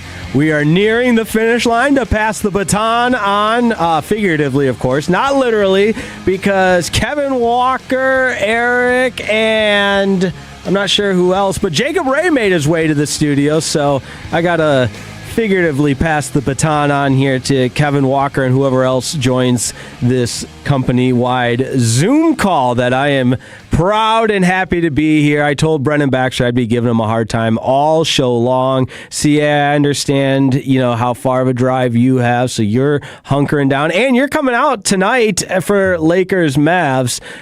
Brennan, you had the wife, Jenna, who is a sweetheart. I can't believe you threw Jenna under the bus the way you did and say, Jenna didn't want me to come out. And I do, however, want to hear from Kevin Walker on his reason for not braving the elements. But before that, Brennan Baxter, I kick it to you. Was it, in fact, Jenna that didn't want you to leave? It was heavy advice, yes. It was a strong-willed, one of those things where you get the nod. Like, if I don't listen to this, I'm in the doghouse type moment, But I would have braved it for you. I knew I was going to get a lot of heat from Jake, the Michigan man here, coming down south and making fun of us Texans who aren't used to this. And a little bit of ice on the road is good enough to buy out toilet paper from all of the stores across the state. But I did, Kevin. Good to see you too, man. I wanted to bring up. I thought this was interesting. I've been tracking this for the last hour. We mentioned the Mavs Lakers game. I don't know what these people are on, man, but there's some seats that are selling for like $450, $600, $341, $209. This is all within section 119 or lower. I mean, dude, no, people are going to spend that to go out in the cold. I don't know. I'm not seeing this market. I feel like these prices should drop a little more, but there are a ton of seats available. You can sit up top for like $60 if you do want to go see Luka back in action. But people are still trying to get some money out of these seats tonight, man. We'll see. But I find that kind of interesting. Everybody wants to see the game. Mavericks have won 4 straight. The Lakers are dicey right now, and they're beatable, and Luka's return. It's like, well, let's take a chance. Yeah, I guess. Kevin, would you spend $300 to go to the game tonight? Oh, no. Boo this man! Everybody boo this man! Mute? Is Kevin on mute? Unbelievable. The Zoom conference call live on the fan. Are we good? Are we good now? We've got total panic, total pandemonium breaking out. You know when this doesn't happen is when we're all in studio together. Holding hands. Look, I wish I was a hop, skip, and a jump just like you were, Jake. Otherwise, that's I'd be not in true. studio. Odyssey Dallas moved. I'm not a hop, skip, and a jump anymore. I'm in Victory Park. I hang out with the stars. Dallas Stars. Kevin. Oh, I'm all the way in Fort Worth. I'm in the Alliance area. I'm a good 50 minutes away without snow. That makes a lot of sense. We got Eric Casares on the program as well, the fan phenom. I like to judge everybody's Zoom background. CA, you gave me nothing there. It's just a blank wall behind you. We've got Brennan with the work calendar. I think Kevin must be in his kitchen. But Eric, you've got some kind of, and this is bad that I don't know this. I'm sure it's some sort of figure that I should know about in some kind of Marvel world or some kind of hand behind you. I should know. Dude, you're on the right track. It's the Thanos Infinity Gauntlet. Oh, the Thanos Infinity Gauntlet. That was my next guess. It was on the tip of my tongue. You want me to show you? You want me to show you? It works. Nerd alert right here. No, I kid. I know there's a huge demographic for that. I just have never been a big Avengers guy or Marvel or any of that. Oh my gosh. Yeah, go ahead and get ready to mark this, but it is huge. It's massive. It's moving. You see it? Yeah, I know you do. It's pretty dope, right? It's taken up the entire screen. Oh my gosh, it's massive. Wow. Thanos. Wow. Thanos. Yeah, somebody pull that. Don't get me going. Don't get me going. I'll start going on a rant. We would love nothing more than that. But it's Crosstalk, and we are very, very curious what you guys have got coming up on your program. Yeah, we're going to talk about all the latest in the head coaching candidates. Kind of thought Mike McDaniel was the OC of the Chargers, and now he was like, no, I'm going to go interview with the Bills, and now he's pulling his name out of that hat. So we'll figure out what's going on with that. We're going to break down. I had to decipher what audio I wanted to use from the 8-minute clip of Dabu Sweeney absolutely roasting Ole Miss. Who? So we're going to do our due diligence and break that down. And then we're just going to keep talking about all the sports. A big win for the Stars last night. The Mavs are going to get a tip-off against the Lakers like y'all talked about tonight. So it's going to be a sports-filled program, gentlemen. Very, very good. I love it. All right, we want you guys to participate in a couple of the segments that we had earlier today, starting with Would You Eat That? Bluebell is offering a new protein-style ice cream. And look, a lot of people are pretty high on this, and for good reason, because it sounds delicious. It's gluten-free. It's everything else you could ask for. 0 grams of added sugar, 33 to 35 grams of protein, and the flavors will include chocolate, coffee, salted caramel, strawberry, and vanilla. Bluebell ice cream, Bluebell's new protein ice cream. Would you eat that? I would. I would probably partake in the salted caramel for me personally. Yeah, I like the salted caramel. That actually sounds really good. You got me tempted, man. I'm more of a cookies and cream guy, but anything Bluebell, I'll eat. There you go. That was my takeaway on it as well. All right, in the Jake break, we had what's the rule conversation. We always love a good ruling on something. So both Kevin Walker here and Eric Casares, both native Texans, right? Correct. Absolutely. All right, Yep. very good, very good. Then that's what we need to participate on this. What's the rule and quantities you're able to take of household items for preparation of an upcoming storm? Oh man. So you're saying items that we need for the storm? Yeah, let's Like say minimum? a gallon of milk. How many gallons of milk can you buy? Because I saw a viral video of somebody buying 40. Okay, I gotcha. Okay, I think the perfect for gallon of milk, you got to have 1 full gallon, and then you have to have a half gallon. So my simple Okay. math would tell me that's a gallon and a half. Yeah, good a math, gallon, Jake. Yeah, a gallon and a half.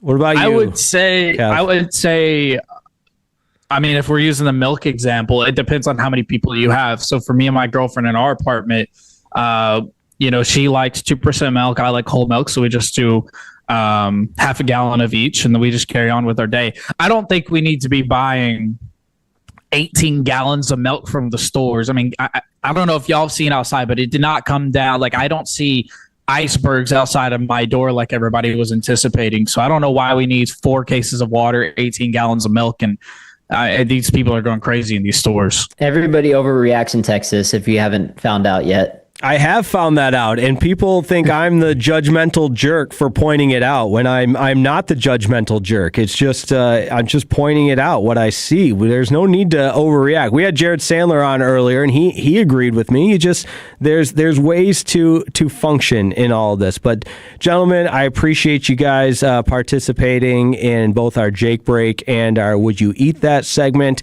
as we wrap it up with Crosstalk here. Dylan Moore already on his way out. He said, forget Fan University. I don't need the final couple more minutes, because that means we've got Jacob Ray ready to go in Command Central, because Dylan Moore, Jacob Ray, and myself, and all the KRLD folks that are here, we deserve the Purple Heart for making it to work today. Way to go, us. But for the 3-time Hall of Famer who will be emceeing tonight's Mavs and Lakers game, Chris Arnold, Brennan Baxter, Kevin Walker, Eric Casares, my name is Jake Riepma. Thanks so much for turning it on and leaving it on. We'll talk to you next time on 105.3 The Fan.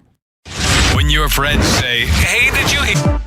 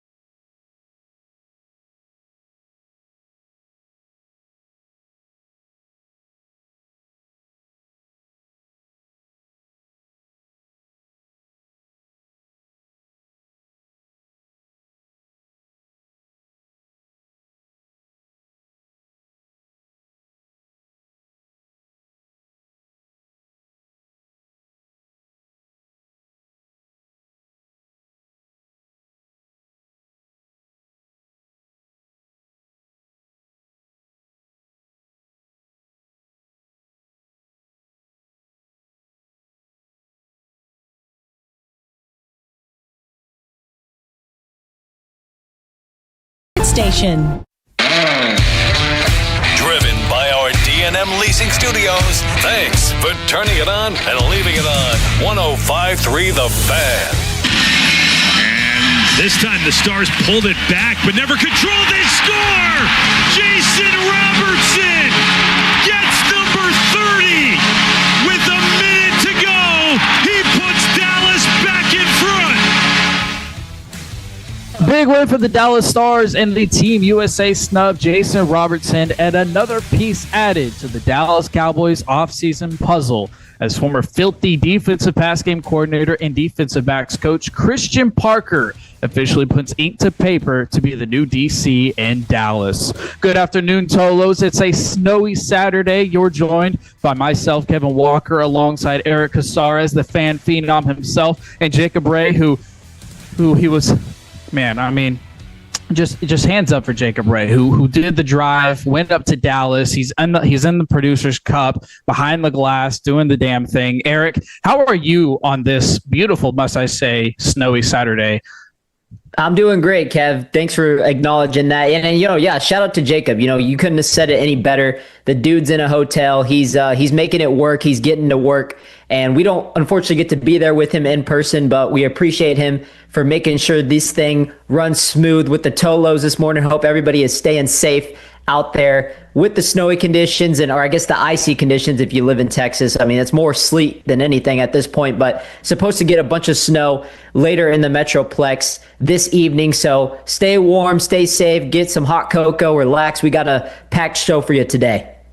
Yeah, we do have a packed show from 2 o'clock to 6 o'clock. We'll be talking about some college football.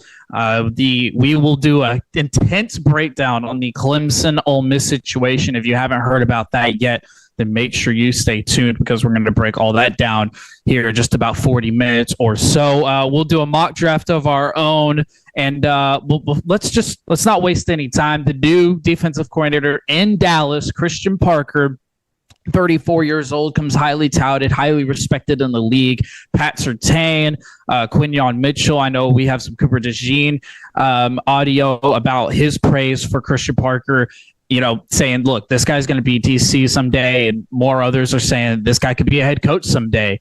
I personally love the move. I think it's a step in the right direction, and now they're already starting to interview some guys from the Eagles and some other people around the league, pretty much letting Christian Parker take over that defensive side of the ball. If you want to bring in new guys, now the guys that are on staff have to re-interview for their position. Like I said, I'm a big fan of the move. I know our very own Brian Broaddus of G-Bag, Bobby Belt from the morning show did an incredible breakdown of why this was the right hire. But what say you, Eric? How did you feel about the hire?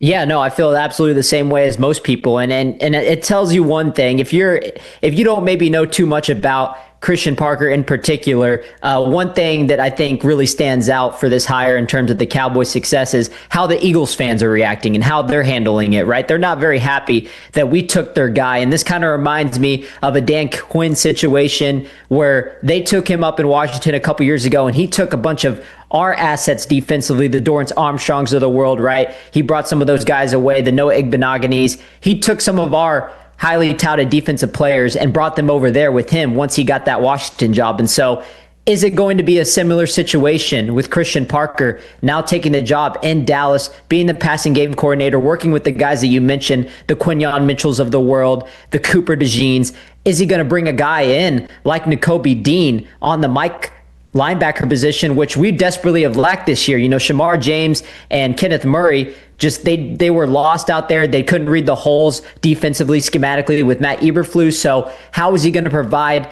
that different in the totality of how that's going to work schematically? And so is he going to bring a guy like Nakobe Dean, a tackling machine, a young buck out of Georgia who's still developing?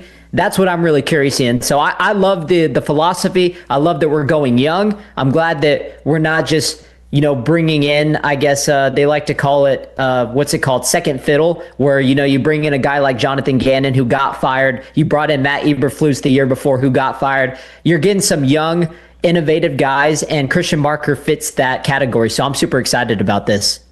I think you broke it down really well because a lot of people were, I'll say the word worried with quotations, if you will, about the Jonathan Gannon hire, because coming off the Matt Eberflus firing, we didn't have to pay a dime of that, being the Cowboys, because he was still being paid from the Bears. So we didn't have to worry about that. And there was a part of Dallas Cowboys fandom that was, are we going to bring on Gannon just because we're not going to have to pay a dime of his check and it's going to be the easy hire? Like you said, I think you detailed it great. I think it's the right hire. I think it's the right move. But something you brought up was, can we poach some guys from the Eagles, the Kobe Dean, whatever have you? I'm interested to see his effect. And we've already seen it, like I said, with him being able to interview his own guys and restructure his own defensive staff. What's his influence going to look like come draft day? Because linebacker, safety, DB, which is his specialty, you name it. Anything that we can draft on the defensive side of the ball is a necessity, is a need. And you cannot mess it up. And I think Christian Parker, with the praise he's gotten from these guys, so all pro level guys, young guys even, I think that he's a guy that the Cowboys need to rely on, that they need to have in that room making some really impactful decisions come draft day with pick number 12 and pick number 20. What do you think?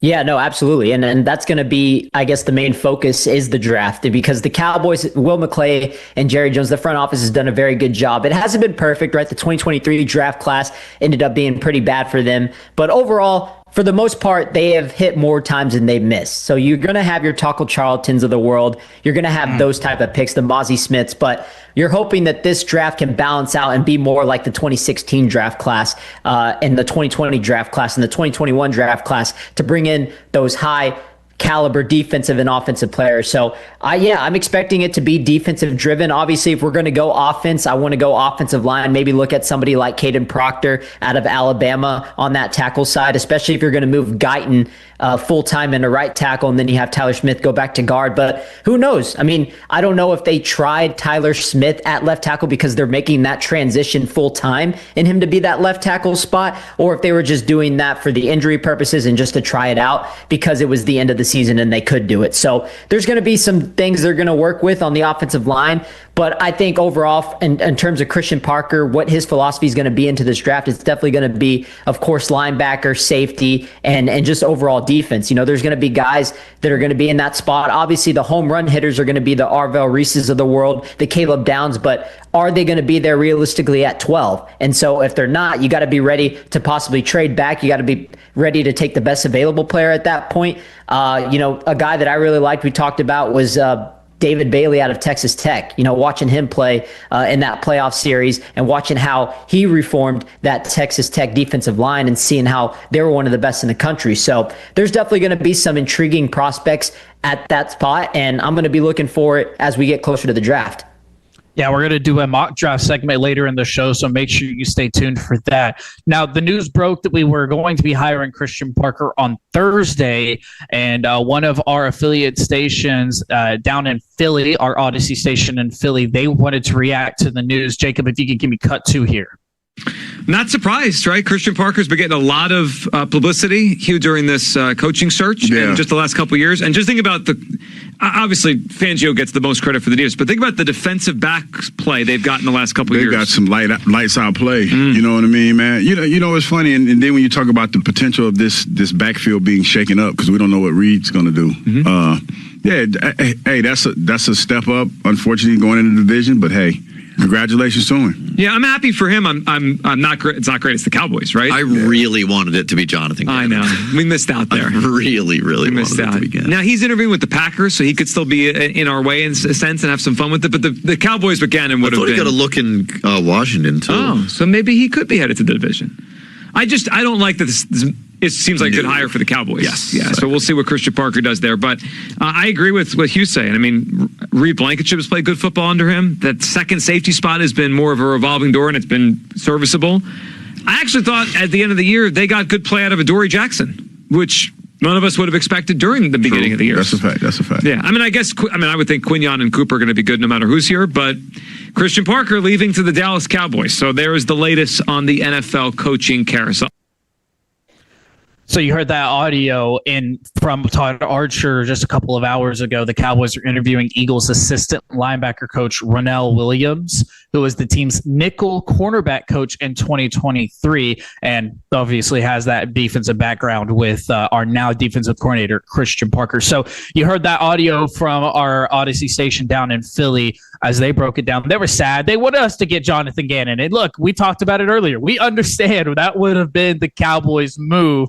That would have been, oh, yeah, that's the Jerry hire. He goes out and he gets Jonathan Gannon. But they switched it up. They went with the younger guy in Christian Parker, unproven, which can be scary waters. But at the end of the day, I think it's exciting. And now you're going to get to redo this entire defensive room. And you're going to already start. Look, say what you will about Philly. Say what you want about the Eagles. But they've been to more recent Super Bowls than we have. I know that without a doubt. And overall, taking things away from Jalen Hurts, A.J. Brown, and the offensive side of the ball, that defensive side of the ball is a SOB to mess with. So if we can get some guys from there over here in division, we're already going to know everything there is to know about them. I'm excited because defense needed to rework. Defense needed the help. This is the first part of the puzzle. The next is the drafting that will have me all hopes for the next season. Yeah, and it's always the timeline problem with the Cowboys, right? The way that the Eagles have been so, I guess, successful in this modern era is because they have been able to get the timeline right. Obviously, they've been way more aggressive than we have been. Their front office has been. We know that. But it's always lined up perfectly. When their offense is bad, their defense is lined up and helped them out. When their defense is bad, their offense has done really good. And then it always comes together in the right moment. With the Cowboys, it's like, okay, you're either going to have a really good offense or you're going to have a really good defense. And it's never going to come together when it matters. And so that's what we're hoping as Cowboys fans moving forward, and this team can build into that more consistency, because if we would have had the offense we had this past year with the defense we had a couple seasons ago, maybe it would have lined up and it got us a couple NFC championships, maybe a Super Bowl run, but it hasn't worked out that way. So Christian Parker, obviously we mentioned, is going to come in and hopefully bring some guys in and help build that philosophy. It was actually kind of funny, Kev, I was just thinking about them talking about that clip we were listening to. They wanted us to get Jonathan Gannon because not only they knew that was the safest hire for the Cowboys, that's something that they would do, but obviously too, he runs a lot of similar zone coverage as Eberflus. And so it's like you would kind of be running the same thing that you ran last year. So maybe Christian Parker now doing more man-to-man, more nickel stuff, more stuff with they did with Cooper DeJean and Quinyon Mitchell and Blankenship. Maybe that coverage will tighten up a little bit. We'll run more man. We'll be a little bit more aggressive on our coverages and press. And so, man, that it gives us more room to expand our defensive game plan and not be so predictable. Yeah, I couldn't agree more. And we'll break down more about the Christian Parker news, and we'll talk a little bit more about that later in the 320 segment where we talk about who's in and who's out for head coach conversations. But a big win for the Dallas Stars last night, 3-2. We played that highlight by Jason Robertson, a Team USA snub. Jason Robertson, who was one of 3 players in the league with 30 goals, excuse me. So, I mean, what are we even doing? But nevertheless, Stars get a 3-2 win over the Blues at the AAC. Huge win for them yesterday. They needed it really bad. They're trying to get back on the winning side of things after falling, dropping a few and going, kind of falling into a little bit of a dark hole. So they're trying to climb their way back out, get a 3-2 win over the Blues, a big one for them. I wanted to ask you, Eric, did you get a chance to keep up with this game, or did you have any takeaways? How well have you been following the Stars season? Yeah, I wish I could follow it more, but I feel like the more as we get closer into the end of the season, I start locking in a little bit more as we get closer to the playoffs, just because the Stanley Cup and the NBA playoffs going on it makes sports that much more watchable at that time of the year, especially when football's already out and kind of on about and you're getting ready for the offseason and training camp. And so that's the biggest thing I look forward to when I get closer to Stars weekend and Stars playoff success. And it's nice to have one DFW team that consistently has been in the mix, right? With the Stars, that they're going to be in contention with their superstar playmakers. And so it's at the point it's like, we're there, but it's kind of like a Buffalo Bills situation, right? We're so close, but we still can't get over that hump. But I guess we do have, I guess the, what was it? Is it 1999, the last time we won the Stanley Cup? That is correct. Yeah, yep. 1999. So at least we have the history that we do have it, unlike the Bills, which we'll talk about them later. But it is nice to kind of get up and watch Stars games, even if I don't, even if I'm not as knowledgeable as I once was in the past. Jake Ottinger in net last night, 20 saves on 22 attempts. You can rely on Matt Duchene, Wyatt Johnston, and then Jason Robertson with that game winner with, I think, like 30 seconds left. It was insane. It was off the face-off. It was something right out of a movie. So, like I said, a big win for the Stars. And another game to keep your eye on. And Tolos, don't worry. I know y'all got your eye on this one. The Dallas Mavericks and the Los Angeles Lakers. And as much as it pains me to say it, the Luka Doncic-led Los Angeles Lakers. They take on tonight at 7:30 at the AAC. So, look, it'll be an interesting game. The Mavs have won 4 straight. The Lakers are coming in here, so you know that they can beat anybody at any point, but they've been a little streaky themselves. But you know you're going to get Luka's best effort. He's already been back in Dallas the past few days. I'm excited to watch this game, though there might be one single tear fall down my cheek. I don't know about you, Eric, but I'm going to be excited to watch this basketball game. Man, I can't wait for it. It's going to be a really good game, and it makes me more confident because of how the team has been playing, even despite all the injuries. And I know there's been a lot of chatter about, Rich Paul. There was, false reports about apparently he wanted to trade AD right this second, and it had to happen before the deadline. And then, of course, Mark Stein coming in and saying, no, that wasn't quite the case. But everybody's been talking about the Mavs need to go ahead and blow this up and tank and get, trade AD, trade Kyrie, just go ahead and start this rebuild around Cooper Flag. But if you've been looking at them the past 25 games, they've been playing some really good basketball. And, they're winners of their last 4 games. They've looked really good. They decimated the New York Knicks in the Garden on Monday, and then they followed it back up this past, Friday night against the Warriors. And so, that was a good get right spot to keep the streak going because of how the Warriors were coming off that emotional loss of Jimmy Butler in the ACL tear. So, they just got to keep taking advantage of the teams that they need to beat. And so the Knicks were faltering when they played them. The Warriors were faltering when they played them. And the Lakers haven't been playing as well either. And, with their defensive issues and Austin Reeves still coming back from that calf injury, he's questionable tonight. So they need to take advantage of these teams that they're playing that have kind of been struggling like they were the Knicks and the Warriors. So it's going to be an interesting matchup. And the thing I'm watching out for tonight is obviously Luka Doncic and Cooper Flag, but Max Christie been having a career year 3-point shooting in Mavs franchise history, and it's been very special to watch. We'll talk more about the Mavs and that report coming up at 3:40. But coming up next, interception or catch. And when did Bo Nix get hurt? NFL divisional recap next on The Fan. Sean and RJ, the KNC Masterpiece, G-Mag Nation, and Fan After Dark. Live and local. Turn it on and leave it on. 105.3 The Fan and our Odyssey, iHeartRadio, and TuneIn apps. That feeling you get on the water? This is where it starts. The Dallas Boat Show is back with 2 full weekends. With more than 200 exhibitors, it's the place to compare boats, talk with dealers, and see what's new. All in one place. Whether you're buying your first boat or upgrading to the next one, this is the place to do it. The Dallas Boat Show at Dallas Market Hall. 2 weekends starting at January 30th. Your next boat starts here. Get tickets and event details at dallasboatexpo.com. Hi, this is Pete Thompson from the Consumer Team. If you're dealing with a furnace breakdown, call the On-Time Experts. 7 days a week, they'll be at your home same day, or the service and diagnostic fee is free. And their technicians are here to fix your furnace and get you warm again, and not just try to sell you a new system you may not need.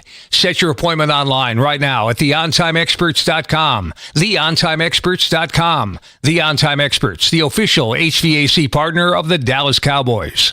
Hey, it's Tony from East Dallas Diesel. And look, we all know how it goes at those big box dealerships. They lure you in with a sale, then hit you with fees, markups, and hours of waiting around. Yeah, not here. At East Dallas Diesel and East Dallas Motor Cars, we keep it honest and easy. Upfront pricing, no hidden fees, and you can be in and out in under an hour. And whether you're after his dream truck or her sleek weekend car, we've got something for both. Everyone handpicked and Tony approved. Check us out at eastdallasdiesel.com or eastdallasmotorcars.com, where custom comes standard for him, for her, and for anyone tired of dealership games. This is a special alert to all Americans who own a vehicle with less than 200,000 miles with an auto warranty about to expire or with no warranty coverage at all. Due to a decline in the economy, CarShield is announcing a low-cost month-to-month vehicle protection plan that is now available to the public to save any driver out-of-pocket expenses on future auto repairs. Call now to find out how you can pay almost nothing for covered auto repairs. Yes, you heard that correctly. Pay almost nothing for covered auto repairs. An open phone line has been established for all drivers to call for a free quick quote. Call 800-908-8646 now. Drivers who are covered will not have to pay for covered repairs again. This protection plan is at an all-time low. Additionally, drivers who activate this vehicle protection today will also receive free roadside assistance, free towing, and car rental options at no additional cost. Call us for your free quick quote today. 800-908-8646. That's 800-908-8646. What do you have to lose? Call 800-908-8646. Again, 800-908-8646. Think Verizon, the best 5G network, is expensive?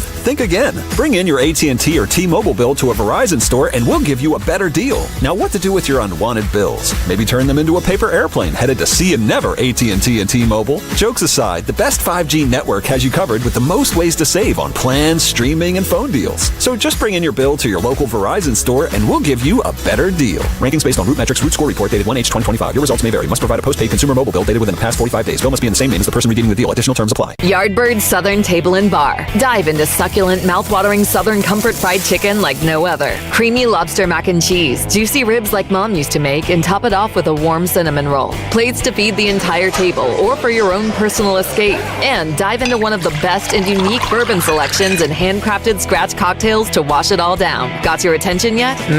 Yardbird Southern Table and Bar. Located across from Clyde Warren Park at 2121 North Pearl Street in Dallas. RunChickenRun.com. Hey Texas, this is Ryan Watson, owner of Alliance Hyundai. We have over 600 vehicles in stock like the all-new 2025 Hyundai Elantra. Plus, every new Hyundai comes with America's best warranty. 10 years, 100,000-mile powertrain limited warranty and owner assurance. Visit us at alliancehyundai.net today. This is the story of the one. As an HVAC technician, he and his digital multimeter are in high demand. So when a noisy office HVAC turns out to be a failing blower motor, he doesn't break a sweat. With Grainger's easy-to-use website and product information, he selects the product he needs to keep everything humming right along. Call 1-800-GRAINGER, click Grainger.com, or just stop by. Grainger, for the ones who get it done.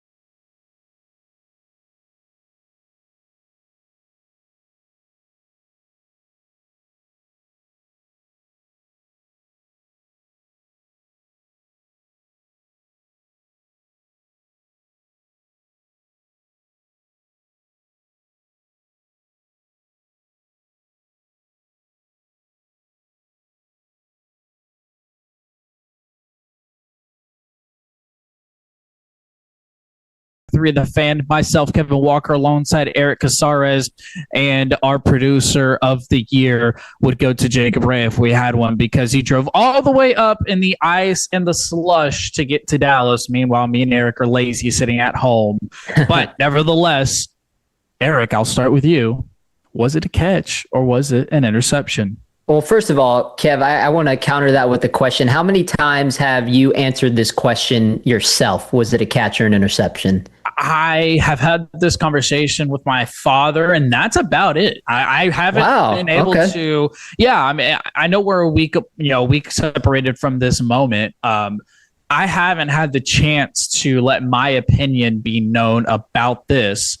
So I kind of wanted to open up. We won't spend a whole bunch of time on it, but I did want to, revisit. Maybe people have had their time to look over and they have a different opinion now than they did last Saturday. So I'll start with you, Eric. How'd you feel about it? Yeah, well, I'm really curious to hear yours. So I'm sure you'll do most of the heavy lifting here, because that people want to hear you.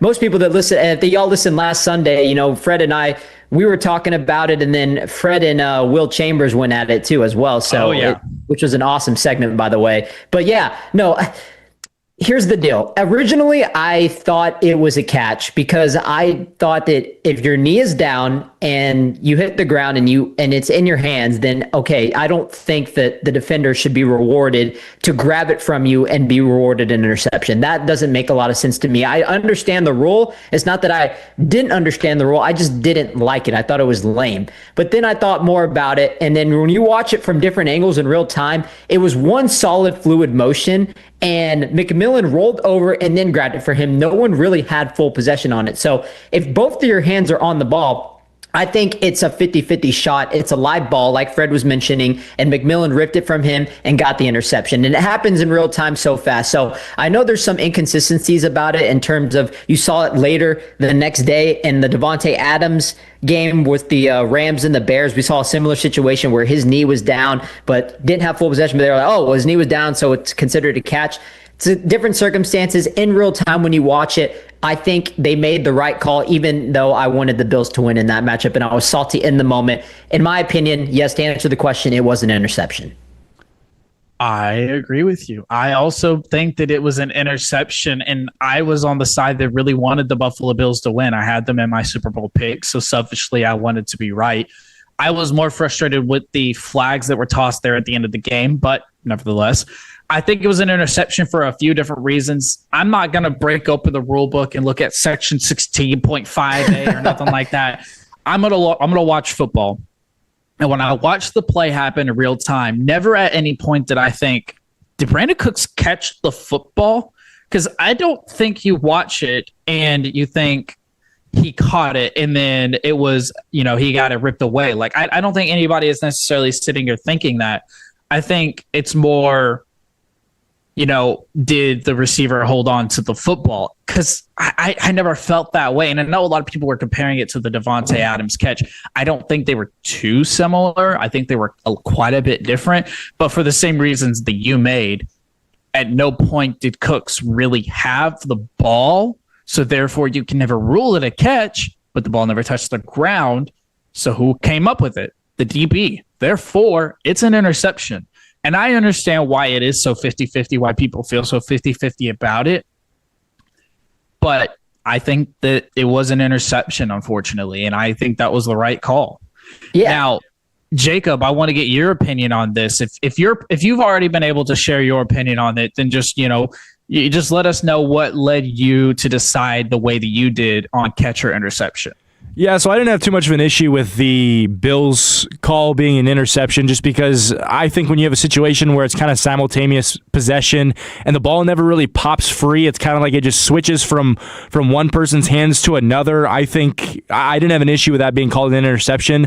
And then in the Bears and Rams game, I think the reason why that one was called a catch was A, Devontae Adams' knee was down, and B, Tyreek Stevenson ripped at the ball and actually ripped the ball out and caught it in the air. So it kind of felt like more of a fumble, depending on how you looked at it. And in a sense, if you were to call that a fumble, that would again bring up the point that his knee was down. So I thought both calls were correct, and I liked the Bills' call as an interception. I feel like in the Broncos and Bills game too, it was more closer to an incompletion if it wasn't an interception, because Brandon Cooks never really had full control of it. Like, at least with the Devontae Adams one, it was more closer for him getting the catch. And like you said, it ended up Tyreek Stevenson ripping from him, causing it to be more of a fumble than anything. But in that situation with Brandon Cooks, it never really felt like he had full control of it. Yeah, now Mike or Jacob, go ahead and keep your mic on, because the next game we're going to talk about is the Rams and the Bears, which, man, that's one of the better playoff games I've seen in a while. I know it's been some time since the conclusion of that game, but Jacob, your takeaways from that football game and how you feeling about the Bears season as it came to an end? Well, first of all, I'm going to get all my homerism out of the way right now. Go ahead. Anybody talking about the Chicago Bears playoff run, and their first thing they're pointing to is Caleb Williams' completion percentage, doesn't know ball, and should not be allowed to have a microphone in front of their face. Anybody who walks away from those two games and says that man didn't make two of the best throws of all time in back-to-back games just simply doesn't know what they're talking about. I was super happy with the fight in that game. The thing that kind of sucked about the difference between the first game they played and the second game they played was in the Packers game, it felt like they got outplayed for the majority of the game and then just kind of came back and won. I think I could argue in this Rams game, I think the Bears on both ends of the floor outplayed the Rams, especially on defense. I think the defense took the week prior personally against the Green Bay Packers and came out with a fight. But at the end of the day, I mean, Matthew Stafford's Matthew Stafford, and if you give him two chances at overtime in a tie game, he's gonna do what he did. So, I understand why you feel that way, and I agree with you that there are a good fair count of Caleb Williams haters out there. I don't think it's necessary. I think he balled out. I think he did an incredible job, and there for a minute, and I know I was texting back and forth with you, Jacob, during the game. There for a minute, I was thinking, wow, is Caleb Williams really going to go full Iceman mode and kind of like take over this game like we've seen from some of the greats and just make this thing happen? But, costly interception, you could say, the wrong route was ran. Either way, I thought it was an incredible game. What about you, Eric? Yeah, no, absolutely. Anybody blaming this game on Caleb Williams, I completely agree with Jacob. Like, I don't know how you could possibly do that. We're looking at the totality of the entire divisional round.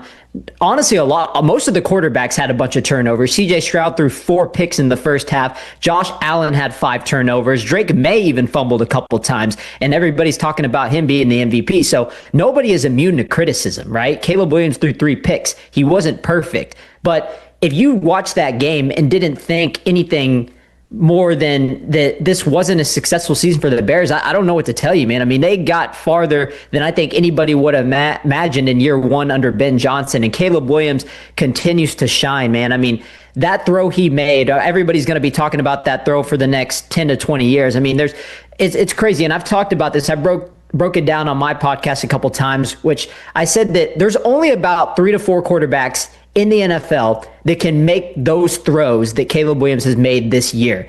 And he's one of them, right? So he's already had that one spot. And so he's just super special as a talent. We knew that coming out of the draft from USC, coming in for Spencer Rattler in Oklahoma. He has that talent. So it's going to be the little things that's going to get him to be that elite quarterback that we expect him to be, right? Because he makes those big throws, but on the other side, he also misses the easy throws. So the accuracy, the decision making, that is going to come with time, with age. But questioning his ability to carry this team or be an elite quarterback just because he has a bad completion percentage in year 2, I don't really buy that at all. And then you talked about CJ Stroud and Drake May. The Patriots beat the Texans 28-16. Look, that score makes the game sound a lot closer than it really was. The Patriots took care of business against the Houston Texans, despite the Texans having, in my opinion, a Super Bowl level defense.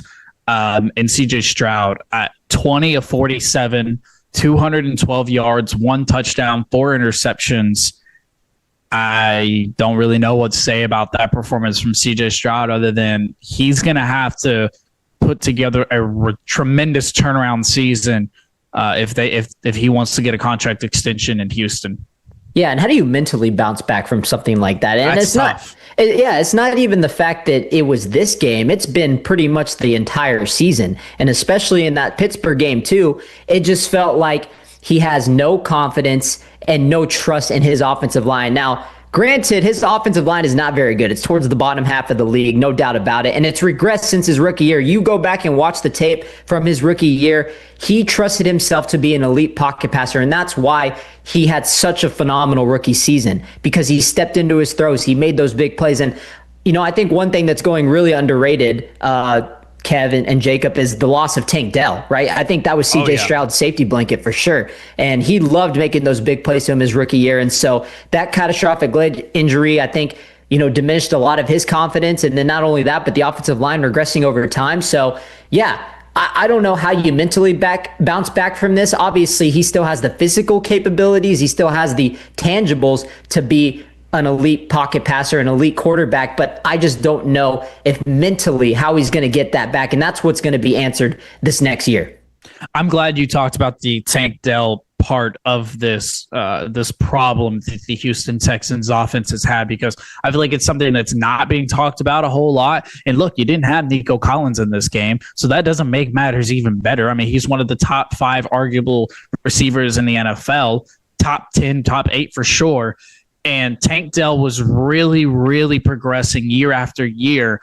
And I was high on Tank Dell. I mean, I drafted him in one of my leagues a couple of years ago, and then he had that, like you said, catastrophic leg injury. I know he's been cleared to participate in spring practices coming up for the Texans. So that'll be huge for what will need to be a bounce back season for CJ Stroud and this Texans offense. But yeah, not enough people are talking about the Tank Dell factor of these offensive issues. Not to mention Joe Mixon, MIA the entire season. Joe Mixon was just completely gone. I know Nick Casario said that it was a freak accident, that was unprecedented, and that he doesn't know the future of Joe Mixon and the Texans going forward in the future. So that's kind of like a weird situation. But you got Woody Marks out of it, so. This Texans offense has just been so weird in so many different ways, despite them coming into the playoffs on the 8-game win streak. But nevertheless, they fall to the Patriots, and the Patriots now have to play the Denver Broncos.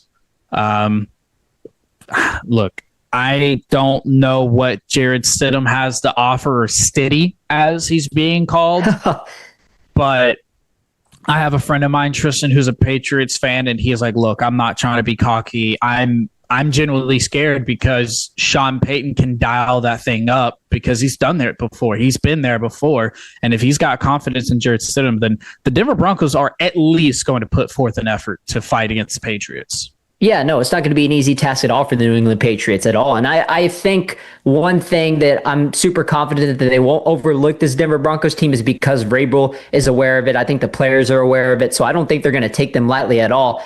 Jarrett Stidham, I am worried, obviously, because, and it's not so the fact that I think he's going to turn the ball over or he's not going to be able to score points. I'm not worried about that. I'm more worried about the big playability in the biggest moments and what Bo Nix provided for that Denver offense. When you needed him to make a big play, like 40 yards down the field, scrambling out of the pocket, Bo Nix would be that guy. He was one of the best quarterbacks at doing that. And so I don't know if Jarrett Stidham has the capability of doing that on a consistent basis, because we know Bo Nix can do it because he's just super agile, super mobile. So Jarrett Stidham to me just kind of seems like he's going to be, sitting in the pocket, making the easy throws, game managing his way to victory. But I don't know if it's going to be enough, because we know that Patriots team has big playability. Even though their offense hasn't been playing as well as we expected to, they played some pretty good defenses in the first 2 rounds. The Chargers and the Texans are no joke. So, and the Denver Broncos defense is no joke as well either. So it's I think it's going to be a defensive scoring game, a defensive lower scoring game, and it's going to come down to which quarterback can make the bigger plays. And I don't know if Jarrett Stidham can do it like Bo Nix could. 1-3 in his 4 career starts, never started in a playoff game for Jarrett Stidham. So we'll see what happens.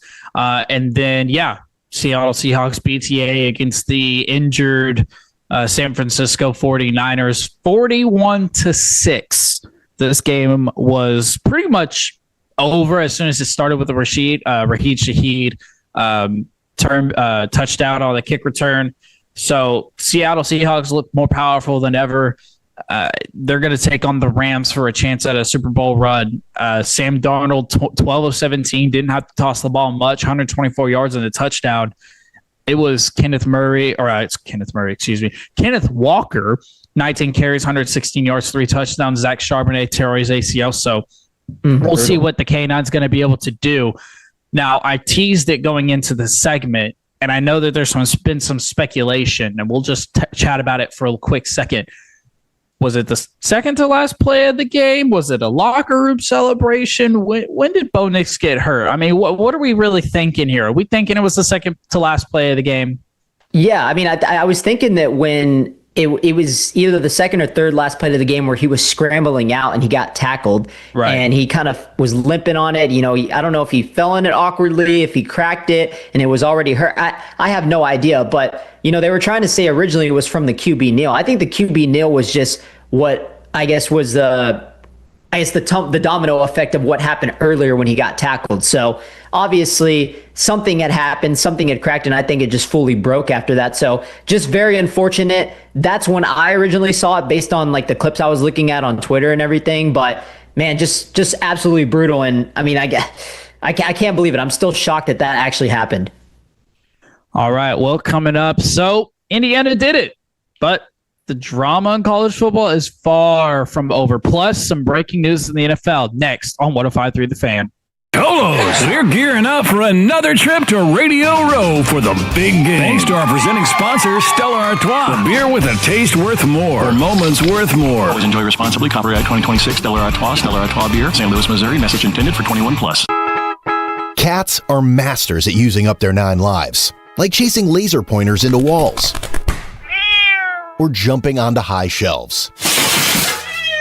But the one thing cats never do, text while driving. So be like a cat and protect your one and only life. Don't text and drive. Don't drive distracted.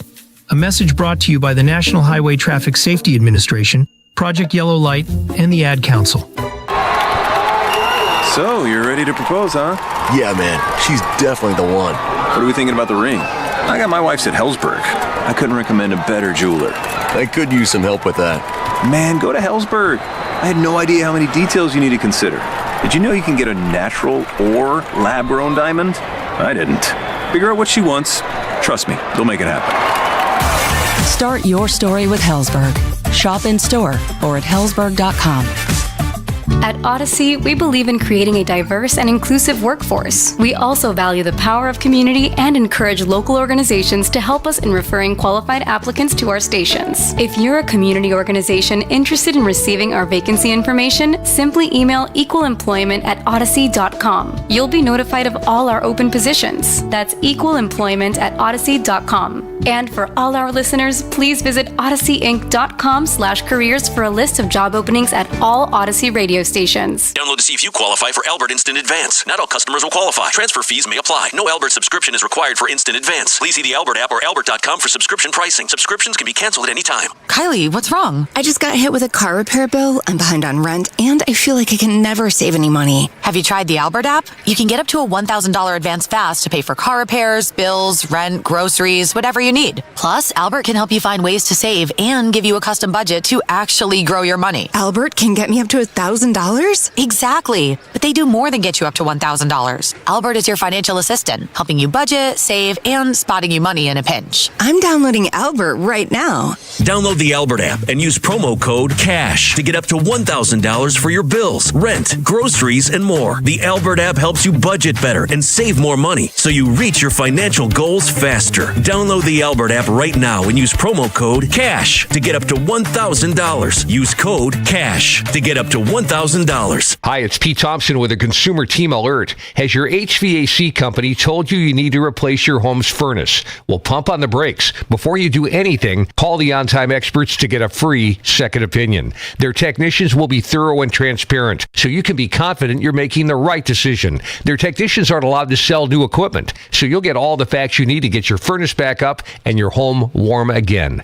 Go to theontimeexperts.com and set your appointment time today. That's theontimeexperts.com. OnTimeExperts.com. Paramount Plus is the new home of UFC, and we're coming out swinging with UFC 324. Oh, what a shot! And 325 on back-to-back weekends. The new era is here.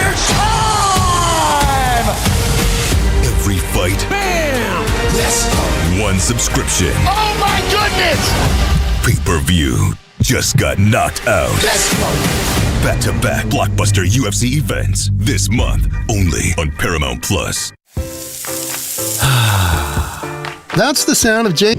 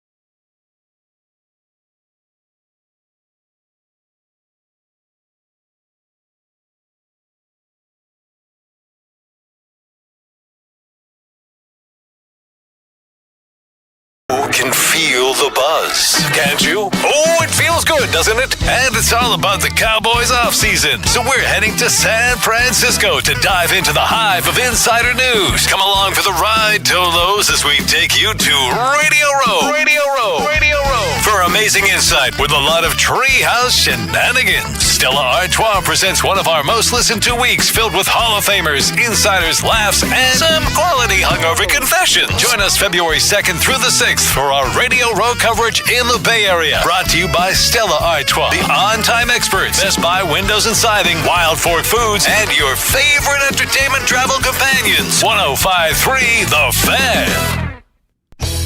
If you're in the market to upgrade your vehicle, get to Classic Chevrolet in Grapevine. Back-to-back #1 Chevy dealership in the world. They've got more new Chevys than anyone, all priced to sell. Silverados, Tahoes, Blazers, Malibus, Equinox, and more. Visit ClassicChevrolet.com. This is Texas. This is Classic Chevrolet. Together, let's drive, relax, and enjoy the difference. Based on new Chevrolet registrations 2023 and 2024.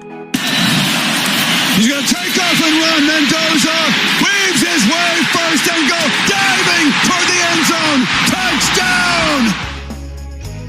An all-time call for Hayes Mendoza, 27-21. The Indiana Hoosiers get the dub over the Miami Hurricanes, and they move to 16-0 after winning their first ever national championship. Welcome into 105.3 The Fan. My name's Kevin Walker. I'm alongside Eric Casares behind the glass even. Jacob Ray made his way up to the studio, but the Hoosiers get the job done 27-21. Eric, can you believe it? Eric Casares. I mean, this is insane. The Indiana Hoosiers were literally one of the worst football teams in college football, not even but 2-3 years ago, and a complete turnaround by Curt Cignetti. I win Google me 16-0. The Hoosiers get it done. Yeah, no, absolutely. I mean, 16-0, Indiana Hoosiers. If I would have told you that at the beginning of the season, you would have called me crazy, man. But as the season progressed and as the playoffs started, we knew that this was the best team in the country and Curt Cignetti was the best coach. And now there's no debate. There's no argument at all. And I think he said it well in his post-game interview with ESPN where he said, Indiana Hoosiers just won the national championship. It can be done. And yes, it can be because it's a reality now. I mean, this team they were mistake-free, it felt like, all postseason, and they just took advantage of mismatches all the time, and they won in the trenches. And I said this the other day. Now you have to have a really good defense, and you have to have a really good coach. You know, it's not always about the quarterback, but we saw Miami Hurricanes, really good defense. Why they got them so far? Carson Beck wasn't the driving force of that team. Indiana Hoosiers, yeah, they have Mendoza, but their defense and overall balanced attack was just overall dominant. And then a reason that Ole Miss and Bama and Georgia didn't make it as far as people expected them to, the SEC making it far in the playoffs, and we're normally used to seeing that, hasn't been the case the past few seasons, is because their defensive units aren't as strong as they once were. And that's not because the NFL talent is gone. It's just a matter of fact that overall balance and NIL, it's a different era. So, yeah, I can't say enough good things about Indiana. What a dominant performance all season. And, yeah, Miami hung in there, but great win for them. Yeah, huge win for the Hoosiers. Jacob Ray, your thoughts on this win? Yeah, I mean, I was pretty amazed. I mean, it's always fun rooting for an underdog team and not too or rooting for a team that was an underdog coming into the playoffs, right? They weren't the favorite to win it all. And then they went in and they put belt to ass to everybody. And you saw what you saw, and they turned from underdogs into favorites, and I think that's just the best part about it. I'm a huge Curt Cignetti fan. I love his line where he says he wants to drink a beer after wins. So I love all of it. I'm excited for next season, too. I mean, how could you not be? I know that they've already got some people coming back. Fernando Mendoza is one of the front runner, probably doesn't even explain it the best. He is favored to go number 1 overall to the Raiders. I don't know why he wouldn't go number 1 overall to the Raiders. So big win for the Hoosiers. They get the job done. And that game, according to Pete Nakos of On3 Sports, the national championship game viewership averaged at about 30.1 million viewers. And you might be wondering, well, where does that rank among the top viewed games? Well, number 1, hook 'em, 35.6 million viewers. Texas USC back in 2005, what many regard as one of, if not the best football game of all time. Ohio State, Oregon in 2015, that one averaged at 34.1. The only playoff game to outview Indiana, Miami was Alabama and Texas in 2009, which had 30.7 million views. So don't tell me that people don't want to watch Indiana football, because 30.1 million people did on a Monday night, despite college football practically being over 4 weeks prior. Yeah, and congrats to you, Kev, for calling it last week. You said that you believed if Miami had their best game, that could they beat Indiana? That was the question we were talking about last week. And, did they have their best game? I mean, that begs the question. That defense did. I'll tell you that much. Yeah, I mean, and they covered. And that's what we said. If they could find a way to cover that 8.5 spread, they were probably going to be holding their heads high. And, I know Carson Beck, maybe he's feeling a little bit down because he threw that pick at the end of the game, which was a horrible throw, by the way. But nonetheless, I mean, the fact that they had a chance to go win the game, I mean, just think about the narrative that would have been, how much different the narrative would have been if Carson Beck would have led that team down on the game-winning touchdown. It's crazy to think about. Indiana would have went from a team that felt inevitable to a team that was like, what if they would have won, So with Mendoza, so it's crazy to think about that. Even despite how great Indiana was all season, Miami held their heads high, and the fact that they were literally one drive away from winning that game it's bonkers. Yeah, I'm trying to pull up the tweet that I found. I think I saw something along the lines of Carson Beck has thrown an interceptions at end of game 4 out of 5 times. Here it is. Okay, from The Athletic. Throughout his playing career at both Georgia and Miami, Carson Beck has only lost 6 games. An impressive feat, don't get me wrong. But in 4 of those 6 matchups, the final offensive snap was a Beck interception with a chance to win the football game. Brutal. And that is brutal for sure. I mean, the way you said it was perfect. That was brutal for sure. And then another piece of news in the college football world. We'll save the drama for the 440 segment. We'll break down the Clemson Ole Miss story, so stay tuned for that. I've got some incredible audio from Dabu Sweeney, who he stepped out on a limb and did something that no other coach has done. But starting, I think it's next year that all Division I college football teams will be allowed to wear up to 2 commercial patches on their jerseys. Eric, Jacob, chime in here. Commercial patches on the jerseys in college football. What are our thoughts on that? Jacob, what do you think, man? I mean, I don't know. It just feels like a different era now.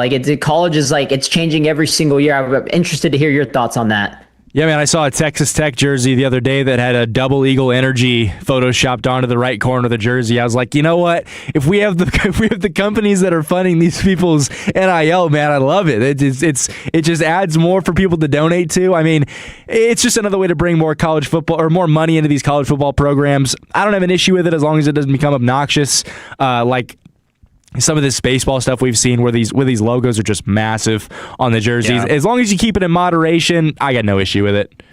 I don't want it on the helmet. Keep it off the helmet. Yeah, no I helmet. don't want it anywhere to be seen on the helmet. I'll say that much. Yeah, as long as it's not a distraction, it doesn't really bother me. Where I have a problem with, and we can talk about this some other time because I know we if time pursuits, but it's just the constant changing in favor of Notre Dame getting benefits from the College Football Committee, which, man, now that they're top 12, they're guaranteed to get in. Doesn't sit right with me.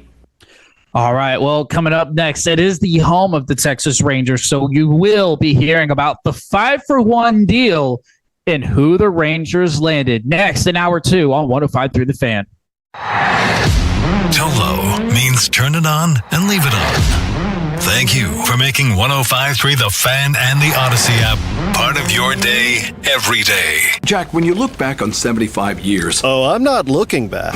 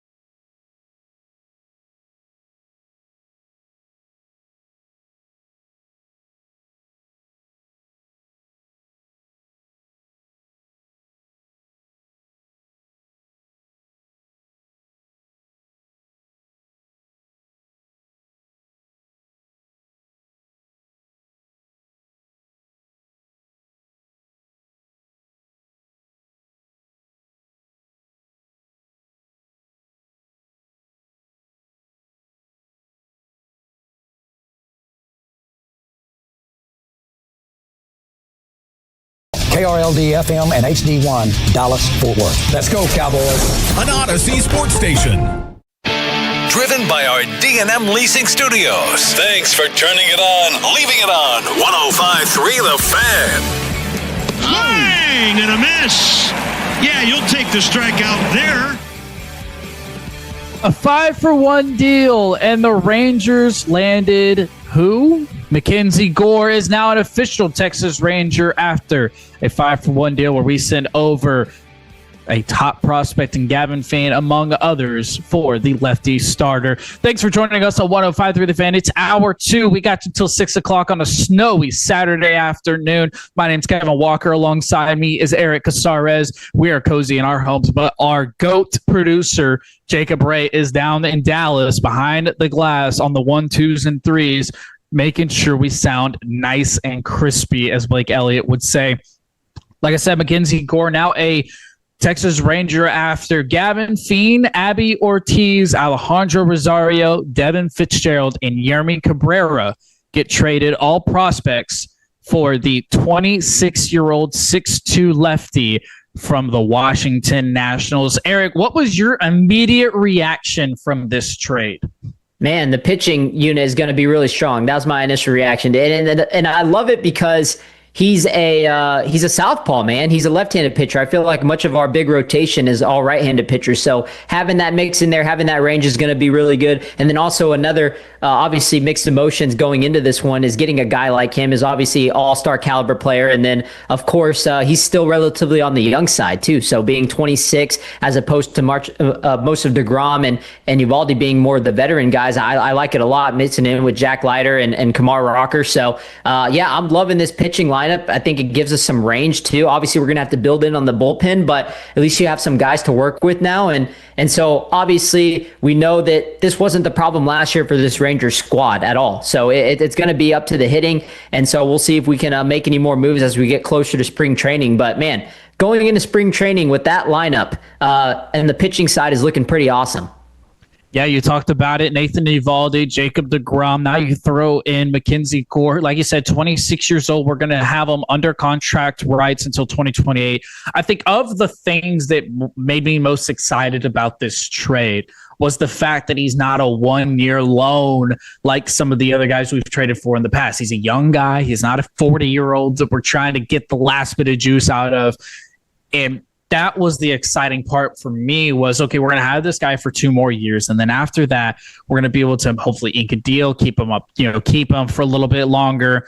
So that was really exciting. And now when I heard the news, I had to let the G-Bag Nation know. I went ahead, texted Zach Wolchuk so that way they were able to talk about it.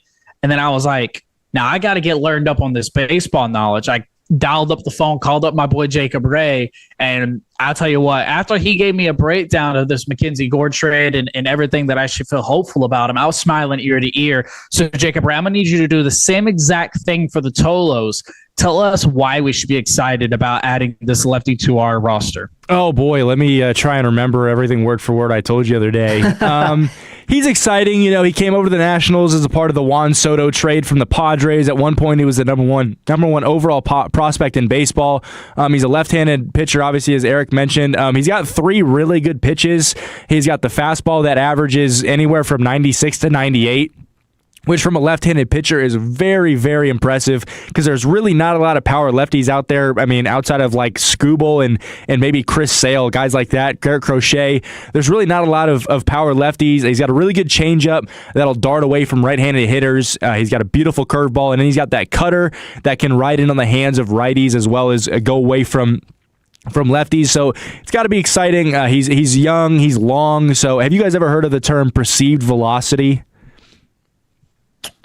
I've heard of it. I don't know if I can explain it. So I can assume that it just means what a fastball looks like. So perceived velocity is taking into account a pitcher's length, right? So a player like Paul Skeens and Jacob Mizorowski, who are both 6'5", 6'8", are going to have higher perceived velocity because the ball is coming out of their hand closer to home plate. So it's all about extension. Mackenzie Gore, he's not the longest guy, but he's got good extension. So the perceived velocity on that fastball is higher than what it's actually coming in at, which makes gives the fastball a lot more run. So I think it's going to be exciting. I was a little weary about the fact that we're giving away a first-round bat, considering the issues the offense had last season. But when you take into account the fact that you're playing 81 games at Globe Life Field, which is a very pitcher-friendly park, sometimes you have to sacrifice offense and play into the way that your ballpark plays. And I don't mind getting a young player, because I still think you have a lot of intriguing pieces on the offensive side of the ball. So overall trade, I'd give it like a B+.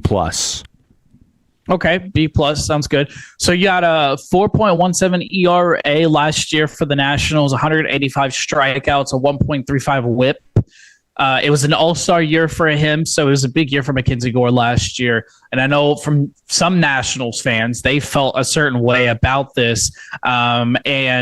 A Washington Post reporter joined the foul territory. Jacob, if you give me cut 3, another reason why Mortello should feel good about the trade for Mackenzie Gore. I'd say the biggest thing for Rangers fans to know is that this is a guy who has a lot of untapped upside. And that sounds a little weird to say about a 26-year-old who's been in the majors for a few years now. But the biggest thing about Mackenzie is he's got 3+ pitches. He's got all this stuff. And he's really someone who just hasn't fully been unlocked yet, whether that's the Nationals' fault, whether that's injuries, whether that's, something here or there. The fact of the matter, he's looked like an all-star pitcher at times during his career, and he's looked like an incomplete project at others. So I think what you're getting is a leader in the room, and someone who's probably going to be able to tap into that in Texas. That was from the Washington Post reporter Spencer Nussbaum on Gore's upside. He was on the foul territory talking about it. So, yeah, I feel really great about this trade. I feel good about it. Now, if I were to play devil's advocate, I would love to get a bat. I would love to add to this offense that definitely was lackluster last year and even the year prior. I know you traded for Nimmo. You feel good about that. You know what you're going to get from Corey Seager. You need a huge bounce back year from Josh Young. You need a huge bounce back year from Evan Carter. Wyatt Langford wasn't the quote-unquote MVP caliber player that some were expecting him to be last year. I know that's high standards to put on him, but there's room for improvement for every single person on this roster. And I think there's a large portion of Rangers fans who would have loved the team to go out there and get a bat. And look, it's not too late. We can still go out there and make a trade for somebody. I don't think it's going to be one of these big name guys, but you get out there, you get a lefty, you strengthen up the pitching rotation. But I'll ask you, Eric, and then on to you, Jacob. I mean, weren't you kind of hoping the Rangers would have got a bat? Yeah, no, absolutely. I mean, outside of Nimmo, it just feels like this has been a quiet offseason for the Rangers. And so getting somebody like Gore obviously wakes us up a little bit. Is this going to be more of a wake-up call to get more bats? And that's what I was going to ask Jacob next. I mean, assuming that this rotation were to stay the same as of right now going into 2026, right? Assuming they're not going to make any more trades or any more moves, what is the ceiling for this Texas Rangers team in your opinion?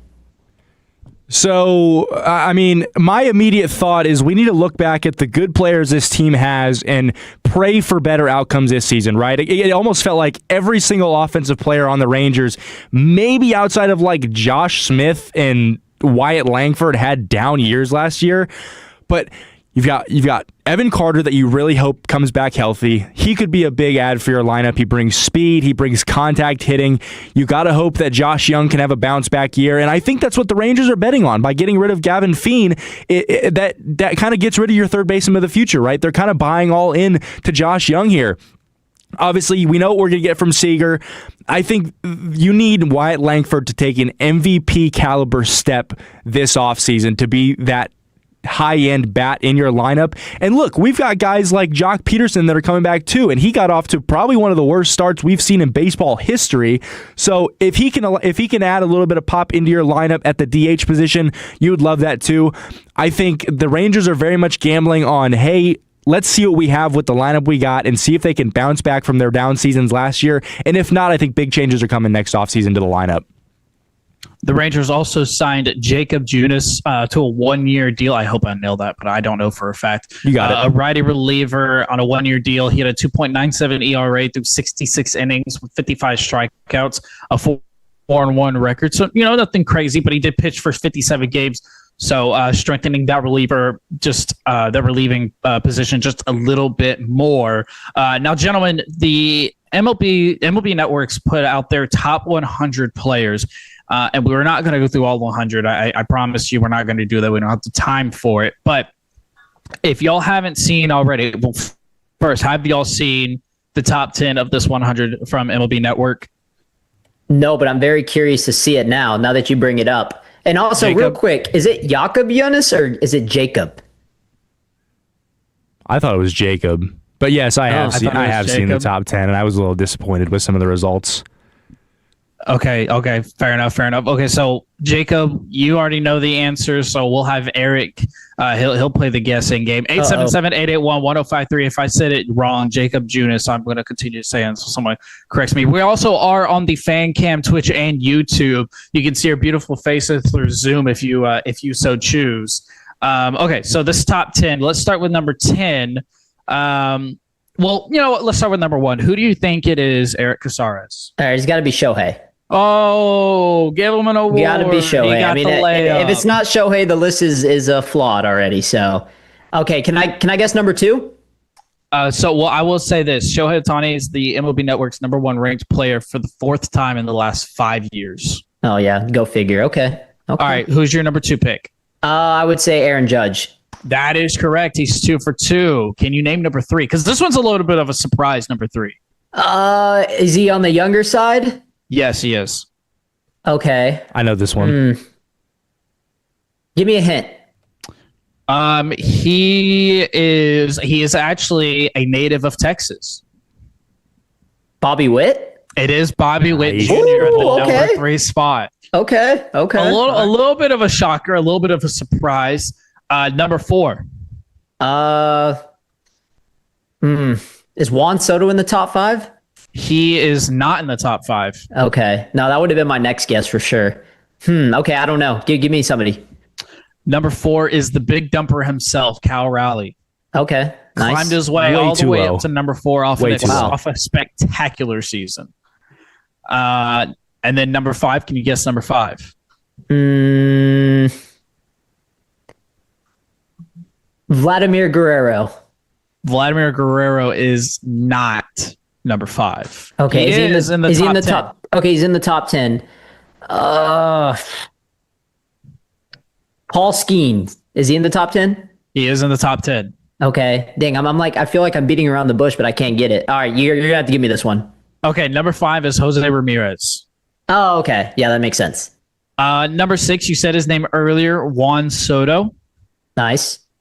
Number 7, you also said his name earlier. Do you want to guess who number 7 on the top 10 list might be? I said his name earlier? You did. Is it Paul Skeens? It is Paul Skeens at number 7. All right. Number 8. Position. It kind of gives away, but pitcher. Scooble? It is Scooble. Okay. All right. It is Scooble. All right, so now you got number 9 and number 10. Can you get all of these? Number 9. Who is number 9? Okay. I'm gonna throw out a name that Jacob brought up. Garrett Crochet earlier. No, not on the top 10. Really? Okay. Is Okuna in that conversation? He is not in this conversation. Okay. I'd have to imagine the injuries have dropped them quite a bit. All right. I already said Vladimir Guerrero. You said he was 10? He is. He's 10. Okay. Oh, dude. I don't know if I'm going to get this. Did I say for Francisco Lindor? Did I say that? I already said him? No, you did not say that, but he is not number 9 either. Oh, dude. Jacob Alice. Yeah, he's gonna have to snatch it. Does this spot at number 9, is it accurate to you? I forgot number 9 and number 10. Okay, so he What is position does he play? Third baseman. Oh man, who the Rangers have some familiarity with. No, I'm not talking about Josh Young, by the way. Oh, dang it. Yeah, I don't know. Yeah, dude, I don't know if I'm going to get it. I feel like I've been beating around the bush. I don't know if I'm going to get it. Corbin Carroll comes in, number 9. Corbin Carroll's a right fielder. MLB's top 10. Corbin Carroll's a right fielder. Did I say third base? You said third base. You know what? That's on me. That's my bad. Either way, Eric, I think you did a pretty good job. Now, what are y'all's thoughts on that top 10? Yeah, for the most part, I feel like I could name most of the guys. So, like, I mean, even though I wasn't like 100% accurate on all my picks, I feel like there was somebody in the top 10 that I was thinking of, or at least around the top 10. So, yeah, I mean, I guess there was just a couple guys that I missed. Like, I missed Corbin Carroll, obviously, and then I missed Cal Raleigh, which obviously he had a crazy season this past year. So I probably should have thrown him higher. But number 4, Cal Raleigh, number 4. I mean, that's a little high off of one. I mean, look, one incredible season. I'm not taking anything away from him, but that's a really high jump from where he was last year for sure. I don't know what he was last year, but I don't imagine it was top 10. Yeah, that's interesting. Is there anybody like that like you notice, like looking at this list, that you think maybe should have, like, they were robbed of the top 10 spot? I think his injury history, you talked about Acuna earlier, his injury history definitely hinders his chances to get into the top 10. Man, that's tough. That's tough. Jacob, did you have a snub by chance? You know, I thought Manny Machado probably should have been a little bit higher than he was. Okay. He was batting over 300 the majority of the season. He's always going to be one of the best fielders at his position. So I would have liked to see him a little bit higher, and I think I would have also probably put Skubal over Paul Skeens, just for the sheer fact that Tariq Skubal, we don't see as many great lefties as he was, and he also, I mean, he put that Detroit Tigers team on his back, and the Pittsburgh Pirates are one of the worst teams in baseball, so I think that should have some sort of value in this list. So just going off of a couple of the names that you mentioned, Eric, before we get out of here, Lindor at 11, Crochet at 12. Yoshinobu Yamamoto climbed his way up to 13. Acuna at 14. Tatis Jr. 15. Schwarber 17. Julio Rodriguez 16. Mookie Betts at 18. Ketel Marte 19. And Will Smith at number 20. So just a couple of more for you on the MLB Network's top 100. Coming up next, I promised you some NFL breaking news, and we'll have it on the other side. But who hired who and who's left? And I thought he was the offensive coordinator. More next on The Fan. The more time you give, the more our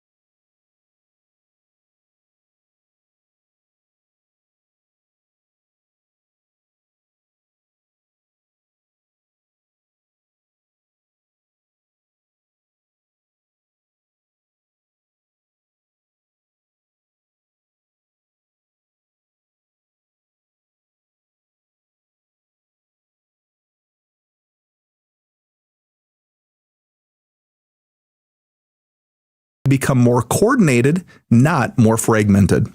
One plan, one trusted team. Call Trajan today, 469-579-3500. That's 469-579-3500. Trajan Wealth, an SEC registered investment advisor. Additional services through Trajan Estate and Trajan Tax. Additional disclosures and accreditation at trajanwealth.com. This segment on 105.3 The Fan is brought to you by the Frankels. If you've been injured in a car or truck wreck, call Frankel first, 214 or 817-333-3333. With Frankel and Frankel, there is never an out-of-pocket cost. They only get paid when you win. Frankel and Frankel, the go-to car and truck wreck attorneys in Dallas. Breaking news. I don't know if you want to call it breaking, but it is news. The Dolphins are hiring Bobby Slowick, who was their senior pass game coordinator last year. They're now promoting him to the offensive coordinator role. If you don't remember, he helped C.J. Stroud when he needed it during his 2 years as the play caller at the Texans.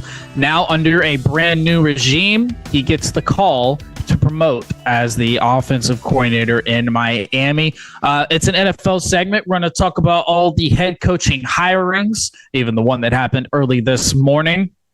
Talk about the OCs, the DCs, interview updates, especially what the hell is going on with the Buffalo Bills.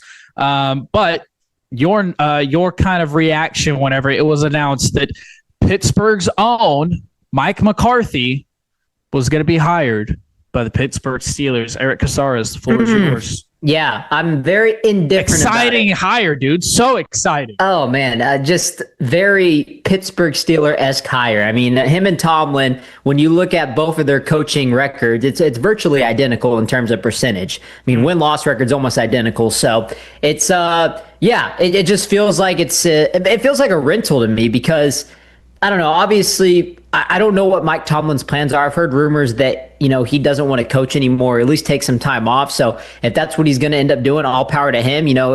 Everything runs its course. And I'm glad that they, ripped the Band-Aid off and, mutually agreed to part ways.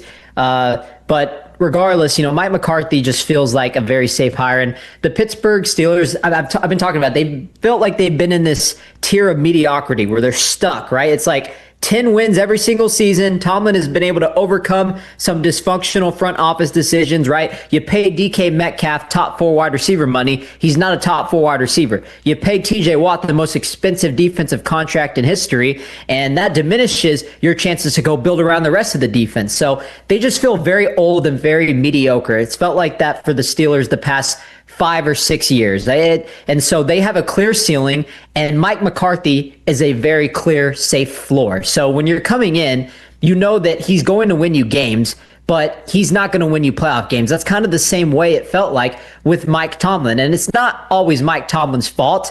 I think a lot of that had to do with not a non-aggressive front office and bad quarterback play. But what are you expecting Mike McCarthy to come in and fix that? Or are you just expecting him to come in and just kind of fill the holes as you rebuild around this roster? Because they have some decisions to make with Aaron Rodgers being 42. And I don't know, for me, Kev, to answer your question, it just feels like this is a safe rental that he's not only probably going to be there for maybe 1 or 2 years. I think you nailed the point. I feel the exact same way as you. I don't know what this contract's going to look like. I'd be shocked if it's even a 3-year deal. I think this is a loan. He's going to be just good enough, but he's probably going to get you a better pick than Mike Tomlin would. It'll probably be a losing season if I had to guess. And they can say, because I know Schefter came out earlier and was like, look, they're not hiring Mike McCarthy just to get Aaron Rodgers back. I don't know if I necessarily believe that. I think it helps their chances to get Aaron Rodgers. If you're just now tuning into the program, Aaron Rodgers and Mike McCarthy used to work together. It was a long time ago, and it was a very lovely marriage. But, even they got divorced and they didn't work out. So I don't know if it necessarily helps bringing Aaron Rodgers to the Steelers. I don't know if that's what Steelers fans want. I don't imagine this is what Steelers fans wanted. I know they wanted Brian Flores. And do I feel bad for the Pittsburgh Steelers? I don't know if I do. I don't feel like I do agree with you. It's the safe hire. It's the, look, you can't say, it is what it is kind of hire. Like if it works, it works. If it doesn't, it doesn't. Who cares? but safe hire for sure. Other hires that happened in the NFL, if you haven't heard about it, we're going to break it to you right now. John Harbaugh and the Giants officially inked that 5-year, $100 million deal that moves him to communicate directly to the front office. Joe Shane is going to continue to be there, but he's not going to maintain the same role as he did before. Kevin Stefanski, the new head coach of the Atlanta Falcons, after they restructured their entire front office. Baker Mayfield, not a fan of that. Jeff Hafley and the Dolphins inked a deal to make him their new head coach after they hired John Eric Sullivan as their new GM. And then Robert Saleh, he gets the call for the Tennessee Titans for his second head coaching gig. I actually really like that hire. I think it's going to end up working out. I like Bob Saleh a lot. Jesse Minter, he goes to the Ravens. A big time addition for them. I think he's going to be able to help them. And then, like we talked about earlier today, Mike McCarthy and the Steelers are looking to get a deal finalized to make him their next head coach. All that we have left open are 5 spots. Arizona, who nobody wants to go to. Cleveland, who nobody wants to go to. The Raiders and the Buffalo Bills. Yeah. Can we all collectively agree that the Cardinals is the worst job out of them all at this point? I mean, I think maybe you could argue the Titans, but at least the Titans had Cam Ward, and then getting Robert Saleh, that honestly shocked me because I felt like that was a very safe, that felt like a Mike McCarthy type of hire right there. Like Mike McCarthy would go to a Tennessee, or maybe they would get somebody like Arthur Smith who's been around, but doesn't feel like it would be somebody who's going to change the culture or anything. Like it feels like a rental. So I was really shocked that they were able to get a guy like Robert Saleh, who don't blame the dysfunctions of the Jets organization on him at all. So at this point, I think the Cardinals is the worst situation. I mean, a team that was 3-14 this season, you just fired your head coach. You don't have any direction at quarterback. To me, this just feels like a lost cause. I personally think this is the worst situation. So you feel a little bit differently about it than I do. I think that Robert Saleh is actually a pretty good hire for the Titans. I'm glad they didn't hire Mike McDaniel. Now, the important part is going to be the offensive coordinator role for the Tennessee Titans, which I don't believe they've hired anyone, but I'd have to go back and double check if they have decided to hire anybody for that offensive coordinator role. And then Diana Russini, speaking of offensive coordinator, put out a report earlier saying that it does look like, despite reports, Mike McDaniel is going to go ahead and be the offensive coordinator of the Los Angeles Chargers. So I think Justin Herbert's got to be excited about that, right? Like, if you're the Chargers, you need that really, really bad. You need that offensive firepower, and you need somebody that is going to be able to unlock the Superman, Mr. What If, Justin Herbert himself. And I think you have to feel pretty comfortable that Mike McDaniel could do that, right?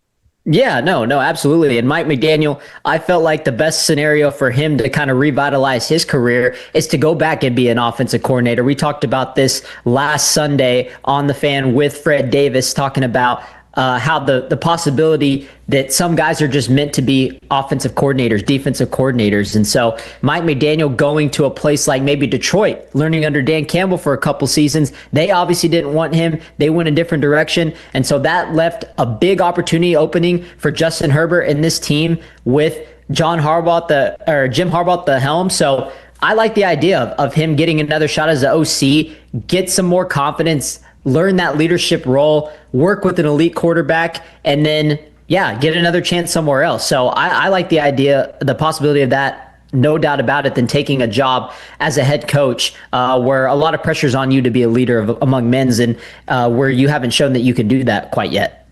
Yes, so the Titans have not hired an offensive coordinator, so I feel like, they're rumored to be talking with Brian Daboll and everything like that. I think the hiring of Saleh is solid. I think it'll be good. I think it'll help that defense. I think it'll help the team. I consider him to be a leader of men.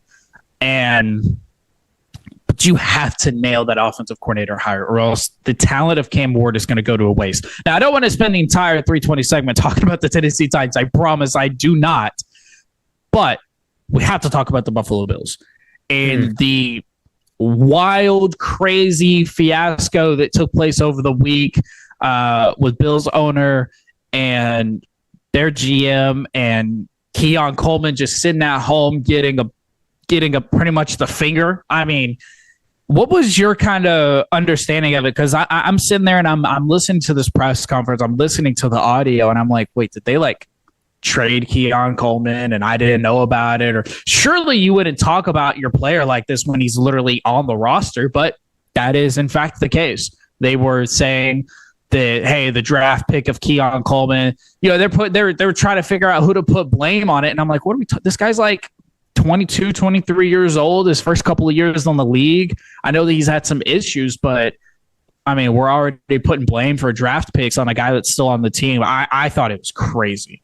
Yeah, what the hell is going on in Buffalo right now, man? I mean, they clearly are overly emotional right now after that playoff loss last week, and they're not handling things very well. A lot of finger pointing at this point. That's what happens when your season ends in turmoil. And so, yeah, it's very unfortunate to see. Is it Josh Allen, right? Obviously, that playoff game was not on Sean McDermott, but they ended up scapegoating him because you knew if they weren't going to make the Super Bowl, he most likely was out. But now you got just a bunch of everybody's just super emotional right now. Josh Allen's emotional. Deion Dawkins is emotional because Josh Allen is emotional. Brandon Beane is now obviously very tense and defensive over the situation that people feel like that he hasn't provided a good enough roster around Josh Allen, at least in the receiving core the last year. And so he had that debacle with, the radio Bills analyst, which we might play that clip later. But nonetheless, like we have that. And then now you have the owner stepping in and having to defend the GM and throw his player under the bus in Keon Coleman.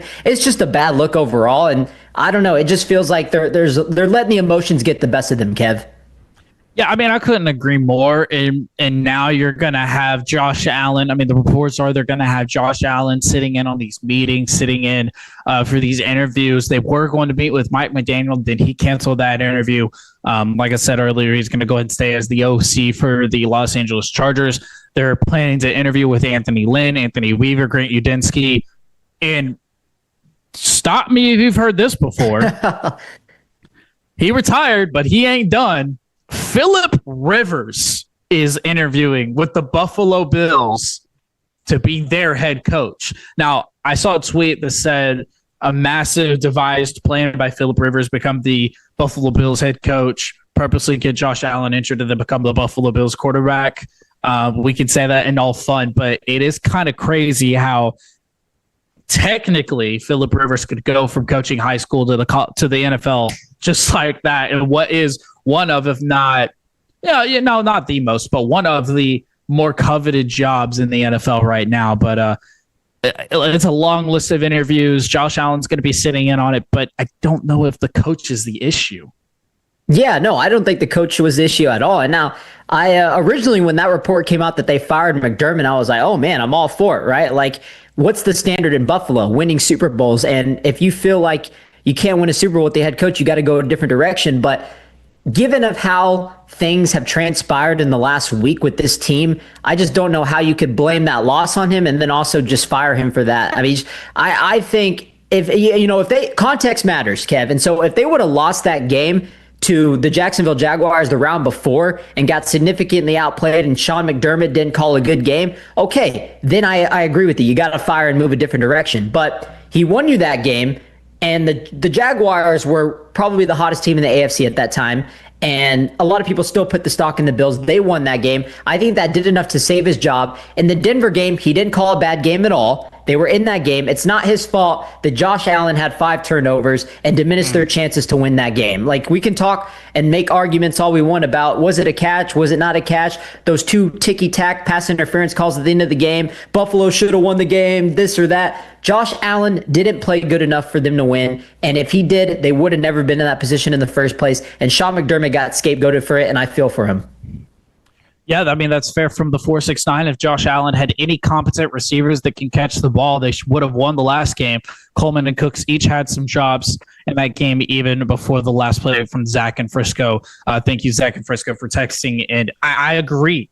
I don't think at any point you sit there and you're like, yeah, Sean McDermott's coaching a bad game. I think you're like, damn, man, can we get Josh Allen some more receivers? I mean, it's Josh Allen and James Cook and a pretty good offensive line doing all that they can, and we're just relying on the veteran status of Brandon Cooks to get this done. Now, before we get out of this Around the NFL segment, I have to talk to you about this. And I don't know if you've seen what the Cleveland Browns are doing for their head coaching candidates, Eric, but this is from Tom Pelissero. The Browns are reportedly a quote-unquote data-driven operation and are requiring head coaching candidates, this might be why so many head coaching candidates have denied or declined interviews with the Browns, to complete questionnaires, a multi-part essay, a personality test, and additional homework. Wow. The Cleveland Browns situation is it's difficult because I really don't know who the problem was in Cleveland the past few years, right? A lot of people, they're kind of mixed emotions on if Kevin Stefanski is the guy, if he's the problem. But when I look at overall just how the Browns have functioned over the last 30 years, it's just, I can't possibly blame the coach for their dysfunctions either. I mean, I feel like Kevin Stefanski is the only coach that has kept them relevant in the last 30 years or so. And so, maybe that there was some truth in him and Baker Mayfield didn't get along. There certainly was some truth between him and Shador Sanders not seeing eye to eye and him not wanting to draft Shador. There was that debacle there. But overall, I just think this is a mediocre and just dysfunctional organization that has no idea what they're doing. And so honestly, now that I think about it, the Cardinals' job might not even be the most, worst one, because you also have the Cleveland Browns. I didn't even factor that in. But it's interesting. They just feel like they wouldn't hire somebody like a big name. I don't know. I feel like they would kind of go the safe route, but they could also maybe try to promote a guy like Jim Schwartz, who's been improving on their defense the past few years with Myles Garrett. So I think that's a really good point by you. I think the reason why Jim Schwartz hasn't really interviewed in many places, I know he interviewed with Baltimore, but not many other places other than that, is because I think Cleveland really wants to keep him. And then going back to that Bills discussion earlier, kind of backtracking a little bit, me personally, I think Joe Brady is the hire for the Buffalo Bills. I think you need to promote him from offensive coordinator. I think you need to make him the head coach. I think that's the best thing to do for Josh Allen. I think it's the best thing to do for this offense. And I think you need to let him be in that room on draft day. You want a receiver? You want Casey Concepcion if he's still on the board? We'll take him. You want Tyson? We'll take him. That's what you need to do. Coming up next, a little Mavs segment. Is anyone even interested in making a trade anymore? No, we got the latest report. Find out next on The Fan. Hey, it's Tony from East Dallas Diesel. And look,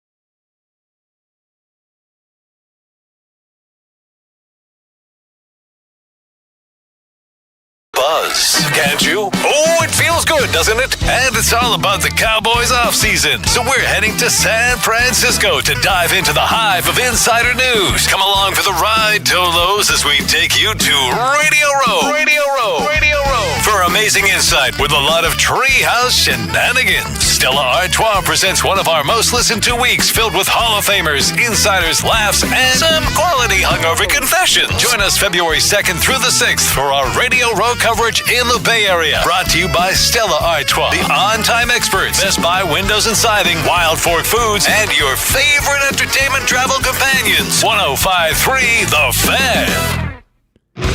If you're in the market to upgrade your vehicle, get the Classic Chevrolet in Grapevine. Back-to-back #1 Chevy dealership in the world. They've got more new Chevys than anyone, all priced to sell. Silverados, Tahoes, Blazers, Malibus, Equinox, and more. Visit ClassicChevrolet.com. This is Texas. This is Classic Chevrolet.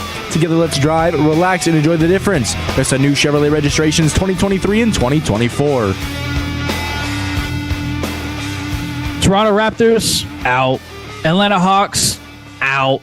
Mark Stein says Rich Paul did not request a trade, so who the hell is interested in Anthony Davis? It's a Dallas Mavericks and NBA Super Segment here at 3:40. My name is Kevin Walker alongside Eric Casares, and behind the glass, the 1, 2s, and 3s, Jacob Ray, who drove up to Dallas as me and Eric sit in our cozy little homes. It's a snowy Saturday afternoon for the Tolos, so we hope that y'all are having a fun time and, playing responsibly in the snow. Don't touch the yellow snow, as everybody likes to say. 877-881-1053. Text into the program what you've got going on today. I know I have power. I assume that, Eric, you have power since, we're doing this show and we're about almost 2 hours in and you haven't lost power yet. So don't jinx it, Kevin. Yeah, you're right. I really shouldn't do that. I'm sorry. But text into the program what you got going on today. I don't think we have enough snow to make a snowman. But if you've made any version of that, I guess, like I said, 877-881-1053, the Frankel & Frankel Injury Attorney text line. And if you want to see Eric Casares and I's beautiful face, if you want to call it that, you can check us out on the YouTube and Twitch chat. We're waving, we're saying hello. So you can appreciate that. So earlier this week, actually later on this week, Jake Fisher, who is an NBA reporter, does an incredible job. He put out a tweet with some latest trade intel. So we'll talk about the Mavericks, but this is also going to include NBA news in general. But starting with the Mavericks, the Atlanta Hawks and the Toronto Raptors are no longer in significant trade talks for Anthony Davis. This comes after the injury to his to his left hand that is going to require 6 weeks of waiting. It could be worse than that. We don't know, but we know surgery is not needed. So the Raptors and the Hawks, who were kind of the front runners to trade for Anthony Davis, who we were like, oh my gosh, these guys are really going to put together a package for Anthony Davis. Like, let's go. We're not going to just have to get a bag of Doritos chips. Now they're out. So, we're going to have to sit back and wait and see if maybe another team steps up if they're interested. So we'll see kind of what happens with that. And then an ESPN report came out that Rich Paul, the agent of many in the NBA, but specifically Anthony Davis, requested a trade directly to the Dallas Mavericks, saying that he wanted him traded by the end of next week. Then Mark Stein, who we trust, who is a friend of 105.3 The Fan, he's an NBA correspondent. If you don't follow him, I highly, highly suggest it. He's super accurate with this news. I was able to correct it and say, I've heard a lot about this rumor. When he checked in on it, he said Rich Paul has made no such request and that it would make little sense at all since the deadline is merely 2 weeks away. So Rich Paul did not necessarily request a trade. Doesn't mean that they don't want to be traded. And Anthony Davis has already said, look, I want a supermax. I'd love to stay here in Dallas, but at the end of the day, I want a supermax. I want to continue to play basketball. Raptors are out. Hawks are out. Latest and greatest on the Anthony Davis saga as we continue on. Eric, your thoughts? Yeah, no, I didn't really buy the report as well. I feel like it would have got bigger recognition earlier because, he's been hurt multiple times this season, so I don't really feel like an agent would go out and demand that he's traded by a specific point, right? Like he's traded by next week. I hate to interrupt you, but can I kind of interject why I believed it just for a split second? Because when he was on the Pelicans, Anthony Davis, there was a report that came out back then that Rich Paul went to the Pelicans and requested him to get traded. And then obviously we saw a little bit after that time that he did get traded. So that was a little bit, the piecing together the background story. That was a little bit of the reason why I kind of was like, okay, I mean, I can see it. I can believe it. So that's the only reason why I was like, okay, maybe.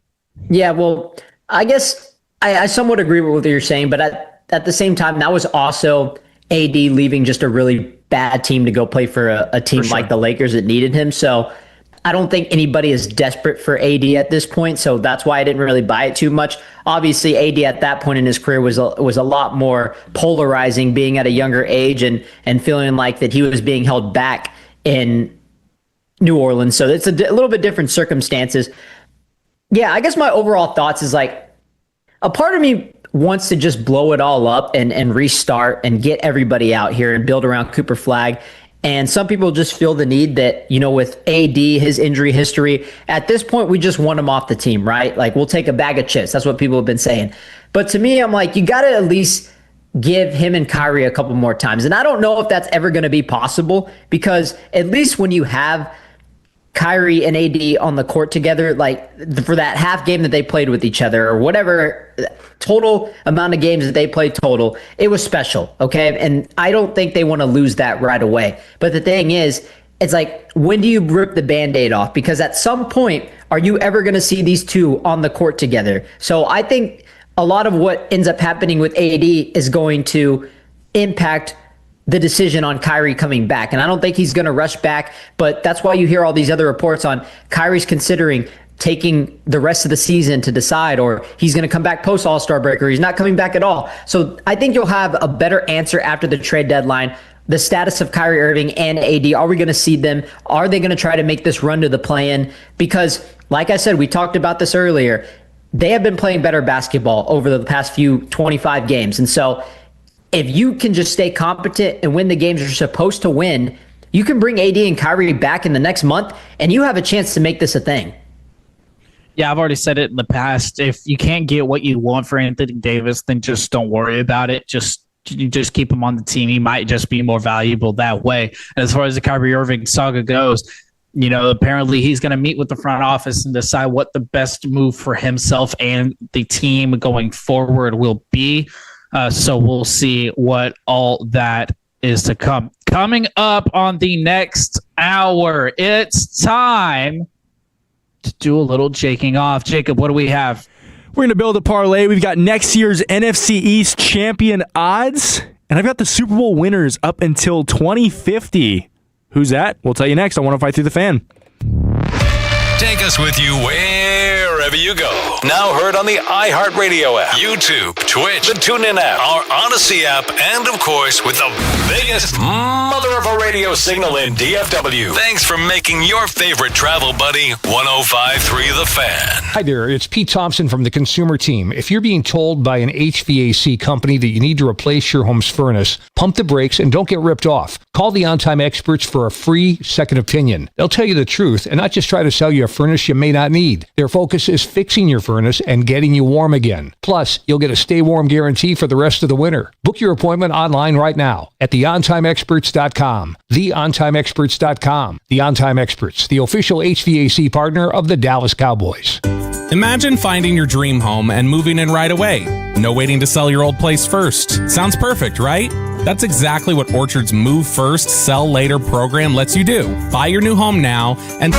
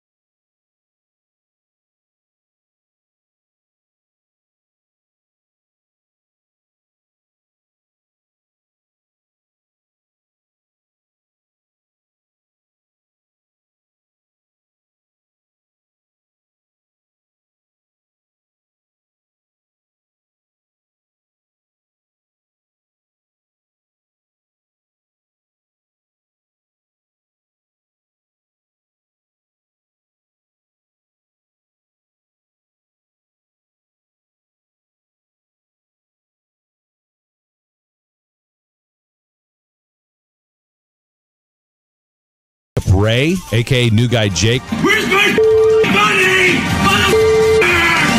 Oh, baby, that intro only means one thing. It means it's time to Jake off right here on 105.3 The Fan. And boys, do we have a loaded segment here today. We're going to build a parlay like we usually do, and hopefully we're going to hit this time. Second off. No, we're going to hit this time. We are going to hit. Yeah, I like the positive. What do they call that? Positive reinforcement? Yeah. All right. I got you. We'll call it that. But first, now this may shock you, but I do have the odds already on who's going to win the division next season. Do you guys want to take a guess on who number one is?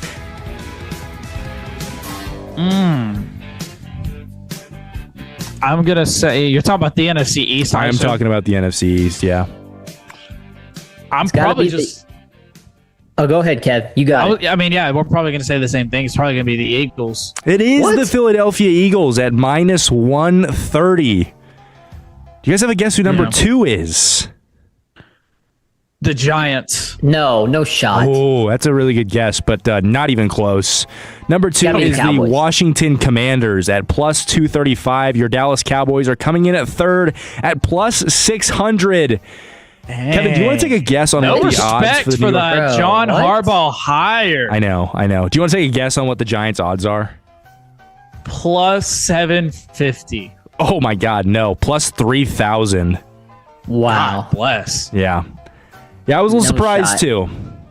Am I missing something with Washington here? Like, there's no way. I think that's just the homers, and I think Commanders fans probably threatened whoever made those odds. Like they like to threaten people on Twitter. That's probably my guess. They should focus more. They should focus more on Jaden Daniels not becoming the next RG3 than anything. Yeah, seriously. I think they just got so butthurt with all the pictures of Jaden Daniels' elbow sticking the wrong way that they had to start clapping back at people. Wow. But that's a fan base we're not really too worried about. They're not a threat because I do have the Super Bowl champions list from 2027 all the way to 2050. And Eric, we kind of talked about this in the break. Yes, this does involve expansion teams. So this is going to be pretty fun.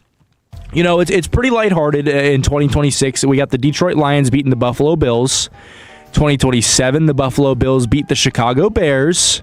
2028, Robert Saleh and the Tennessee Titans. They beat the Oakland Raiders. So we got two teams that are really bad right now winning in 2028. Oakland? Yeah, the Oakland Raiders.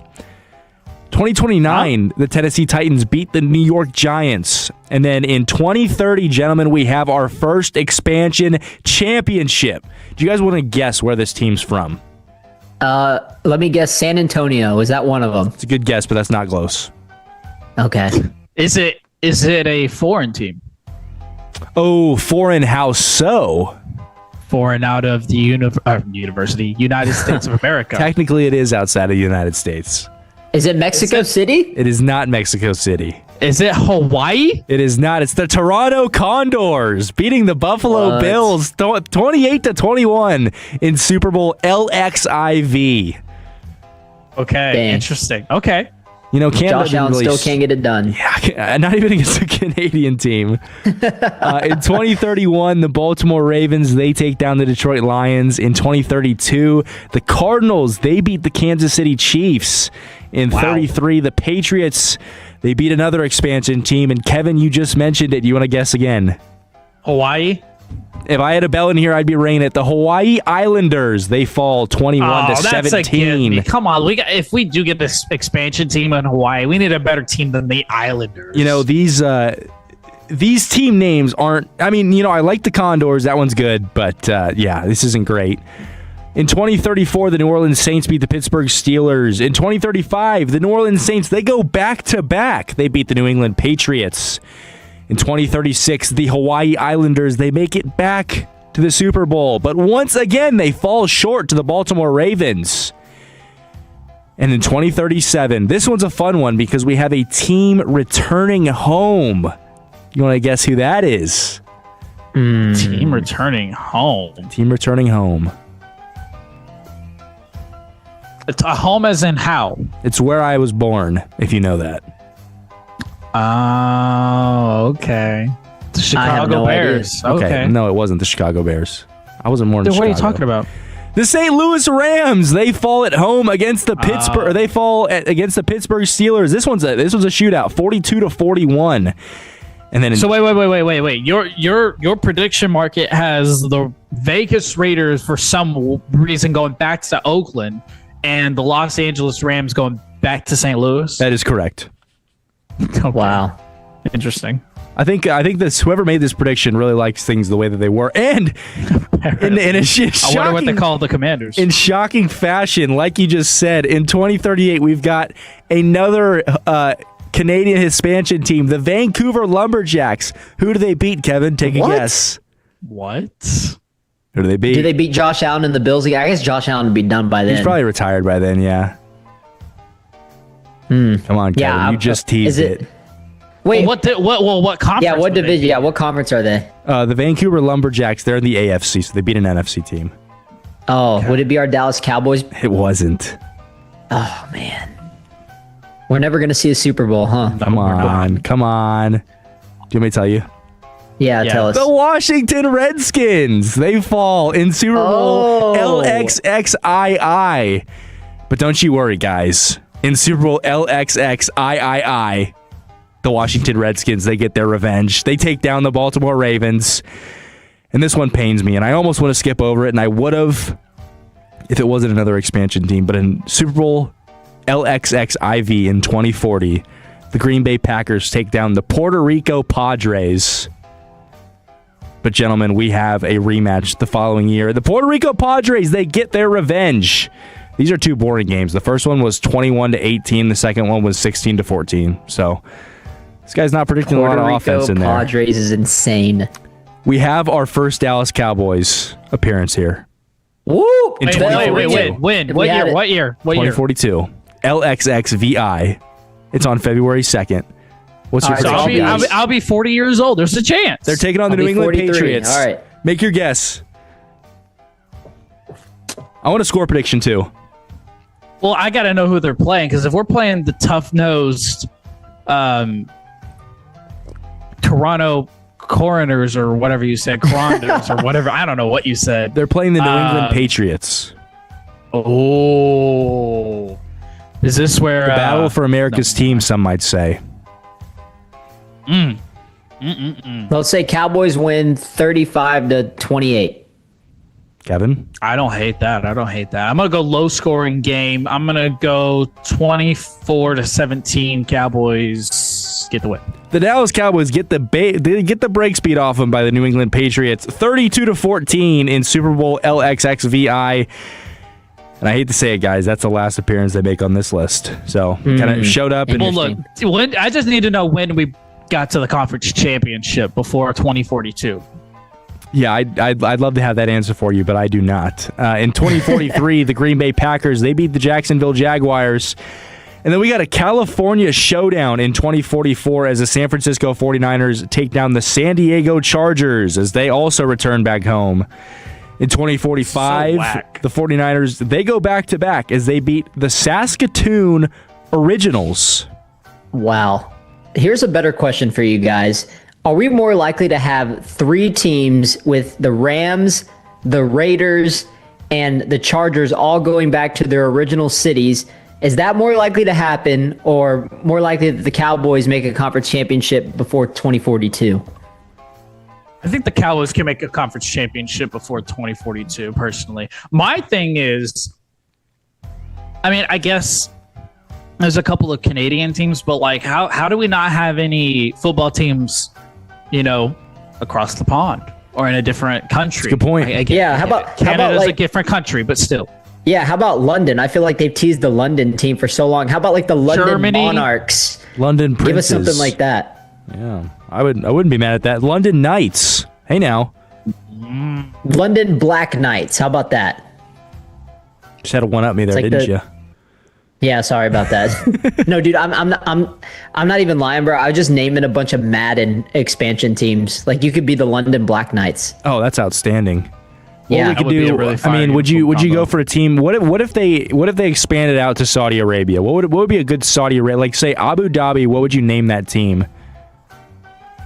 Oh gosh, maybe like That could be the Princes, because there's... I don't want to be offensive, but I mean, could we call them the Sandies? We could call them the Drillers because they have a lot of oil out there.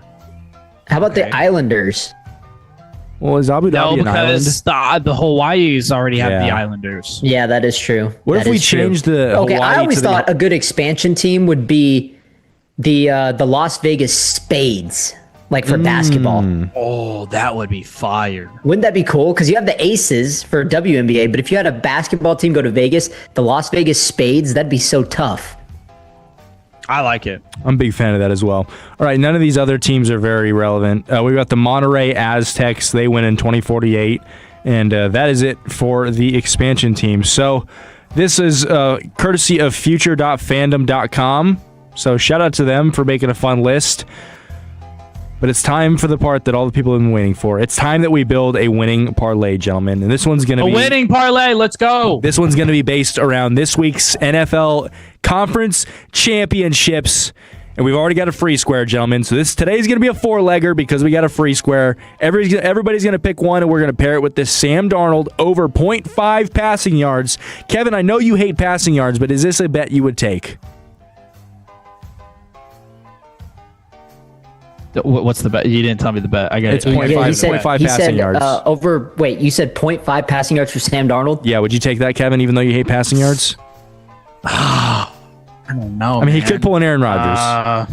You don't think he's going to complete one pass? He could complete a pass for -1 yards. Yeah, no, that's a free square. We can take that. Beautiful. All right, gentlemen, our first pick here, and Kevin, close your ears. Matthew Stafford, over 255 passing yards, or over under, sorry. Any takers? I like the over in that a lot, actually. Really? See, I was going to say the under, just because I really don't like that Seattle defense. It scares me a ton. I don't like the Seattle defense either, but look at both of the matchups. Matthew Stafford has played great in both of them, so, he hasn't had a problem moving the ball at all, and their last game was a shootout in Seattle. Yeah, I like the over a lot. Matthew Stafford's going to sling it. That is true. He's hit his line in all 5 of his last 5 games, with 2 of those games being in the playoffs. I don't hate that one. Eric, is that your pick? Yeah, no, I'm pretty confident. Let's get it. I was wrong last week on McCaffrey, but you know what? I'll double down and pick against Seattle again. I'll take Matthew Stafford over passing yards. I don't think any of us predicted that Christian McCaffrey was going to get hurt either, because that would shock everybody based on his last 10 years in the league. All right, moving on. We're going to stay away from all the passing yards now. Ramondre Stevenson, over under 51.5 rushing yards against the Denver Broncos defense. Now, remember, they did get torn apart by James Cook last week. We took the live line, and that was the only one that hit for us. So, Kevin, you like this one? I don't really like running backs that have a committee like Travion Henderson and Ramondre, like who's going to get the bulk of the carry. So I personally would fade this one, but it's up to Kev on this one. Yeah, no, I'm going to stay away from this one. There's another running back over that I'm looking at that I'm more intrigued by, who's definitely an RB1. So I'm going to stay away from this one. You talking about Kyren Williams, Kevin? Yeah, I am. See, I don't mind that one. I just don't like pairing quarterback passing yards and running back rushing yards. I feel like those two fight against each other. You know what I mean?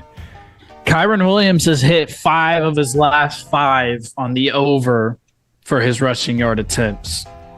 Let me see how many yards Christian McCaffrey had last week, because it did not seem like he was doing anything. And I don't know. I think the Rams... Kyren Williams, 54.5 is the line, by the way. Yeah, it is. Christian McCaffrey last week against this same defense. Now, granted, he was injured. 11 carries for 35 rushing yards. So, their whole team was injured, to be fair, too. That is very true. It's that damn power plant. I'm probably going to stay with It's aged Kyle Shanahan like 30 years and 10. Yeah, exactly. I'm going to stay away from Kyren Williams. Kevin, do you want that one?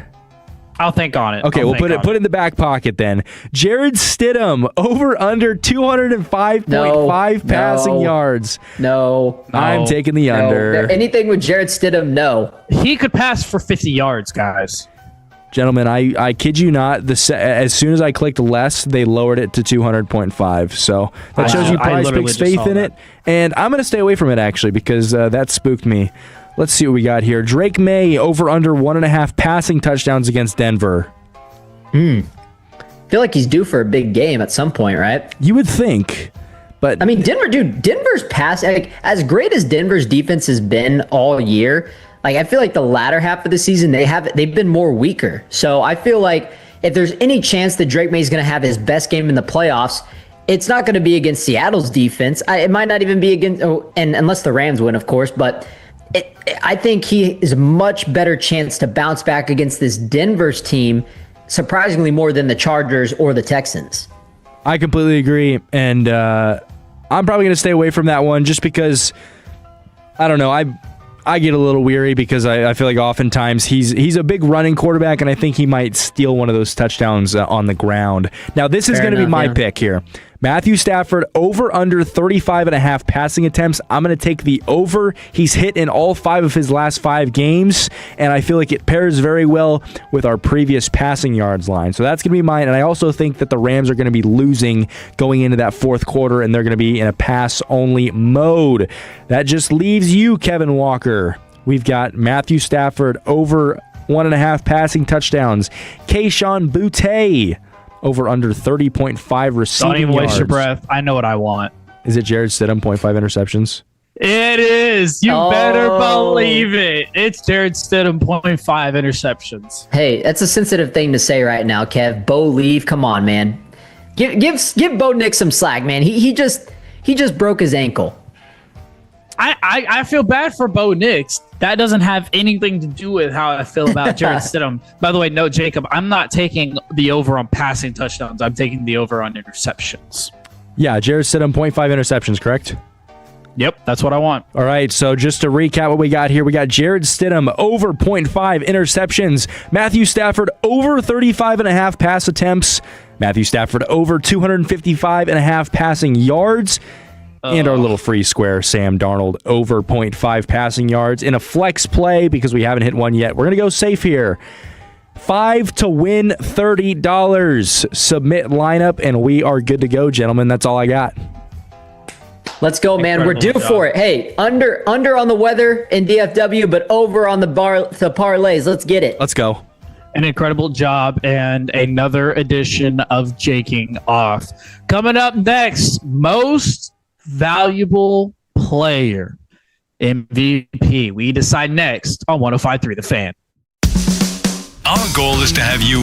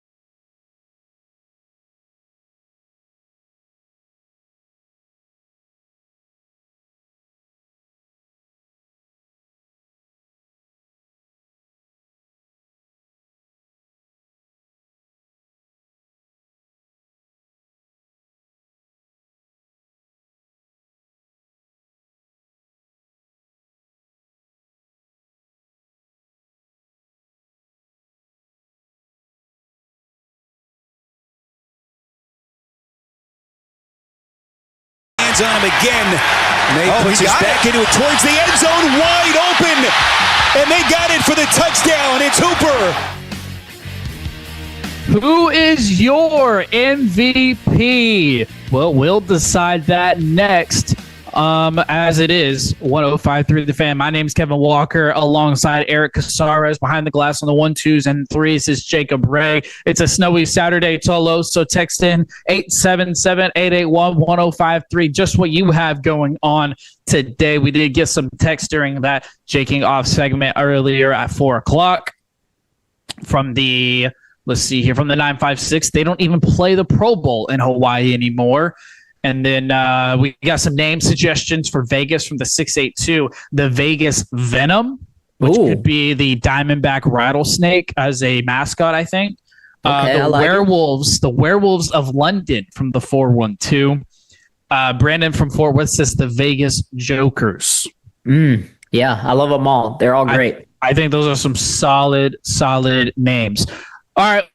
Well, NFL season has come to a close regular season-wise. Now we are in the midst. Tomorrow we figure out who is going to be playing in the Super Bowl. So that means we get to decide all the awards that people care about. MVP, Coach of the Year, Assistant Coach of the Year, if you're interested in that kind of thing.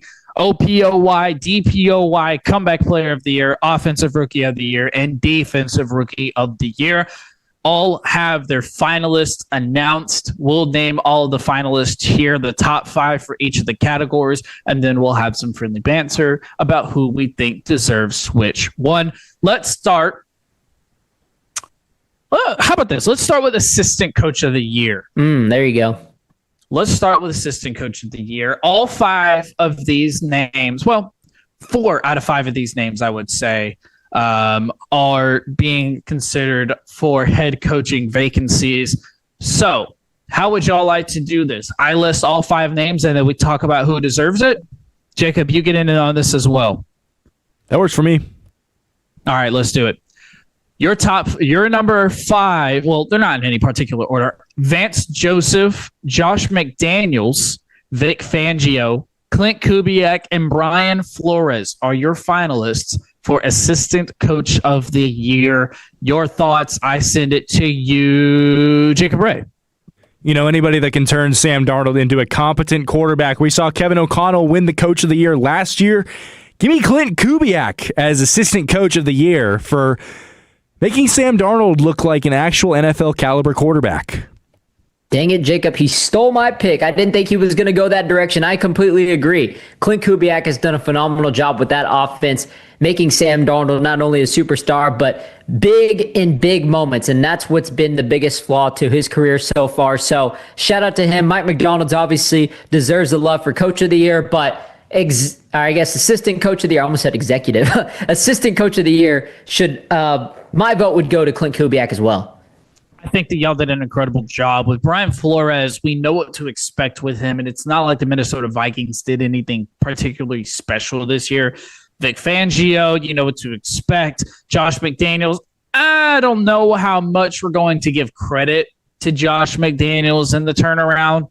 And then Vance Joseph, I think, would probably be my number 2 if we had to list these 1 through 5. But I agree. I think that Clint Kubiak did an incredible job and should be the favorite to win Assistant Coach of the Year.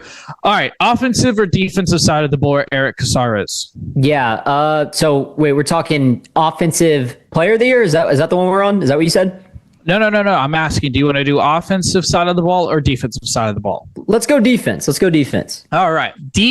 Let's go Defensive Rookie of the Year. Okay. And look, not everybody is a certified ball knower, and I understand. So I'll give you your top 5, and then we'll talk about it. Nick Emenwari of the Seattle Seahawks, Abdul Carter of the New York Football Giants, Xavier Watts, James Pierce Jr., and Carson Schlesinger are your finalists for Defensive Rookie of the Year. Eric, you go first. Who's your pick? Yeah, can't blame me if you haven't watched all these guys on tape. I mean, it is what it is. They're rookies, and, they're on the defensive side, so maybe they go unnoticed when they're younger. But, yeah, I think Carson Schlesinger is actually a big favorite. If I'm not mistaken, he's like minus 700 or minus 650, something crazy along those lines. So he probably is going to win this award. I'm going to switch it up and go Nick Inouye. I think what he's done on this defense, obviously I'm really high on Seattle. These guys fly everywhere. And Nick Inouye has kind of been that Kyle Hamilton hybrid type of player, kind of filling those roles of the Legion of Boom, man. Like, you got some big shoes to fill with Cam Chancellor and Earl Thomas. He's obviously more of a I guess, a mixture between, but he's more Cam Chancellor because he hits hard. But yeah, I like Nick Inouye a lot. So, I mean, I'm not a voter, but hey, I get to choose, and that's my pick. How about the Falcons having two guys on this list, defensive end James Pierce Jr. and the Falcons safety Xavier Watts? Incredible job drafting by them. If only their offense production could match with a quarterback. Jacob, who's your pick for defensive rookie of the year? I'm going to refute your point real quick when you said amazing drafting by them. I actually go the opposite direction because they traded away to get back into the first round this year's draft pick, which I believe was in the top 10, and they had a chance to go get their hands on Caleb Downs. But I'm going to go with Carson Schlesinger. Now, I understand a lot of people haven't watched Cleveland Browns games, and I think Eric teed it up perfectly as like, we don't really, when it comes to defense, you don't really laser lock yourself in on one guy. And coming into the season, the top player on defense, rookie-wise, was Mason Graham, and I think Carson Schlesinger outshined him in every facet of that defense. He's an up-and-coming star at the linebacker position, and I really just love a physical linebacker that can play in coverage, and I don't know. I feel like whenever I think of defense, I think of the Cleveland Browns. So give me Carson Schlesinger as my defensive rookie of the year winner. I'm going to agree with Eric that Schlesinger probably is going to end up winning this award, but I think the turnaround that the Seattle Seahawks have done, and I think the focal piece of putting together once again another dominant Seattle Seahawks defense has to be their safety, Nicky Manware, and what he's been able to do and the connection he's been able to make with head coach Mike McDonald. I think that can't go unnoticed. Like I said, Schlesinger probably is going to win it, but I think one of the more impactful players on an actual playoff team could be Super Bowl bound. I'd have to go with Nicky Manware. All right. On the offensive side of the ball, offensive rookie of the year, you got Giants quarterback Jackson, don't know how to run out of bounds darts. Buccaneers wide receiver goes off for the first of the season, Emeka Egbuka. Patriots running back, I keep starting behind Ramondre Stevenson, Travion Henderson. Panthers wide receiver, I'm the entire offense of the Panthers, Tedoroa McMillan. And Saints quarterback, wow, he's actually pretty good, Tyler Shuck. Yeah, I would personally go Ted McMillan, and I actually think he's so this is probably a chalky one too. He's actually a big favorite as well. And here's the deal. I think it's just when you talk about consistency, I think he has fit that narrative perfectly for this team. And, obviously Egbuka, he, like Kev just mentioned perfectly, he started off really hot at the beginning of the season, got injured, and then kind of fell off towards the end of the season. Travion Henderson was the exact opposite. Didn't really get a lot of playing time at the beginning of the season. Second half, comes on and does really well. So they kind of flip-flop there. Some other guys in the mix, but I think Ted McMillan, what he's done with Bryce Young in this offense, he was the most consistent rookie wide receiver coming out of Arizona. He was also the highest drafted receiver too. So I think he's fit the role, and he has that size. He's kind of like that Mike Evans go up and get it type of receiver. And so I like him a lot moving forward, and I think he's the offensive rookie of the year. I think if Emeka Egbuka would have stayed on pace with what he was doing, pretty much going stat for stat with Jackson Smith and Jigba, I think he would have been a runaway favorite here. But Tedoroa McMillan, 70 catches, over 1,000 yards receiving, pushing the Panthers into the playoffs, and had a really good showing against the Rams, if we're being honest. Mm-hmm. 5 catches for 81 yards. I know that doesn't sound glamorous, but the way he played, it looks really, really nice. And there's definitely some future there between Bryce Young and Ted McMillan. I have to agree, but Travion Henderson, had he have gotten the rock all year, you would have to feel good about his odds. Emeka Egbuka, the fall off has to be studied. How about Tyler Warren too? If Danny Dimes didn't get hurt, he might have been a finalist too. I mean, he had a really good start to the year. Colson Loveland came on later in the season as well. So, there were some guys in that mix that really came on at the end of the year. I do agree with that. All right, real quick, Jacob, your opinion on Rookie of the Year. If Jackson Dart learned how to run and slide, he probably would have been my runaway favorite. But I'm actually going another quarterback direction. It's a guy who didn't play for half the season, and that's Tyler Shuck. I got to watch him a lot over the past 3 weeks of the season, and I think the synergy that he reached with Kellen Moore over the final stretch of that season, it was really good. He was averaging almost 300 passing yards a game. He wasn't really turning the ball over. We saw him in the quarterback run game, which was a sneaky asset of his back in college, all 7 years of it. I'm probably going to stick with Teteroa McMillan here, though. I think if Tyler Shuck had a full season, like I said, he probably would have been the winner. And I think if Jackson Dart didn't get a concussion every time he ran the football, he would have been the winner. But yeah, Teteroa McMillan was easily the most consistent player. He was kind of flying under the radar to start the season. But, I mean, he was the number one wide receiver on a playoff team, and I think that can't be understated. So give me Teteroa McMillan. Wow, looks like we're some chalky individuals. How about this? Comeback player of the year. Patriots wide receiver Stephon Diggs. Lions defensive end Aiden Hutchinson. Jaguars QB Trevor Lawrence. 49ers running back Christian McCaffrey. And right here in Dallas, our very own, number 4, Dak Prescott. Yeah, so when you're talking about the actual comeback player of the year award, you have to factor in what they're coming back for, an injury, right? And obviously Aiden Hutchinson and Dak Prescott, I think, fit that category perfectly. Trevor Lawrence, Stephon Diggs, they're not really coming back for. I guess Stephon Diggs did have the ACL injury, and it's still taking him time to get back to where he was, and he showed up this year. But to me, Dak tore his hamstring off the bone last year, and he had a career year this season. And then Aiden Hutchinson had a catastrophic knee injury in that Cowboys game last year, and he came back, and he was, at one point he was up there top 5 in sacks. So, I think they both fit that criteria for comeback player of the year. So it'd either be Hutchinson or Dak. I'm a little bit more biased, obviously, so I'd give it to my guy, Dak. Obviously the quarterback is more valuable, so give it to Dak. But these other guys, they don't really fit the criteria for comeback player of the year, in my opinion. They're more of a most improved, and that's what Trevor Lawrence fits. Jacob, your opinion? I would agree with that statement about what you're coming back from, but we need to kind of keep in mind the fact that Christian McCaffrey was fighting a calf strain kind of all season, and the only reason why he didn't tear his Achilles was because they didn't let him play. So. Yeah. I don't know, man. From a guy that almost snapped his Achilles to come back and have 1,000 rushing yards and 1,000 receiving yards and be used as much as Christian McCaffrey was, and to really not show any signs of wear until this past playoff game, that's my pick. He was one of the best players in fantasy, and he stepped up amidst all those injuries on that team. Give me Christian McCaffrey. I think it really comes down to two guys. I think it comes down to Aiden Hutchinson and Dak Prescott for me. Just looking at some of their stats, Dak finished the year 3rd in passing with over 4,500, 4th in touchdowns. He had 10 interceptions on the year. Aiden Hutchinson, 14.5 sacks, best for 4th, 36 solo tackles, 4 forced fumbles, which is tied for 2nd best. Believe it or not, 1 interception.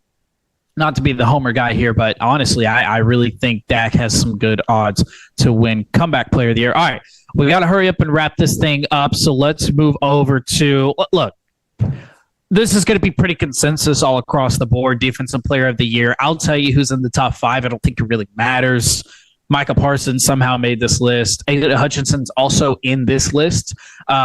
Nick Bonito of the Broncos, Texans, in a fantastic year from Will Anderson Jr., but doesn't really matter because it's going to be Myles Garrett. Yeah, easily chalk Myles Garrett here for sure. I mean, it's a lock. It's maybe one of the biggest locks of all time. Again, how the hell did Micah Parsons make this list? It's unknown to me. All right, offensive player. Jacob, I'm assuming you agree, Myles Garrett. I was actually going Nick Bonito, but yeah. Offensive player of the year, we've got Rams wide receiver Puka Nacua, Falcons running back Bijan Robinson, 49ers running back Christian McCaffrey, Seahawks wide receiver Jackson Smith-Njigba, and Patriots QB Drake May. If JSN doesn't win this award, I quit. That's fair. That's fair. I have no argument there. The year that Jackson Smith-Njigba put together has been insane. After they traded away DK Metcalf, everybody was like, what are you doing? Like, you're trading away your wide receiver one. Obviously, they believed in JSN, and he helped them improve them to be correct. What do you think, Jacob? By the way, 1,793 yards for Jackson Smith-Njigba. Crazy. Again, a reason why Clint Kubiak needs to be assistant coach of the year. It's got to be JSN. There you go.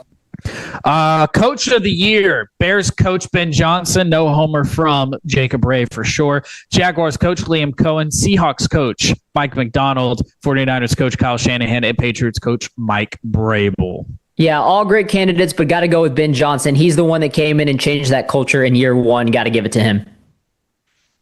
Jacob? Come on now. It's Ben Johnson. I mean, no one came into a team and changed the culture the way he did, and they really didn't do a ton in free agency. I mean, the Patriots came in and they made a lot of moves. They got Stephon Diggs. They did a lot to shore up that defense, and the Bears really didn't do that. I mean, they kind of just drafted and hit really well on all of their draft picks. They had the number one PFF graded draft class in the entire NFL, and that boils down to Ben Johnson. So he's my winner. I think for me, it's going to be Mike Vrabel. I think the turnaround he's done with the Patriots, who felt like they were falling into one of those teams to be a dumpster fire just a few years back. But Kyle Shanahan should get more love than he is getting with the team. The fact that he was even able to get them as far as he did in the playoffs, being as injury prone as they were, and just to top it off, George Kittle to get injured was crazy. All right, gentlemen, here it is. MVP. Let's make it quick. Rams QB Matthew Stafford, Patriots quarterback Drake May, Bills QB Josh Allen, 49ers running back Christian McCaffrey, and Jaguars Trevor Lawrence. It's really down to two guys, isn't it? Yeah, it's going to be Matthew Stafford in my opinion, but to me, the NFL MVP, based on criteria, is a storyline award, and Drake May has the better story. So I'm giving it to Drake May. Jacob? 46 passing touchdowns to just 8 interceptions. He led the NFL in passing yards as well. It's Matthew Stafford. I agree. I think it's Matthew Stafford. And I like that you brought up the story part of it, Eric. I think Matthew Stafford puts together a pretty damn good story himself. I mean, we didn't know if this guy was even going to start coming into the season with his back issues. Some people were saying, man, Matthew Stafford might just be done. The Rams might have to go find a QB. Like, you never know what that situation could look like. And we have seen vintage, maybe even the best version of Matthew Stafford we've seen in forever. So I would have to lean Matthew Stafford as well. All right, coming up, I teased it. The drama in college football and the breakdown from Dabu Sweeney. Next on 105.3 The Fan. Feeling a chill? Those cold spots mean leaking windows, and that's money literally flying out the windows every month on your energy bills. At Best Buy Windows and Siding, we've got the solution. 10 single-hung, energy-efficient windows for just $59.50. Stop wasting money on high electricity bills and start saving today. We offer transparent pricing, no gimmicks, and a lifetime warranty on every single window. Call 469-WINDOWS or visit BestBuyWindowsAndSiding.com now to keep the cold out and your money in your pocket. Best Buy Windows and Siding. Something big just rolled into 7-Eleven. Meet our 4 new Johnsonville sausages. Hot and ready on the roller grill. Smoky cheddar. Loaded with Wisconsin creamy cheddar smoked with real hardwood chips. Jalapeno cheddar. Bold and melty cheddar.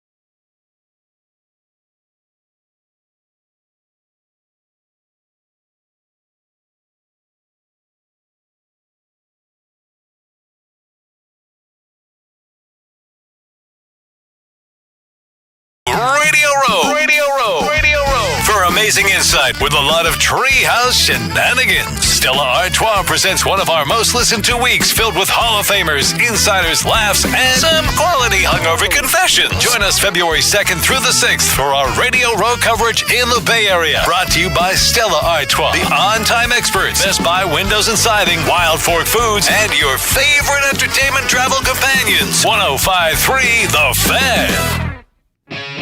If you're in the market to upgrade your vehicle, get to Classic Chevrolet in Grapevine. Back-to-back #1 Chevy dealership in the world. They've got more new Chevys than anyone, all priced to sell. Silverados, Tahoes, Blazers, Malibus, Equinox, and more. Visit ClassicChevrolet.com. This is Texas. This is Classic Chevrolet. Together, let's drive, relax, and enjoy the difference. Based on new Chevrolet registrations 2023 and 2024. Well, Jacob Ray, your basketball team's not the only one that can put BTA to ranked opponents, as my Texas Longhorns just defeated the Georgia Bulldogs 87-67. Yeah, that's right. The unranked Texas Longhorns just upset the 21 ranked Georgia Bulldogs. Welcome into 105.3 The Fan. It's a snowy Saturday afternoon. And coming up, we're going to talk about this drama between Clemson and Ole Miss. And I've got all the audio to detail it. But, Jacob, I'll give you the floor to let you talk about your Red Raiders for a little bit. Yeah, Tolo's texting 877-881-1053. What's more impressive, the number 12 team beating the number 6 team or an unranked team beating the number 21 team? I'm curious. No, I mean, 2 great wins by both of our programs. Texas has kind of been surging lately. They've had a couple really good wins. Looks like they could be, a team to look out for when March comes around. I just think that with the loss of Rodney Terry, I just think they kind of started the season in a bad spot, and they've kind of turned the corner now, which is exciting. But yeah, the Red Raiders, they looked great at home. They won 90-86, one of the highest scoring games I think I've ever seen Houston allow. But man, the story of this game was JT Toppin and Kingston Flemings, the number 5 recruit in next year's NBA class. The freshman had Dallas Maverick, by the way, future Dallas Maverick. The kid had 42 points. He had 21 points in both halves. He went unconscious, kind of went cold late as he started getting double teamed, but it ended up being the Red Raiders and some hot shooting, and JT Toppin went for 31 and 12. But 42 points, you would assume that that's the best freshman performance of the day, right? I mean, surely. But it wasn't. I guess not. It was not. Nope. Illinois, they were on the road against Purdue. The number 11 Illini took on number 4 Purdue. And Keaton Wagler, that's right, Wagler, not Wagner, Wagler, 46 points on 13 of 17 shooting, 9 of 11 from the three-point line, 11 of 13 from the free throw line, leads the Illini to a road upset over the Purdue Boilermakers. So just an outstanding game of college basketball so far, and it's not even 5 o'clock, which is exciting. All right, well, I gave you the floor now to take it back. All right, gentlemen, lock in, because this is going to take a little while. I've got 3 pieces of audio we're going to play of Dabo Swinney. And tell us if you've already heard this, then props to you. I'm going to lay it out for those who don't know. There are some names that you need to know about this situation, but this is the breakdown. Clemson linebacker Luke Farrelly is the player in question here. The person you're going to hear at the podium is a man you've heard from quite a bit, is going to be Dabo Swinney. He is essentially breaking down piece by piece, day by day, timeline by timeline, the occurring events that happened between what he is calling tampering by Ole Miss and head coach Pete Golding. Here's the names to know. Clemson's general manager, Jordan Sorrells. Ole Miss general manager, Austin Thomas. The player, like I said, Luke Farrelly. Clemson's linebacker coach, Ben Boulware, and Ryan Williams, who is the player's agent, Luke Farrelly's agent. If everybody understands those names, we can go ahead and dive into the first of this audio. Give me cut 7 here. So after that was 11:45. At 12:10, Jordan communicated to Austin Thomas via text because he was unable to reach him on the phone. And just a few minutes later, at 12:14, they both connected on the phone. The Ole Miss GM, Austin Thomas, and Jordan reiterated our stance one more time. The GM assured Jordan that he had communicated to the agent that he wanted no part of this and that his relationship with Jordan was more important to him than Luke Ferrelli. But that Pete Golding just does what he does, quote, unquote. So at 1:30, Sorrells met with Luke face-to-face in his office. And Luke communicated to Jordan and to Ben Boulware that Pete texted him on Wednesday morning, the head coach at Ole Miss, when he was in his 8 a.m. class. And he said the text message said, "I know you're signed. What's the buyout?" And he also, Luke said that Coach Golding also texted him a picture of a $1 million contract. He also, Luke also mentioned to Jordan and to Ben that Coach Golding had Trinidad Chambliss call him from his phone, and that Coach Golding was there continuing to talk on his phone to push him to re-enter the transfer portal. He also said that Jackson Dart had reached out and called him. But Luke again assured Jordan that he had no intention of leaving. So there's the first piece of that audio. Eric, your immediate reaction? Yeah, this is a crazy story. And like, I'm kind of reading into it right now. This is all happening in the span of like 10 days too. Like it started on January 4th and I'm reading into it right now and I'm on January 15th at 1:30 p.m. and where Sorrell was meeting with Ferrell in his office about the Golding text. So this is wild, man. Like I'm like locked in right now. I'm interested to hear the rest of this bit. Yeah, so that's the first part of the audio. We don't have enough time to get through all three, but I'll pretty much break down number two. Number three is really the teller of this all. Part two of this audio, and you can go find the full 8-minute clip, Tolos. It's all over Twitter. You can find it. I very much encourage you to go listen to all of it to understand the full context of the situation. Part two of the audio is pretty much Luke saying, "Look, I'm not interested in going," and then Ole Miss Pete Golding texts him back and says, "We'll double the offer. We'll give you $2 million, 2 years." Sends him another picture of the contract. They're trying to communicate with the agent. The agent's is saying, "Look, I don't know what's going on, but if you want us to hand over the evidence that Pete Golding texted him, we'll go ahead and do that if you match their offer of 2 years and you give him $1 million." Clemson said no, so they don't necessarily get that evidence. And now we pick up and we go to audio cut number 3 here. I'm back at work. I'm in my office. Everything's good. 4:14, Jordan Sorrells comes to see me. He had gotten a call from compliance telling him that Luke is in our compliance office trying to request to re-enter the transfer portal. So Jordan let me know. He let Tom Allen know. Called Luke, no answer. At 4:19, Jordan called the agent Ryan Williams again to alert him that Luke had requested to enter the portal. He responded via text to let him know that he was flying. Sorrells texted, "Luke just reached out to our compliance and requested to go in the portal. What the heck is going on?" The agent's response was, "Oh, bleep. Let me try and find out." At 4:40, Sorrells and Coach Allen arrived at Luke's apartment. Luke was in the driveway when they got there. His immediate response was, "I'm going to Ole Miss." So there you have it. Wow. Ole Miss ended up getting Luke Ferrelli in this conversation. Dabo Swinney, he talked about it earlier in the pressers. He reached out to him, was like, "Look, I know that you've been a head coach for 4 weeks," talking about Pete Golding, but that's not really how we do things in college football. If you would go ahead and stop talking to my player, I won't take any legal action, blah, blah, blah, whatever.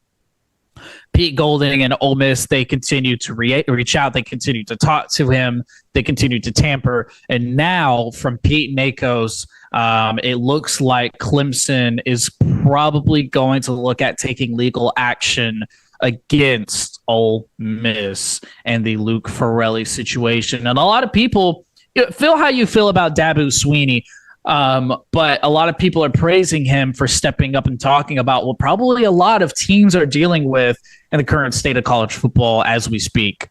Yeah, I'm curious to know like how that approach went, where they found him and they approached him after all this had happened and he had said, I'm going to Ole Miss. Like, I wonder how awkward that interaction was. I mean, because at that point, I don't know if he was fully, I guess, ready to run into that encounter. I don't know. That just seems like after everything that happened, you don't want to be in that situation at all. Yeah, no, you definitely don't. All right, coming up next at the 5 o'clock hour, AI can do a lot, but can it mock? Let's find out next on 105.3 The Fan. When your friends say, hey, did you hear? You can proudly say, I heard it on The Fan. Keeping you sports informed with some quality laughs along the way. Turn it on and leave it on. 105.3 The Fan, the Odyssey app, iHeartRadio app, and TuneIn app. Hey, it's Tony from East Dallas Diesel. And look, we all know how it goes at those big box dealerships. They lure you in with a sale, then hit you with fees, markups, and hours of waiting around. Yeah, not here. At East Dallas Diesel and East Dallas Motor Cars, we keep it honest and easy. Upfront pricing, no hidden fees, and you can be in and out in under an hour. And whether you're after his dream truck or her sleek weekend car, we've got something for both. Everyone handpicked and Tony approved. Check us out at eastdallasdiesel.com or eastdallasmotorcars.com, where custom comes standard for him, for her, and for anyone tired of dealership games. At Berkey's, we're celebrating 50 years of service for the Metroplex. Looking for a great deal on a new air conditioning system? Call Berkey's to get up to $4,000 off select Lennox HVAC systems with combined discounts. And 0% financing for 12 months with approved credit. That's up to $4,000 off per system and 0% financing for 12 months. Just call 877-BERKEYS or visit Berkeys.com. Berkey's, we're there when you need us. This is the story of the one. As the purchasing manager at a manufacturing plant, she knows the only thing more important than having the right safety gear is having it there when you need it. That's why she partners with Grainger for auto reordering, so her team members can count on her to have cut-resistant gloves on hand, and each shift can run safely and efficiently. Call 1-800-GRAINGER.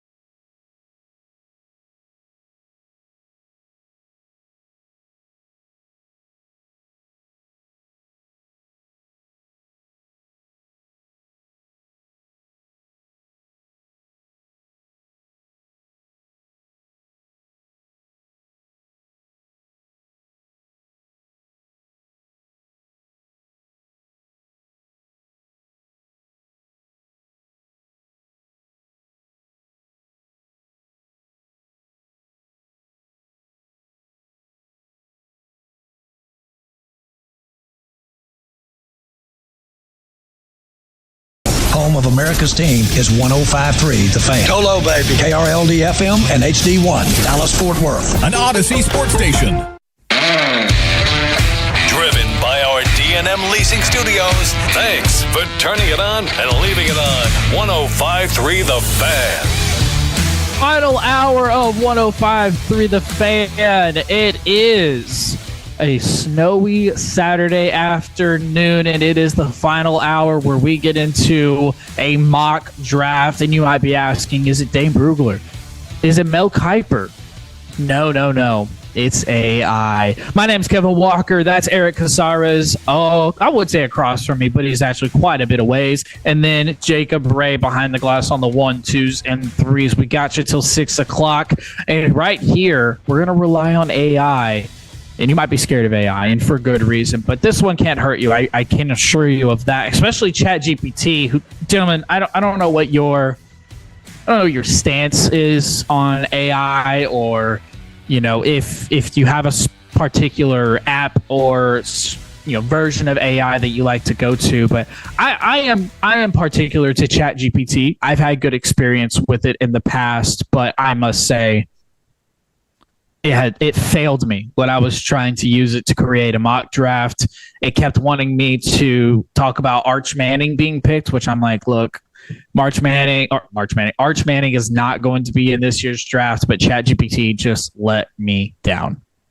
Yeah, no, I actually like ChatGPT, and normally when I use it for, like, if I need to set something up, or I don't know, like if I need to reword something before I type it out or something, like, it doesn't matter. Like, it's good for that, but I would never ask it to do something like, oh, like who are the top 10 or who are the top 20, because then they just start throwing in random names and it's not really always up to date with the information. And then you have to correct them and they're like, oh, sorry, my bad. And then they end up screwing something up anyway. So yeah. So this is actually going to be very interesting. I'm super intrigued for how they are going to mock this one up. So I didn't use ChatGPT because it failed. So I went to Google Gemini, and you know what? Props to them, because Google Gemini was able to give me a full first round draft analysis, why each team took each player, blah, blah, blah, whatever. And, none of the names looked funny. It all looked very accurate. And it also let me export to my Google Sheets, so that way I could automatically save it. So, you know what?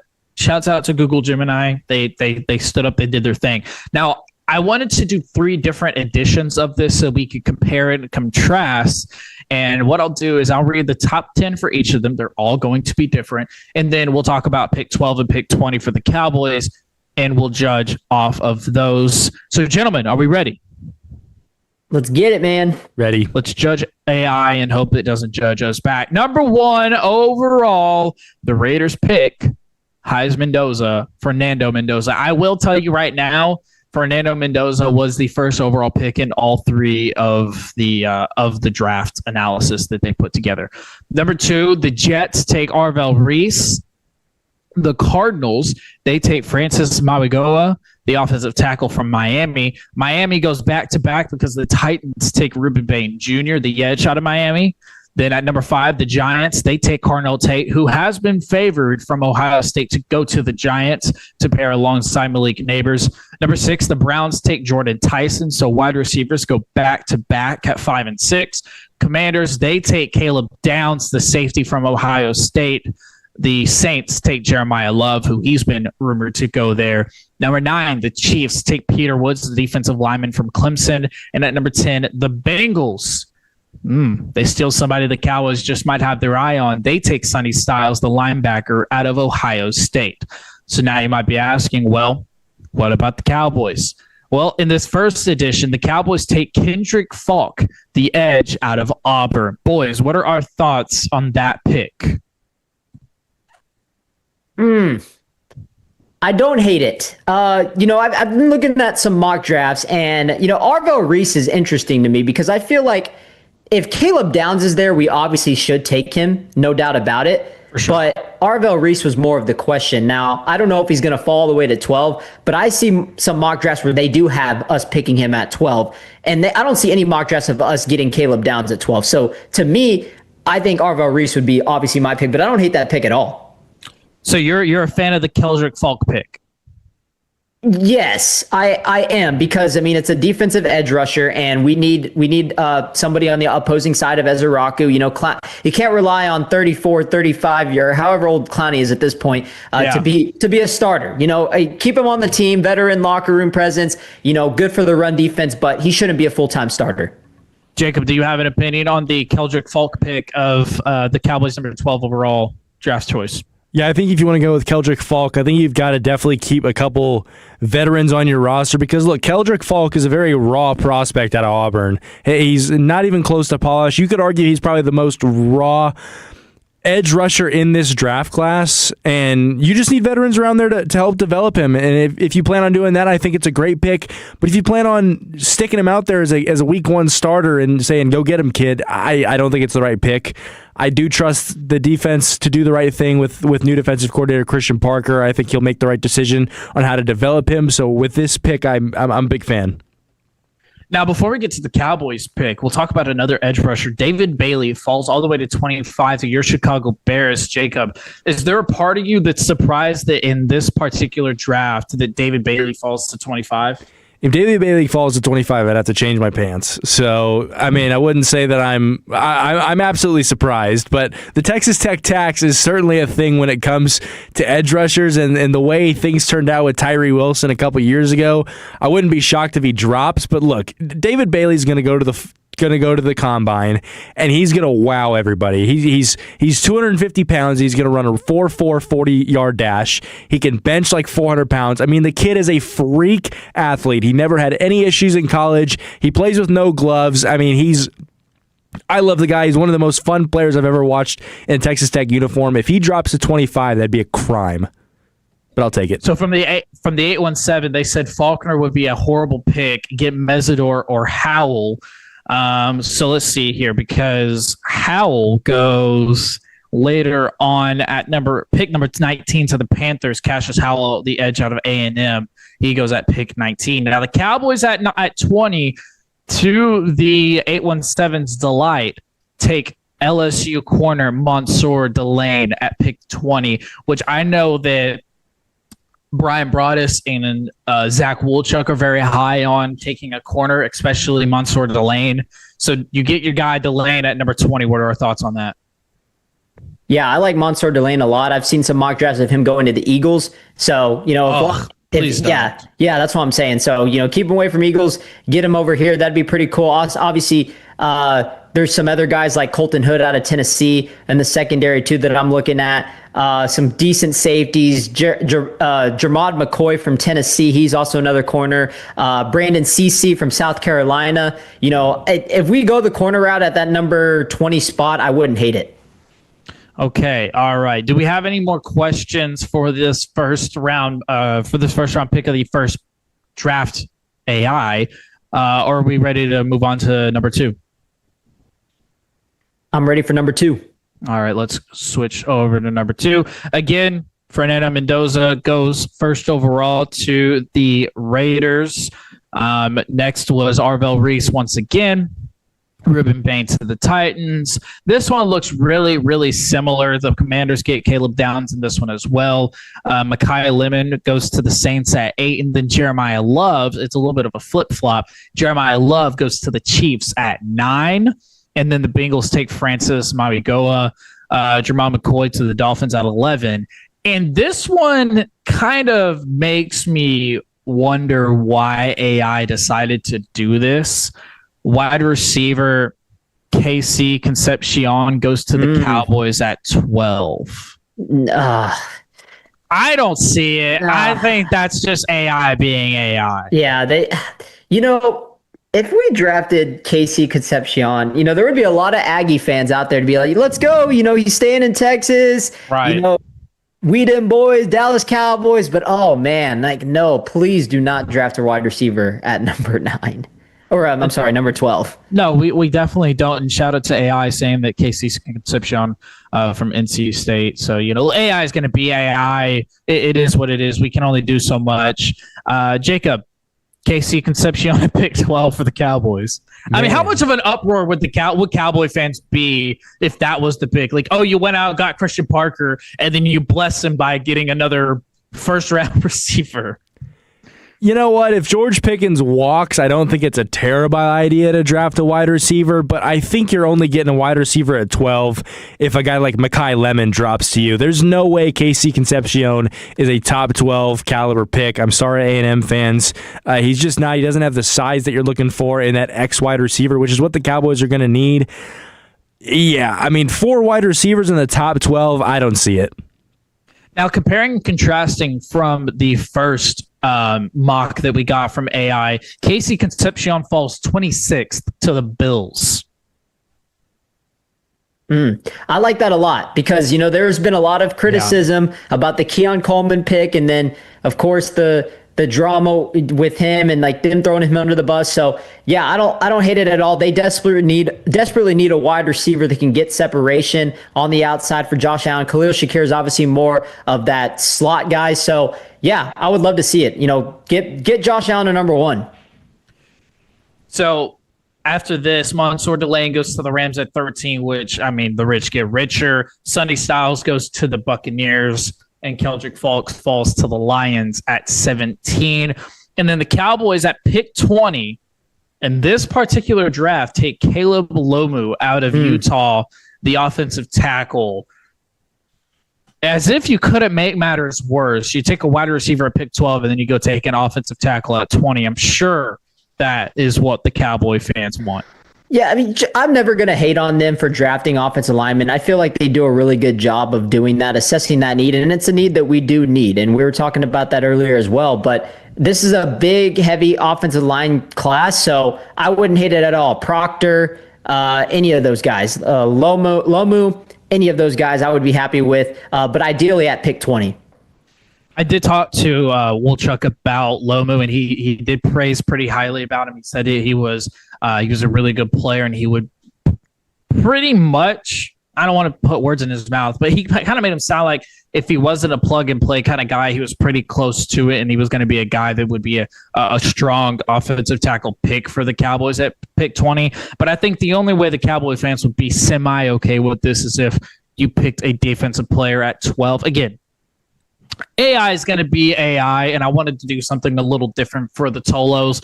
I didn't want to rely on a Kuiper. I didn't want to rely on a Brugler. I didn't rely on you name it, mock draft. I wanted to do something a little bit different. So 877-881-1053, text in. Let me know if you like this. If you don't like the AI, let me know. We'll figure this out going forward. From the 817, also Bailey over all the ones he listed. He talked about Mesidor and Howell earlier. And then 214, this is Eric's burner account. I'm an Aggie, class of 2020. Please don't draft wide receiver. Oh, wow. Yeah, shout out to him. Okay, so, and then in this draft, ironically, David Bailey falls to the Bears again at 25. So, look, I'll tell you what, Jacob, if the Bears are relying on AI along with the entire NFL, you just might be in luck. Hey, man, I hope so. And they also do the same thing in the third one, so bring it to me. All right, you already teased it, so let's go over to the third one, which Jacob has appropriately renamed. So Fernando Mendoza goes to the Raiders at pick 1 again. Arvel Reese at pick 2. This one stays pretty much consistent. This one's more consistent with the first one we looked at, where Jeremiah Love goes to the Saints, Peter Woods to the Chiefs, Francis Mauigoa to the Bengals. So top 10 here looks pretty consistent from what we've seen from the past. The Cowboys take Keldrick Falk again here at pick 12, just like they did in the first one, the edge out of Auburn, who we already talked about. Mansour Delane goes to the Rams next at pick 13, Sonny Styles to the Buccaneers. So it looks like if the Cowboys pass on Delane or Sonny Styles, that and they take Keldrick Falk or anyone else, it looks like the Buccaneers are favored for Styles and the Rams are favored for Mansour Delane. Caden Proctor from Alabama, he's offensive tackle. He goes to the Ravens, which I'm sure they would love. And then in this particular draft, the Jets take Ty Simpson at pick 16, the quarterback out of Alabama. So Keldrick Falk again to the Cowboys, and then another consistent one, Caleb Lomu, so a switch. He goes to the Cowboys at pick 20. Again, that offensive tackle out of Utah. And then once again, David Bailey from Texas Tech goes to the Bears. Yeah, that third one is actually really interesting because it does factor in Ty Simpson, a guy that either he feels like he's going to be like late first round, like he was, like I guess mid round, he was 16th in that one, or he's going to be a guy that falls to day 2, possibly like a Will Levis. I don't know if you guys remember, but Will Levis, some people had him going into the top 5 in his draft class, and then he ended up going day 2. So, sometimes you can't believe all the rumors you hear. So it's going to be interesting to see who that next quarterback is after Mendoza. But yeah, that was the biggest takeaway for me just looking at that one. So I think another thing, comparing and contrasting from the first AI that we looked at to the second or to the third one, excuse me, at pick 20 in the first one, Mansour Delane goes to the Cowboys, and the Rams take Jermon McCoy, and the Buccaneers take Kenyon Sadiq. But in the second and the third of the AI drafts that we look at, if we don't take Mansour Delane at 12, he's gone.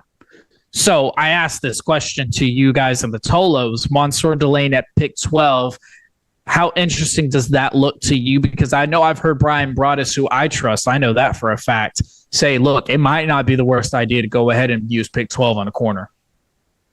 Yeah, no, I mean, the secondary is our weakest. You could argue it's our weakest position right now. They got torched last year. They got rid of Trayvon Diggs, right? You still got Siobhan Revelle coming in as a rookie last year, battled injuries. Is he reliable as a true number 2? You don't know. Maybe you like him put more in the nickel. They're going to have to obviously, he's going to have to develop. DeRon Bland is a ticking time bomb, I feel like, and he's getting paid a lot of money. So, yeah, you desperately need cornerback depth. So I'm not going to question, like I said, there's 3 positions I'm not going to question on the defensive side, or I guess anybody on the defensive side, and then an offensive lineman. And so, honestly, I would say probably corner, edge rusher, and offensive tackle I'm not going to question.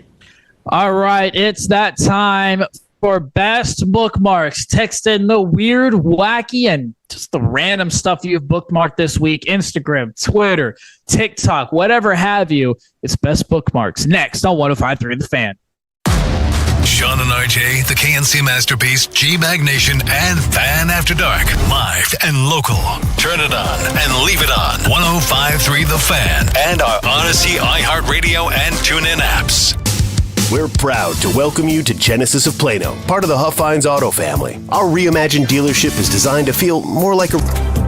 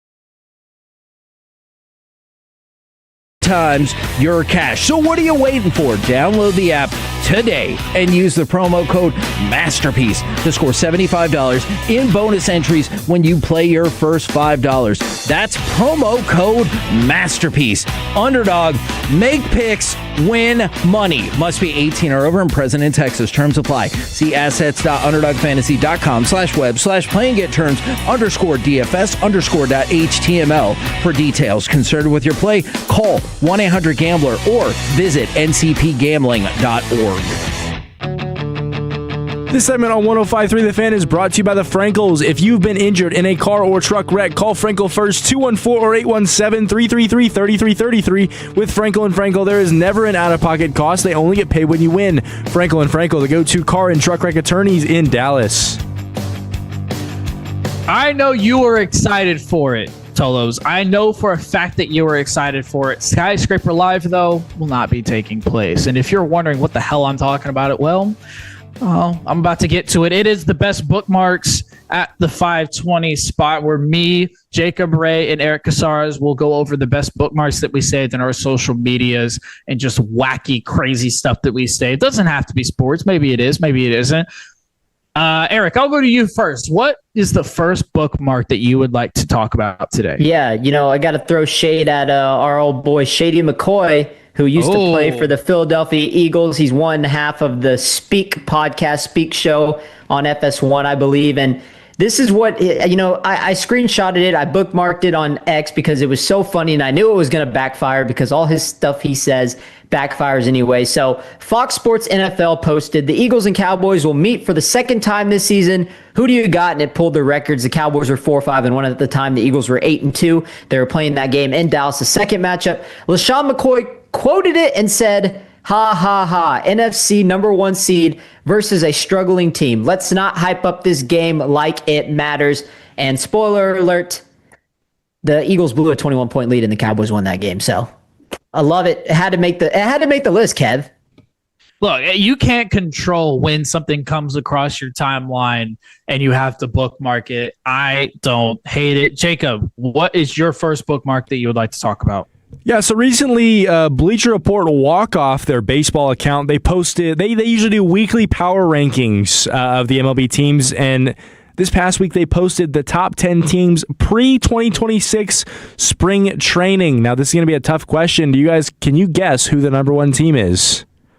Oh, shoot, man. Yeah, tough one. I don't know. Tough one. The Los Angeles Dodgers. Oh, ding, ding, ding. You got it. Now, number 2 might come as a surprise. Who do you think number 2 is? This is kind of a surprise. Is it the Yankees? It is not. Eric, do you have a guess? Oh, man. Is it something absurd? I wouldn't say absurd, but definitely surprising. Boston Red Sox? No, the Red Sox are on here at 7. It is the Chicago Cubs. I knew it. That's why I bookmarked it. Yeah, I was shocked. I don't think they should be anywhere near the top 5 based on... It's the Texas Longhorns effect, Jacob. You also don't believe they should be that high. Yeah, it's got to be. So they come in at number 2. Number 3 is the New York Mets, who I think should be number 2 after all the moves they made this offseason.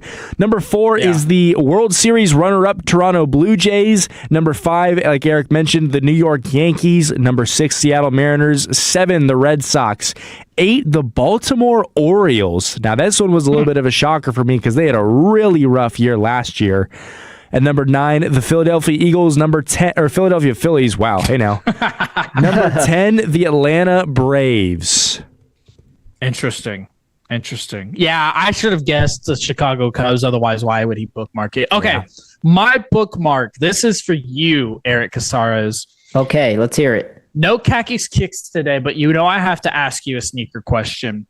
Okay. All right. Adidas and Pharrell, who is a partner with Adidas, he also is the lead guy for Louis Vuitton. They just unveiled a human race edition of the Evolution Pro, which I'm sure you've heard of because it is a fairly popular running shoe. It's the Adidas shoe with the super cushion on it. It's really light. It has those massive 3 stripes on it. But here's the kicker. It is dropping in limited quantities worldwide it is going to have an earth pattern on the bottom of it, and it's $1,000. Would you pay $1,000 for the best possible running shoe on the market, Eric Casares? And follow up, what's the most you've spent on a pair of running shoes? Yeah, well, okay. So I worked part-time at a running store here. So I actually bought 2 pairs of super shoes. That's what we call the workout shoes that have the carbon plate in them that makes you run faster. For those people that don't know about super shoes, that's what we call them. Anyways, but I got those discounted because I worked at the store, and I got them both. I got one for free and the other one for $90. So I got them both total $98, but combined they would have been over $500.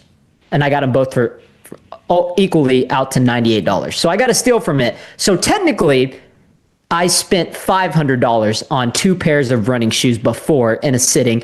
$1,000 might be a little bit out of my budget, Kev. I completely understand. And Jacob, I'm just going to assume you're going to rock your Hokas. You know me, man. You know me. I actually got the beat up ones on, the 2-year-old ones, because the weather's bad. I didn't even wear the clean white ones. That's fair. All right, snake order here. I talked about it earlier, and I would be kind of shocked if either of y'all knew about this. Have y'all been keeping up with the Skyscraper Live that's supposed to be taking place? I'm not familiar. Can't say Jacob? that I have.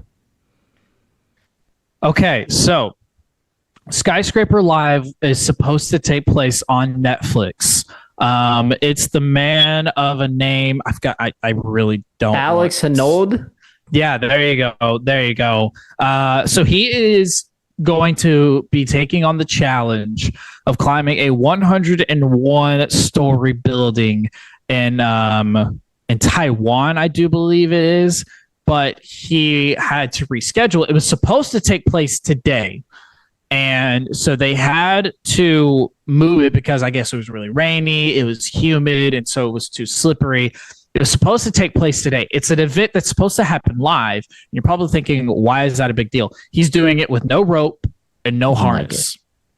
Oh, goodness. I don't know about that one. He is literally just climbing a building on Netflix live for the world to see, hoping and praying for success. That's honestly inspiring, but at the same time, like, what if something bad happens? Like, how would they have to cut? Like, I mean, it's live television. Would they have to cut it? Like, how would that work? I have no idea. It's one of the tallest buildings in the world.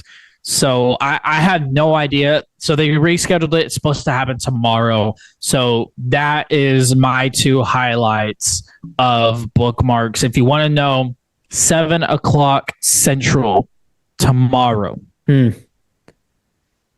Competing with the NFL games. We'll see how that works out. But hey, I might give it a watch. That actually sounds really interesting. Okay.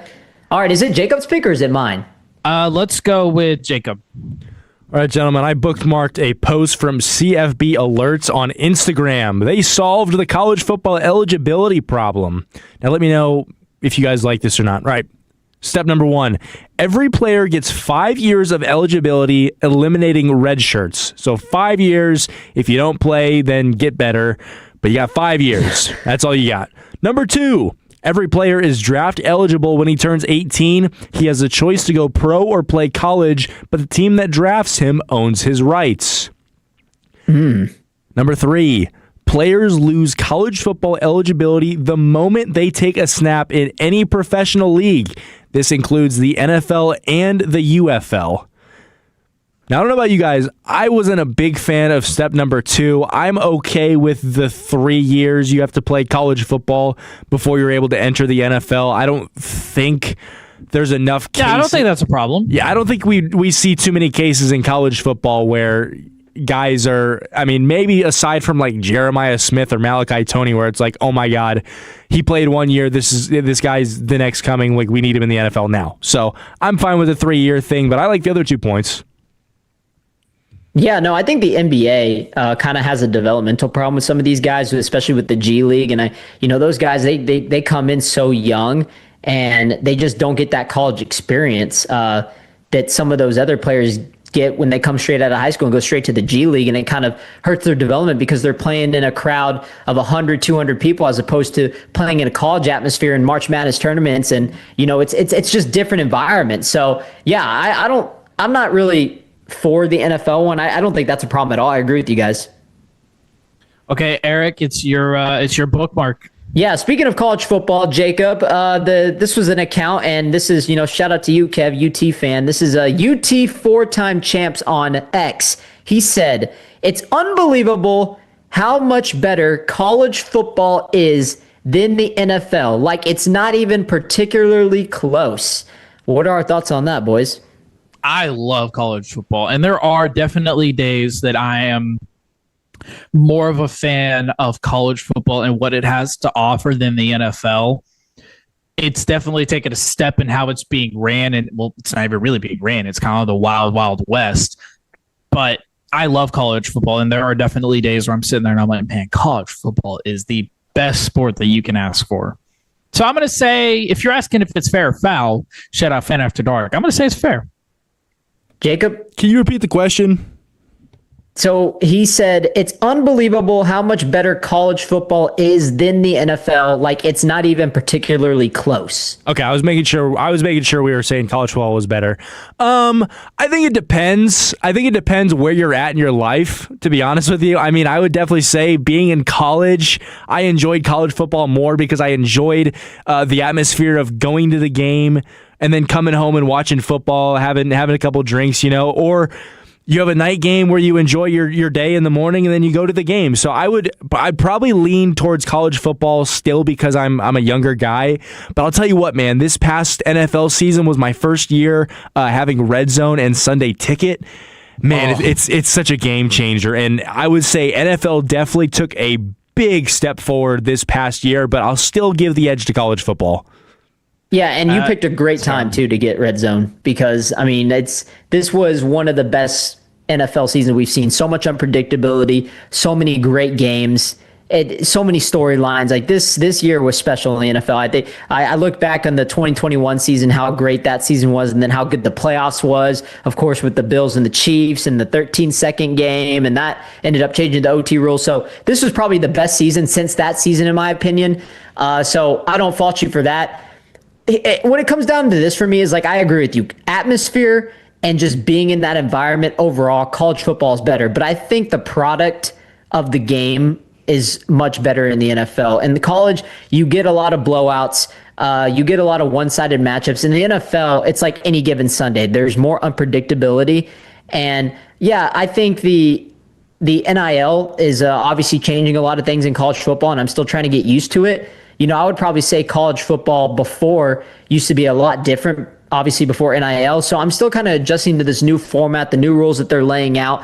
I'm not really a big fan of the committee and how they handle things, but in terms of watching the product, I don't hate it at all. I just favor NFL overall as a watchable product. My bad. From the 469, Zach and Frisco corrected me, and I appreciate it. The Skyscraper event was supposed to be yesterday. Is actually rescheduled for today, so it'll happen 7 o'clock at night. Sorry, I'll be watching Dallas Mavericks, but if you want to talk about it. Now, Eric, I understand that there's something you want to get off your chest, and you have a little piece of audio to go with it. Yeah. So here's the deal, man. The Buffalo Bills, in my opinion, and I teased this earlier, right? Love a good tease. Yeah. This team is overly emotional right now. They have not handled things to the best of their abilities after that playoff loss to the Denver Broncos. And I believe that Sean McDermott was scapegoated. I feel that it was thrown on him. And regardless of how you feel about Sean McDermott, that loss was not on him. Josh Allen turned the ball over 5 times. They should have never been in that position to lose that game. And he is the only reason that team has been kept afloat this year because it was a weak roster around Josh Allen. So what was the culprit? Brandon Beane. And he's been getting a lot of criticism, right? The GM, because he surrounds the team with talent, right? And there has been criticism about how he surrounded this team around Josh Allen, getting that wide receiver 1, not going in and getting a trade deadline acquisition of a Rashid Shaheed or a Jacoby Myers like the Seattle Seahawks and the Jacksonville Jaguars. So they asked him about it in the press conference earlier this week until owner Terry Pegula jumped in and said, nah, I got something to say about that. And here's him defending it. Yeah, can I interrupt? I'll address the Keon situation. The coaching staff pushed to draft Keon. I'm not saying Brandon wouldn't have drafted him, but he wasn't his next choice. That was Brandon being a team player and taking advice of his coaching staff, who felt strongly about the player. And, he's taken, for some reason, heat over it and not saying a word about it. But I'm here to tell you the true story. Yeah, Terry, here's the deal. Nobody was asking, bro. Yeah, nobody was asking. They were asking Brandon Beane. And second of all, Keon Coleman is still on your team, okay? You can't throw your wide receiver under the bus when he's still playing for your team, okay? So you want to say that after the trade of the foul? Okay, all power to you. This guy's still on your team. He's 22 years old, bro. And he's 22 years old, and he's been a healthy scratch for most of the season. I understand the developmental process, everything, his on-play ability hasn't been there. But come on, man, there's better ways to jump in and defend the general manager. And I said this earlier, this is an emotional team right now, and I don't like the way they've handled things. They got to get this coach right. 38 receptions, 400 yards, and 4 touchdowns. He barely started. Let's see here. It looks like he started. Is that correct? Did he only start 5 games this season? Dude, I feel like he was a healthy scratch the last 6-7 games of the season.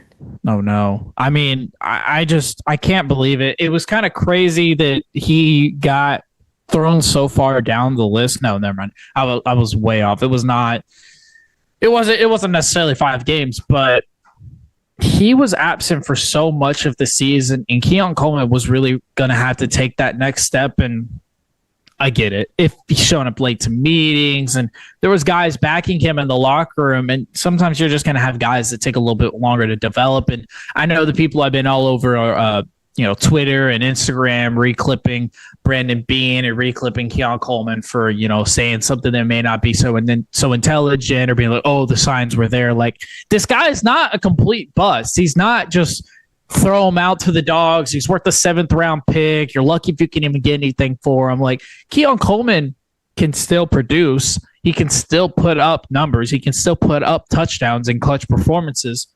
Is he a little bit of a bonehead? Yeah, he's a little bit of a bonehead, but he can still produce. He can still turn out. And I agree with you. I think the things that the Buffalo Bills are doing right now is very, very emotionally led. Officially healthy scratch for 4 games during the 2025 season. Not good. Not good. No, not good at all. All right. Well, it's the last segment of the program, which means we're going to make our picks for the Super Bowl, specifically Eric and Jacob. So we'll send you off with that and the latest on the conference championships next on 105.3 The Fan. Jumpstart your January goals at Whole Foods Market. They have hundreds of yellow sale tags for feel-good savings across the store. Explore sales on sustainable wild-caught sockeye salmon fillets, organic boneless chicken breasts, and many more quality finds to support your wellness journey.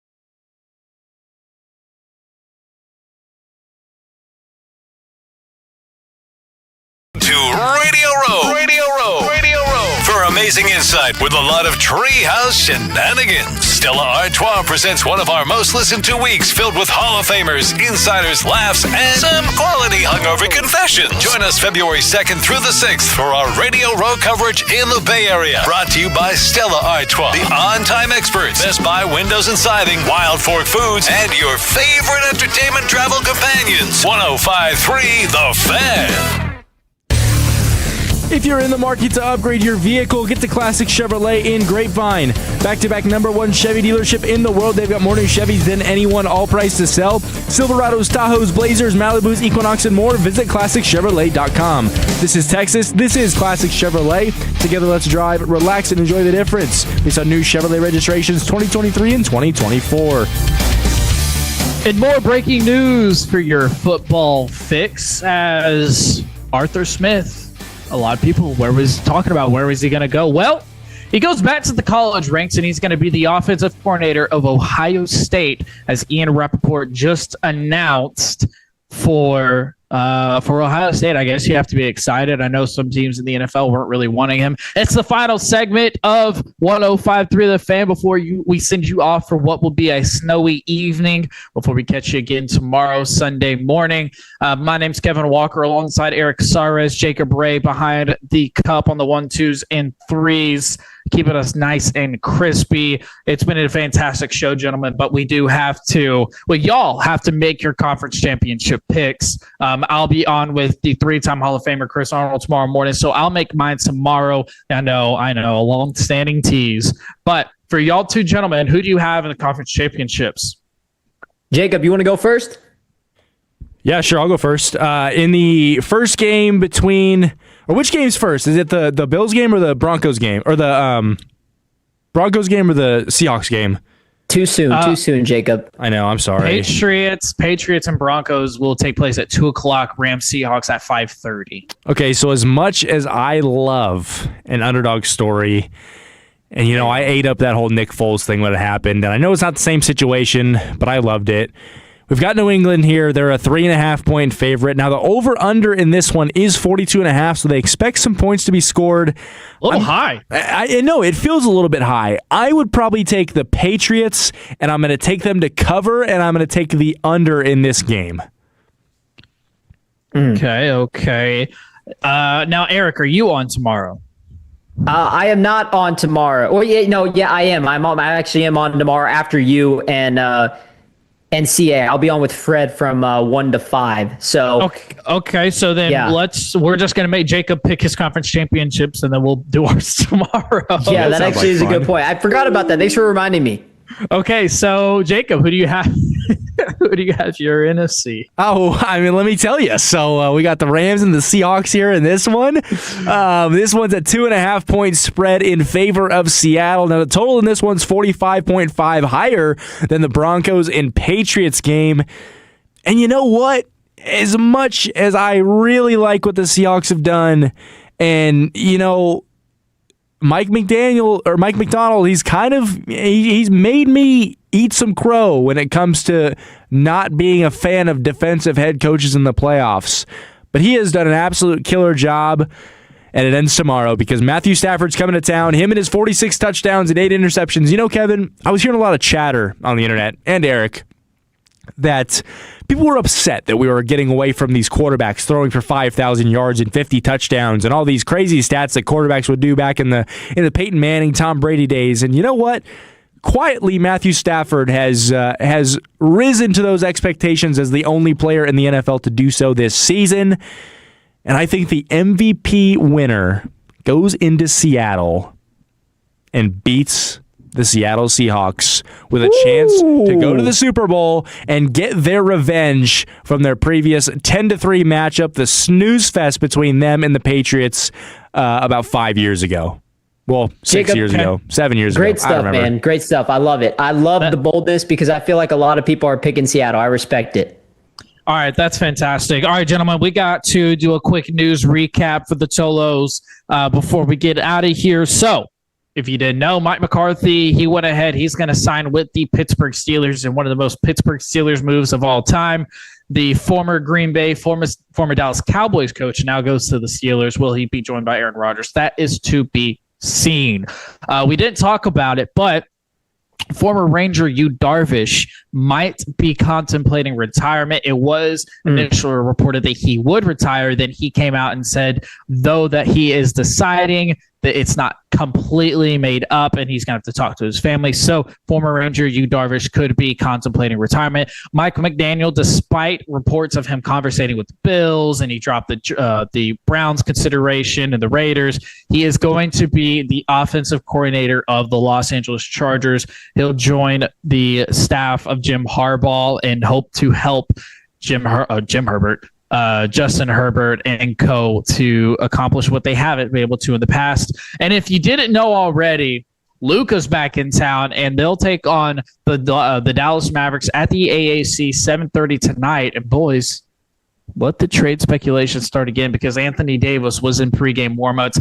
Daniel Gafford will be available for that game. And don't forget to get your college football fix. The East-West Shrine Bowl is going to be taking place on Tuesday. I know it's a bit of ways away, but don't forget, on Tuesday at 6 o'clock, and you can follow all of our local reporters to stay up to date with who's competing in that. And then, like I just mentioned at the top, Arthur Smith will be the offensive coordinator at Ohio State. He'll be paired with Julian Sayin. And look, we'll see what ends up happening. Ohio State just keeps adding all these washed-up NFL coordinators and make it do. So a big shout-out to them. Boys, any last notes before we get out of here on a snowy afternoon turned evening? I just want to say that I feel bad because I totally forgot that I am going to be on tomorrow. So can I give you real quick a hypothetical Super Bowl matchup if the Bills and Bears had won last week? Sure. Okay. So we would have got Bills and we would have got Patriots, and that would have been a third match. And then Bears going into Seattle.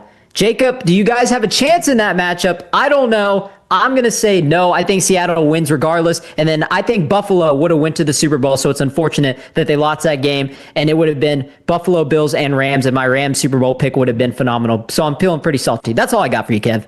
Hell no, they wouldn't have won Seattle. I'm just going to assume that Jacob would take his Bears against anybody and everybody. For myself, Kevin Walker, Eric Casares, a fantastic job. The Fan Phenom, Jacob Ray, a incredible job. Give him praise. He drove all the way to Dallas on 105.3 The Fan. We'll catch you tomorrow at 9 a.m. Tolo means turn it on and leave it on. Thank you for making 105.3 The Fan and the Odyssey app part of your day every day.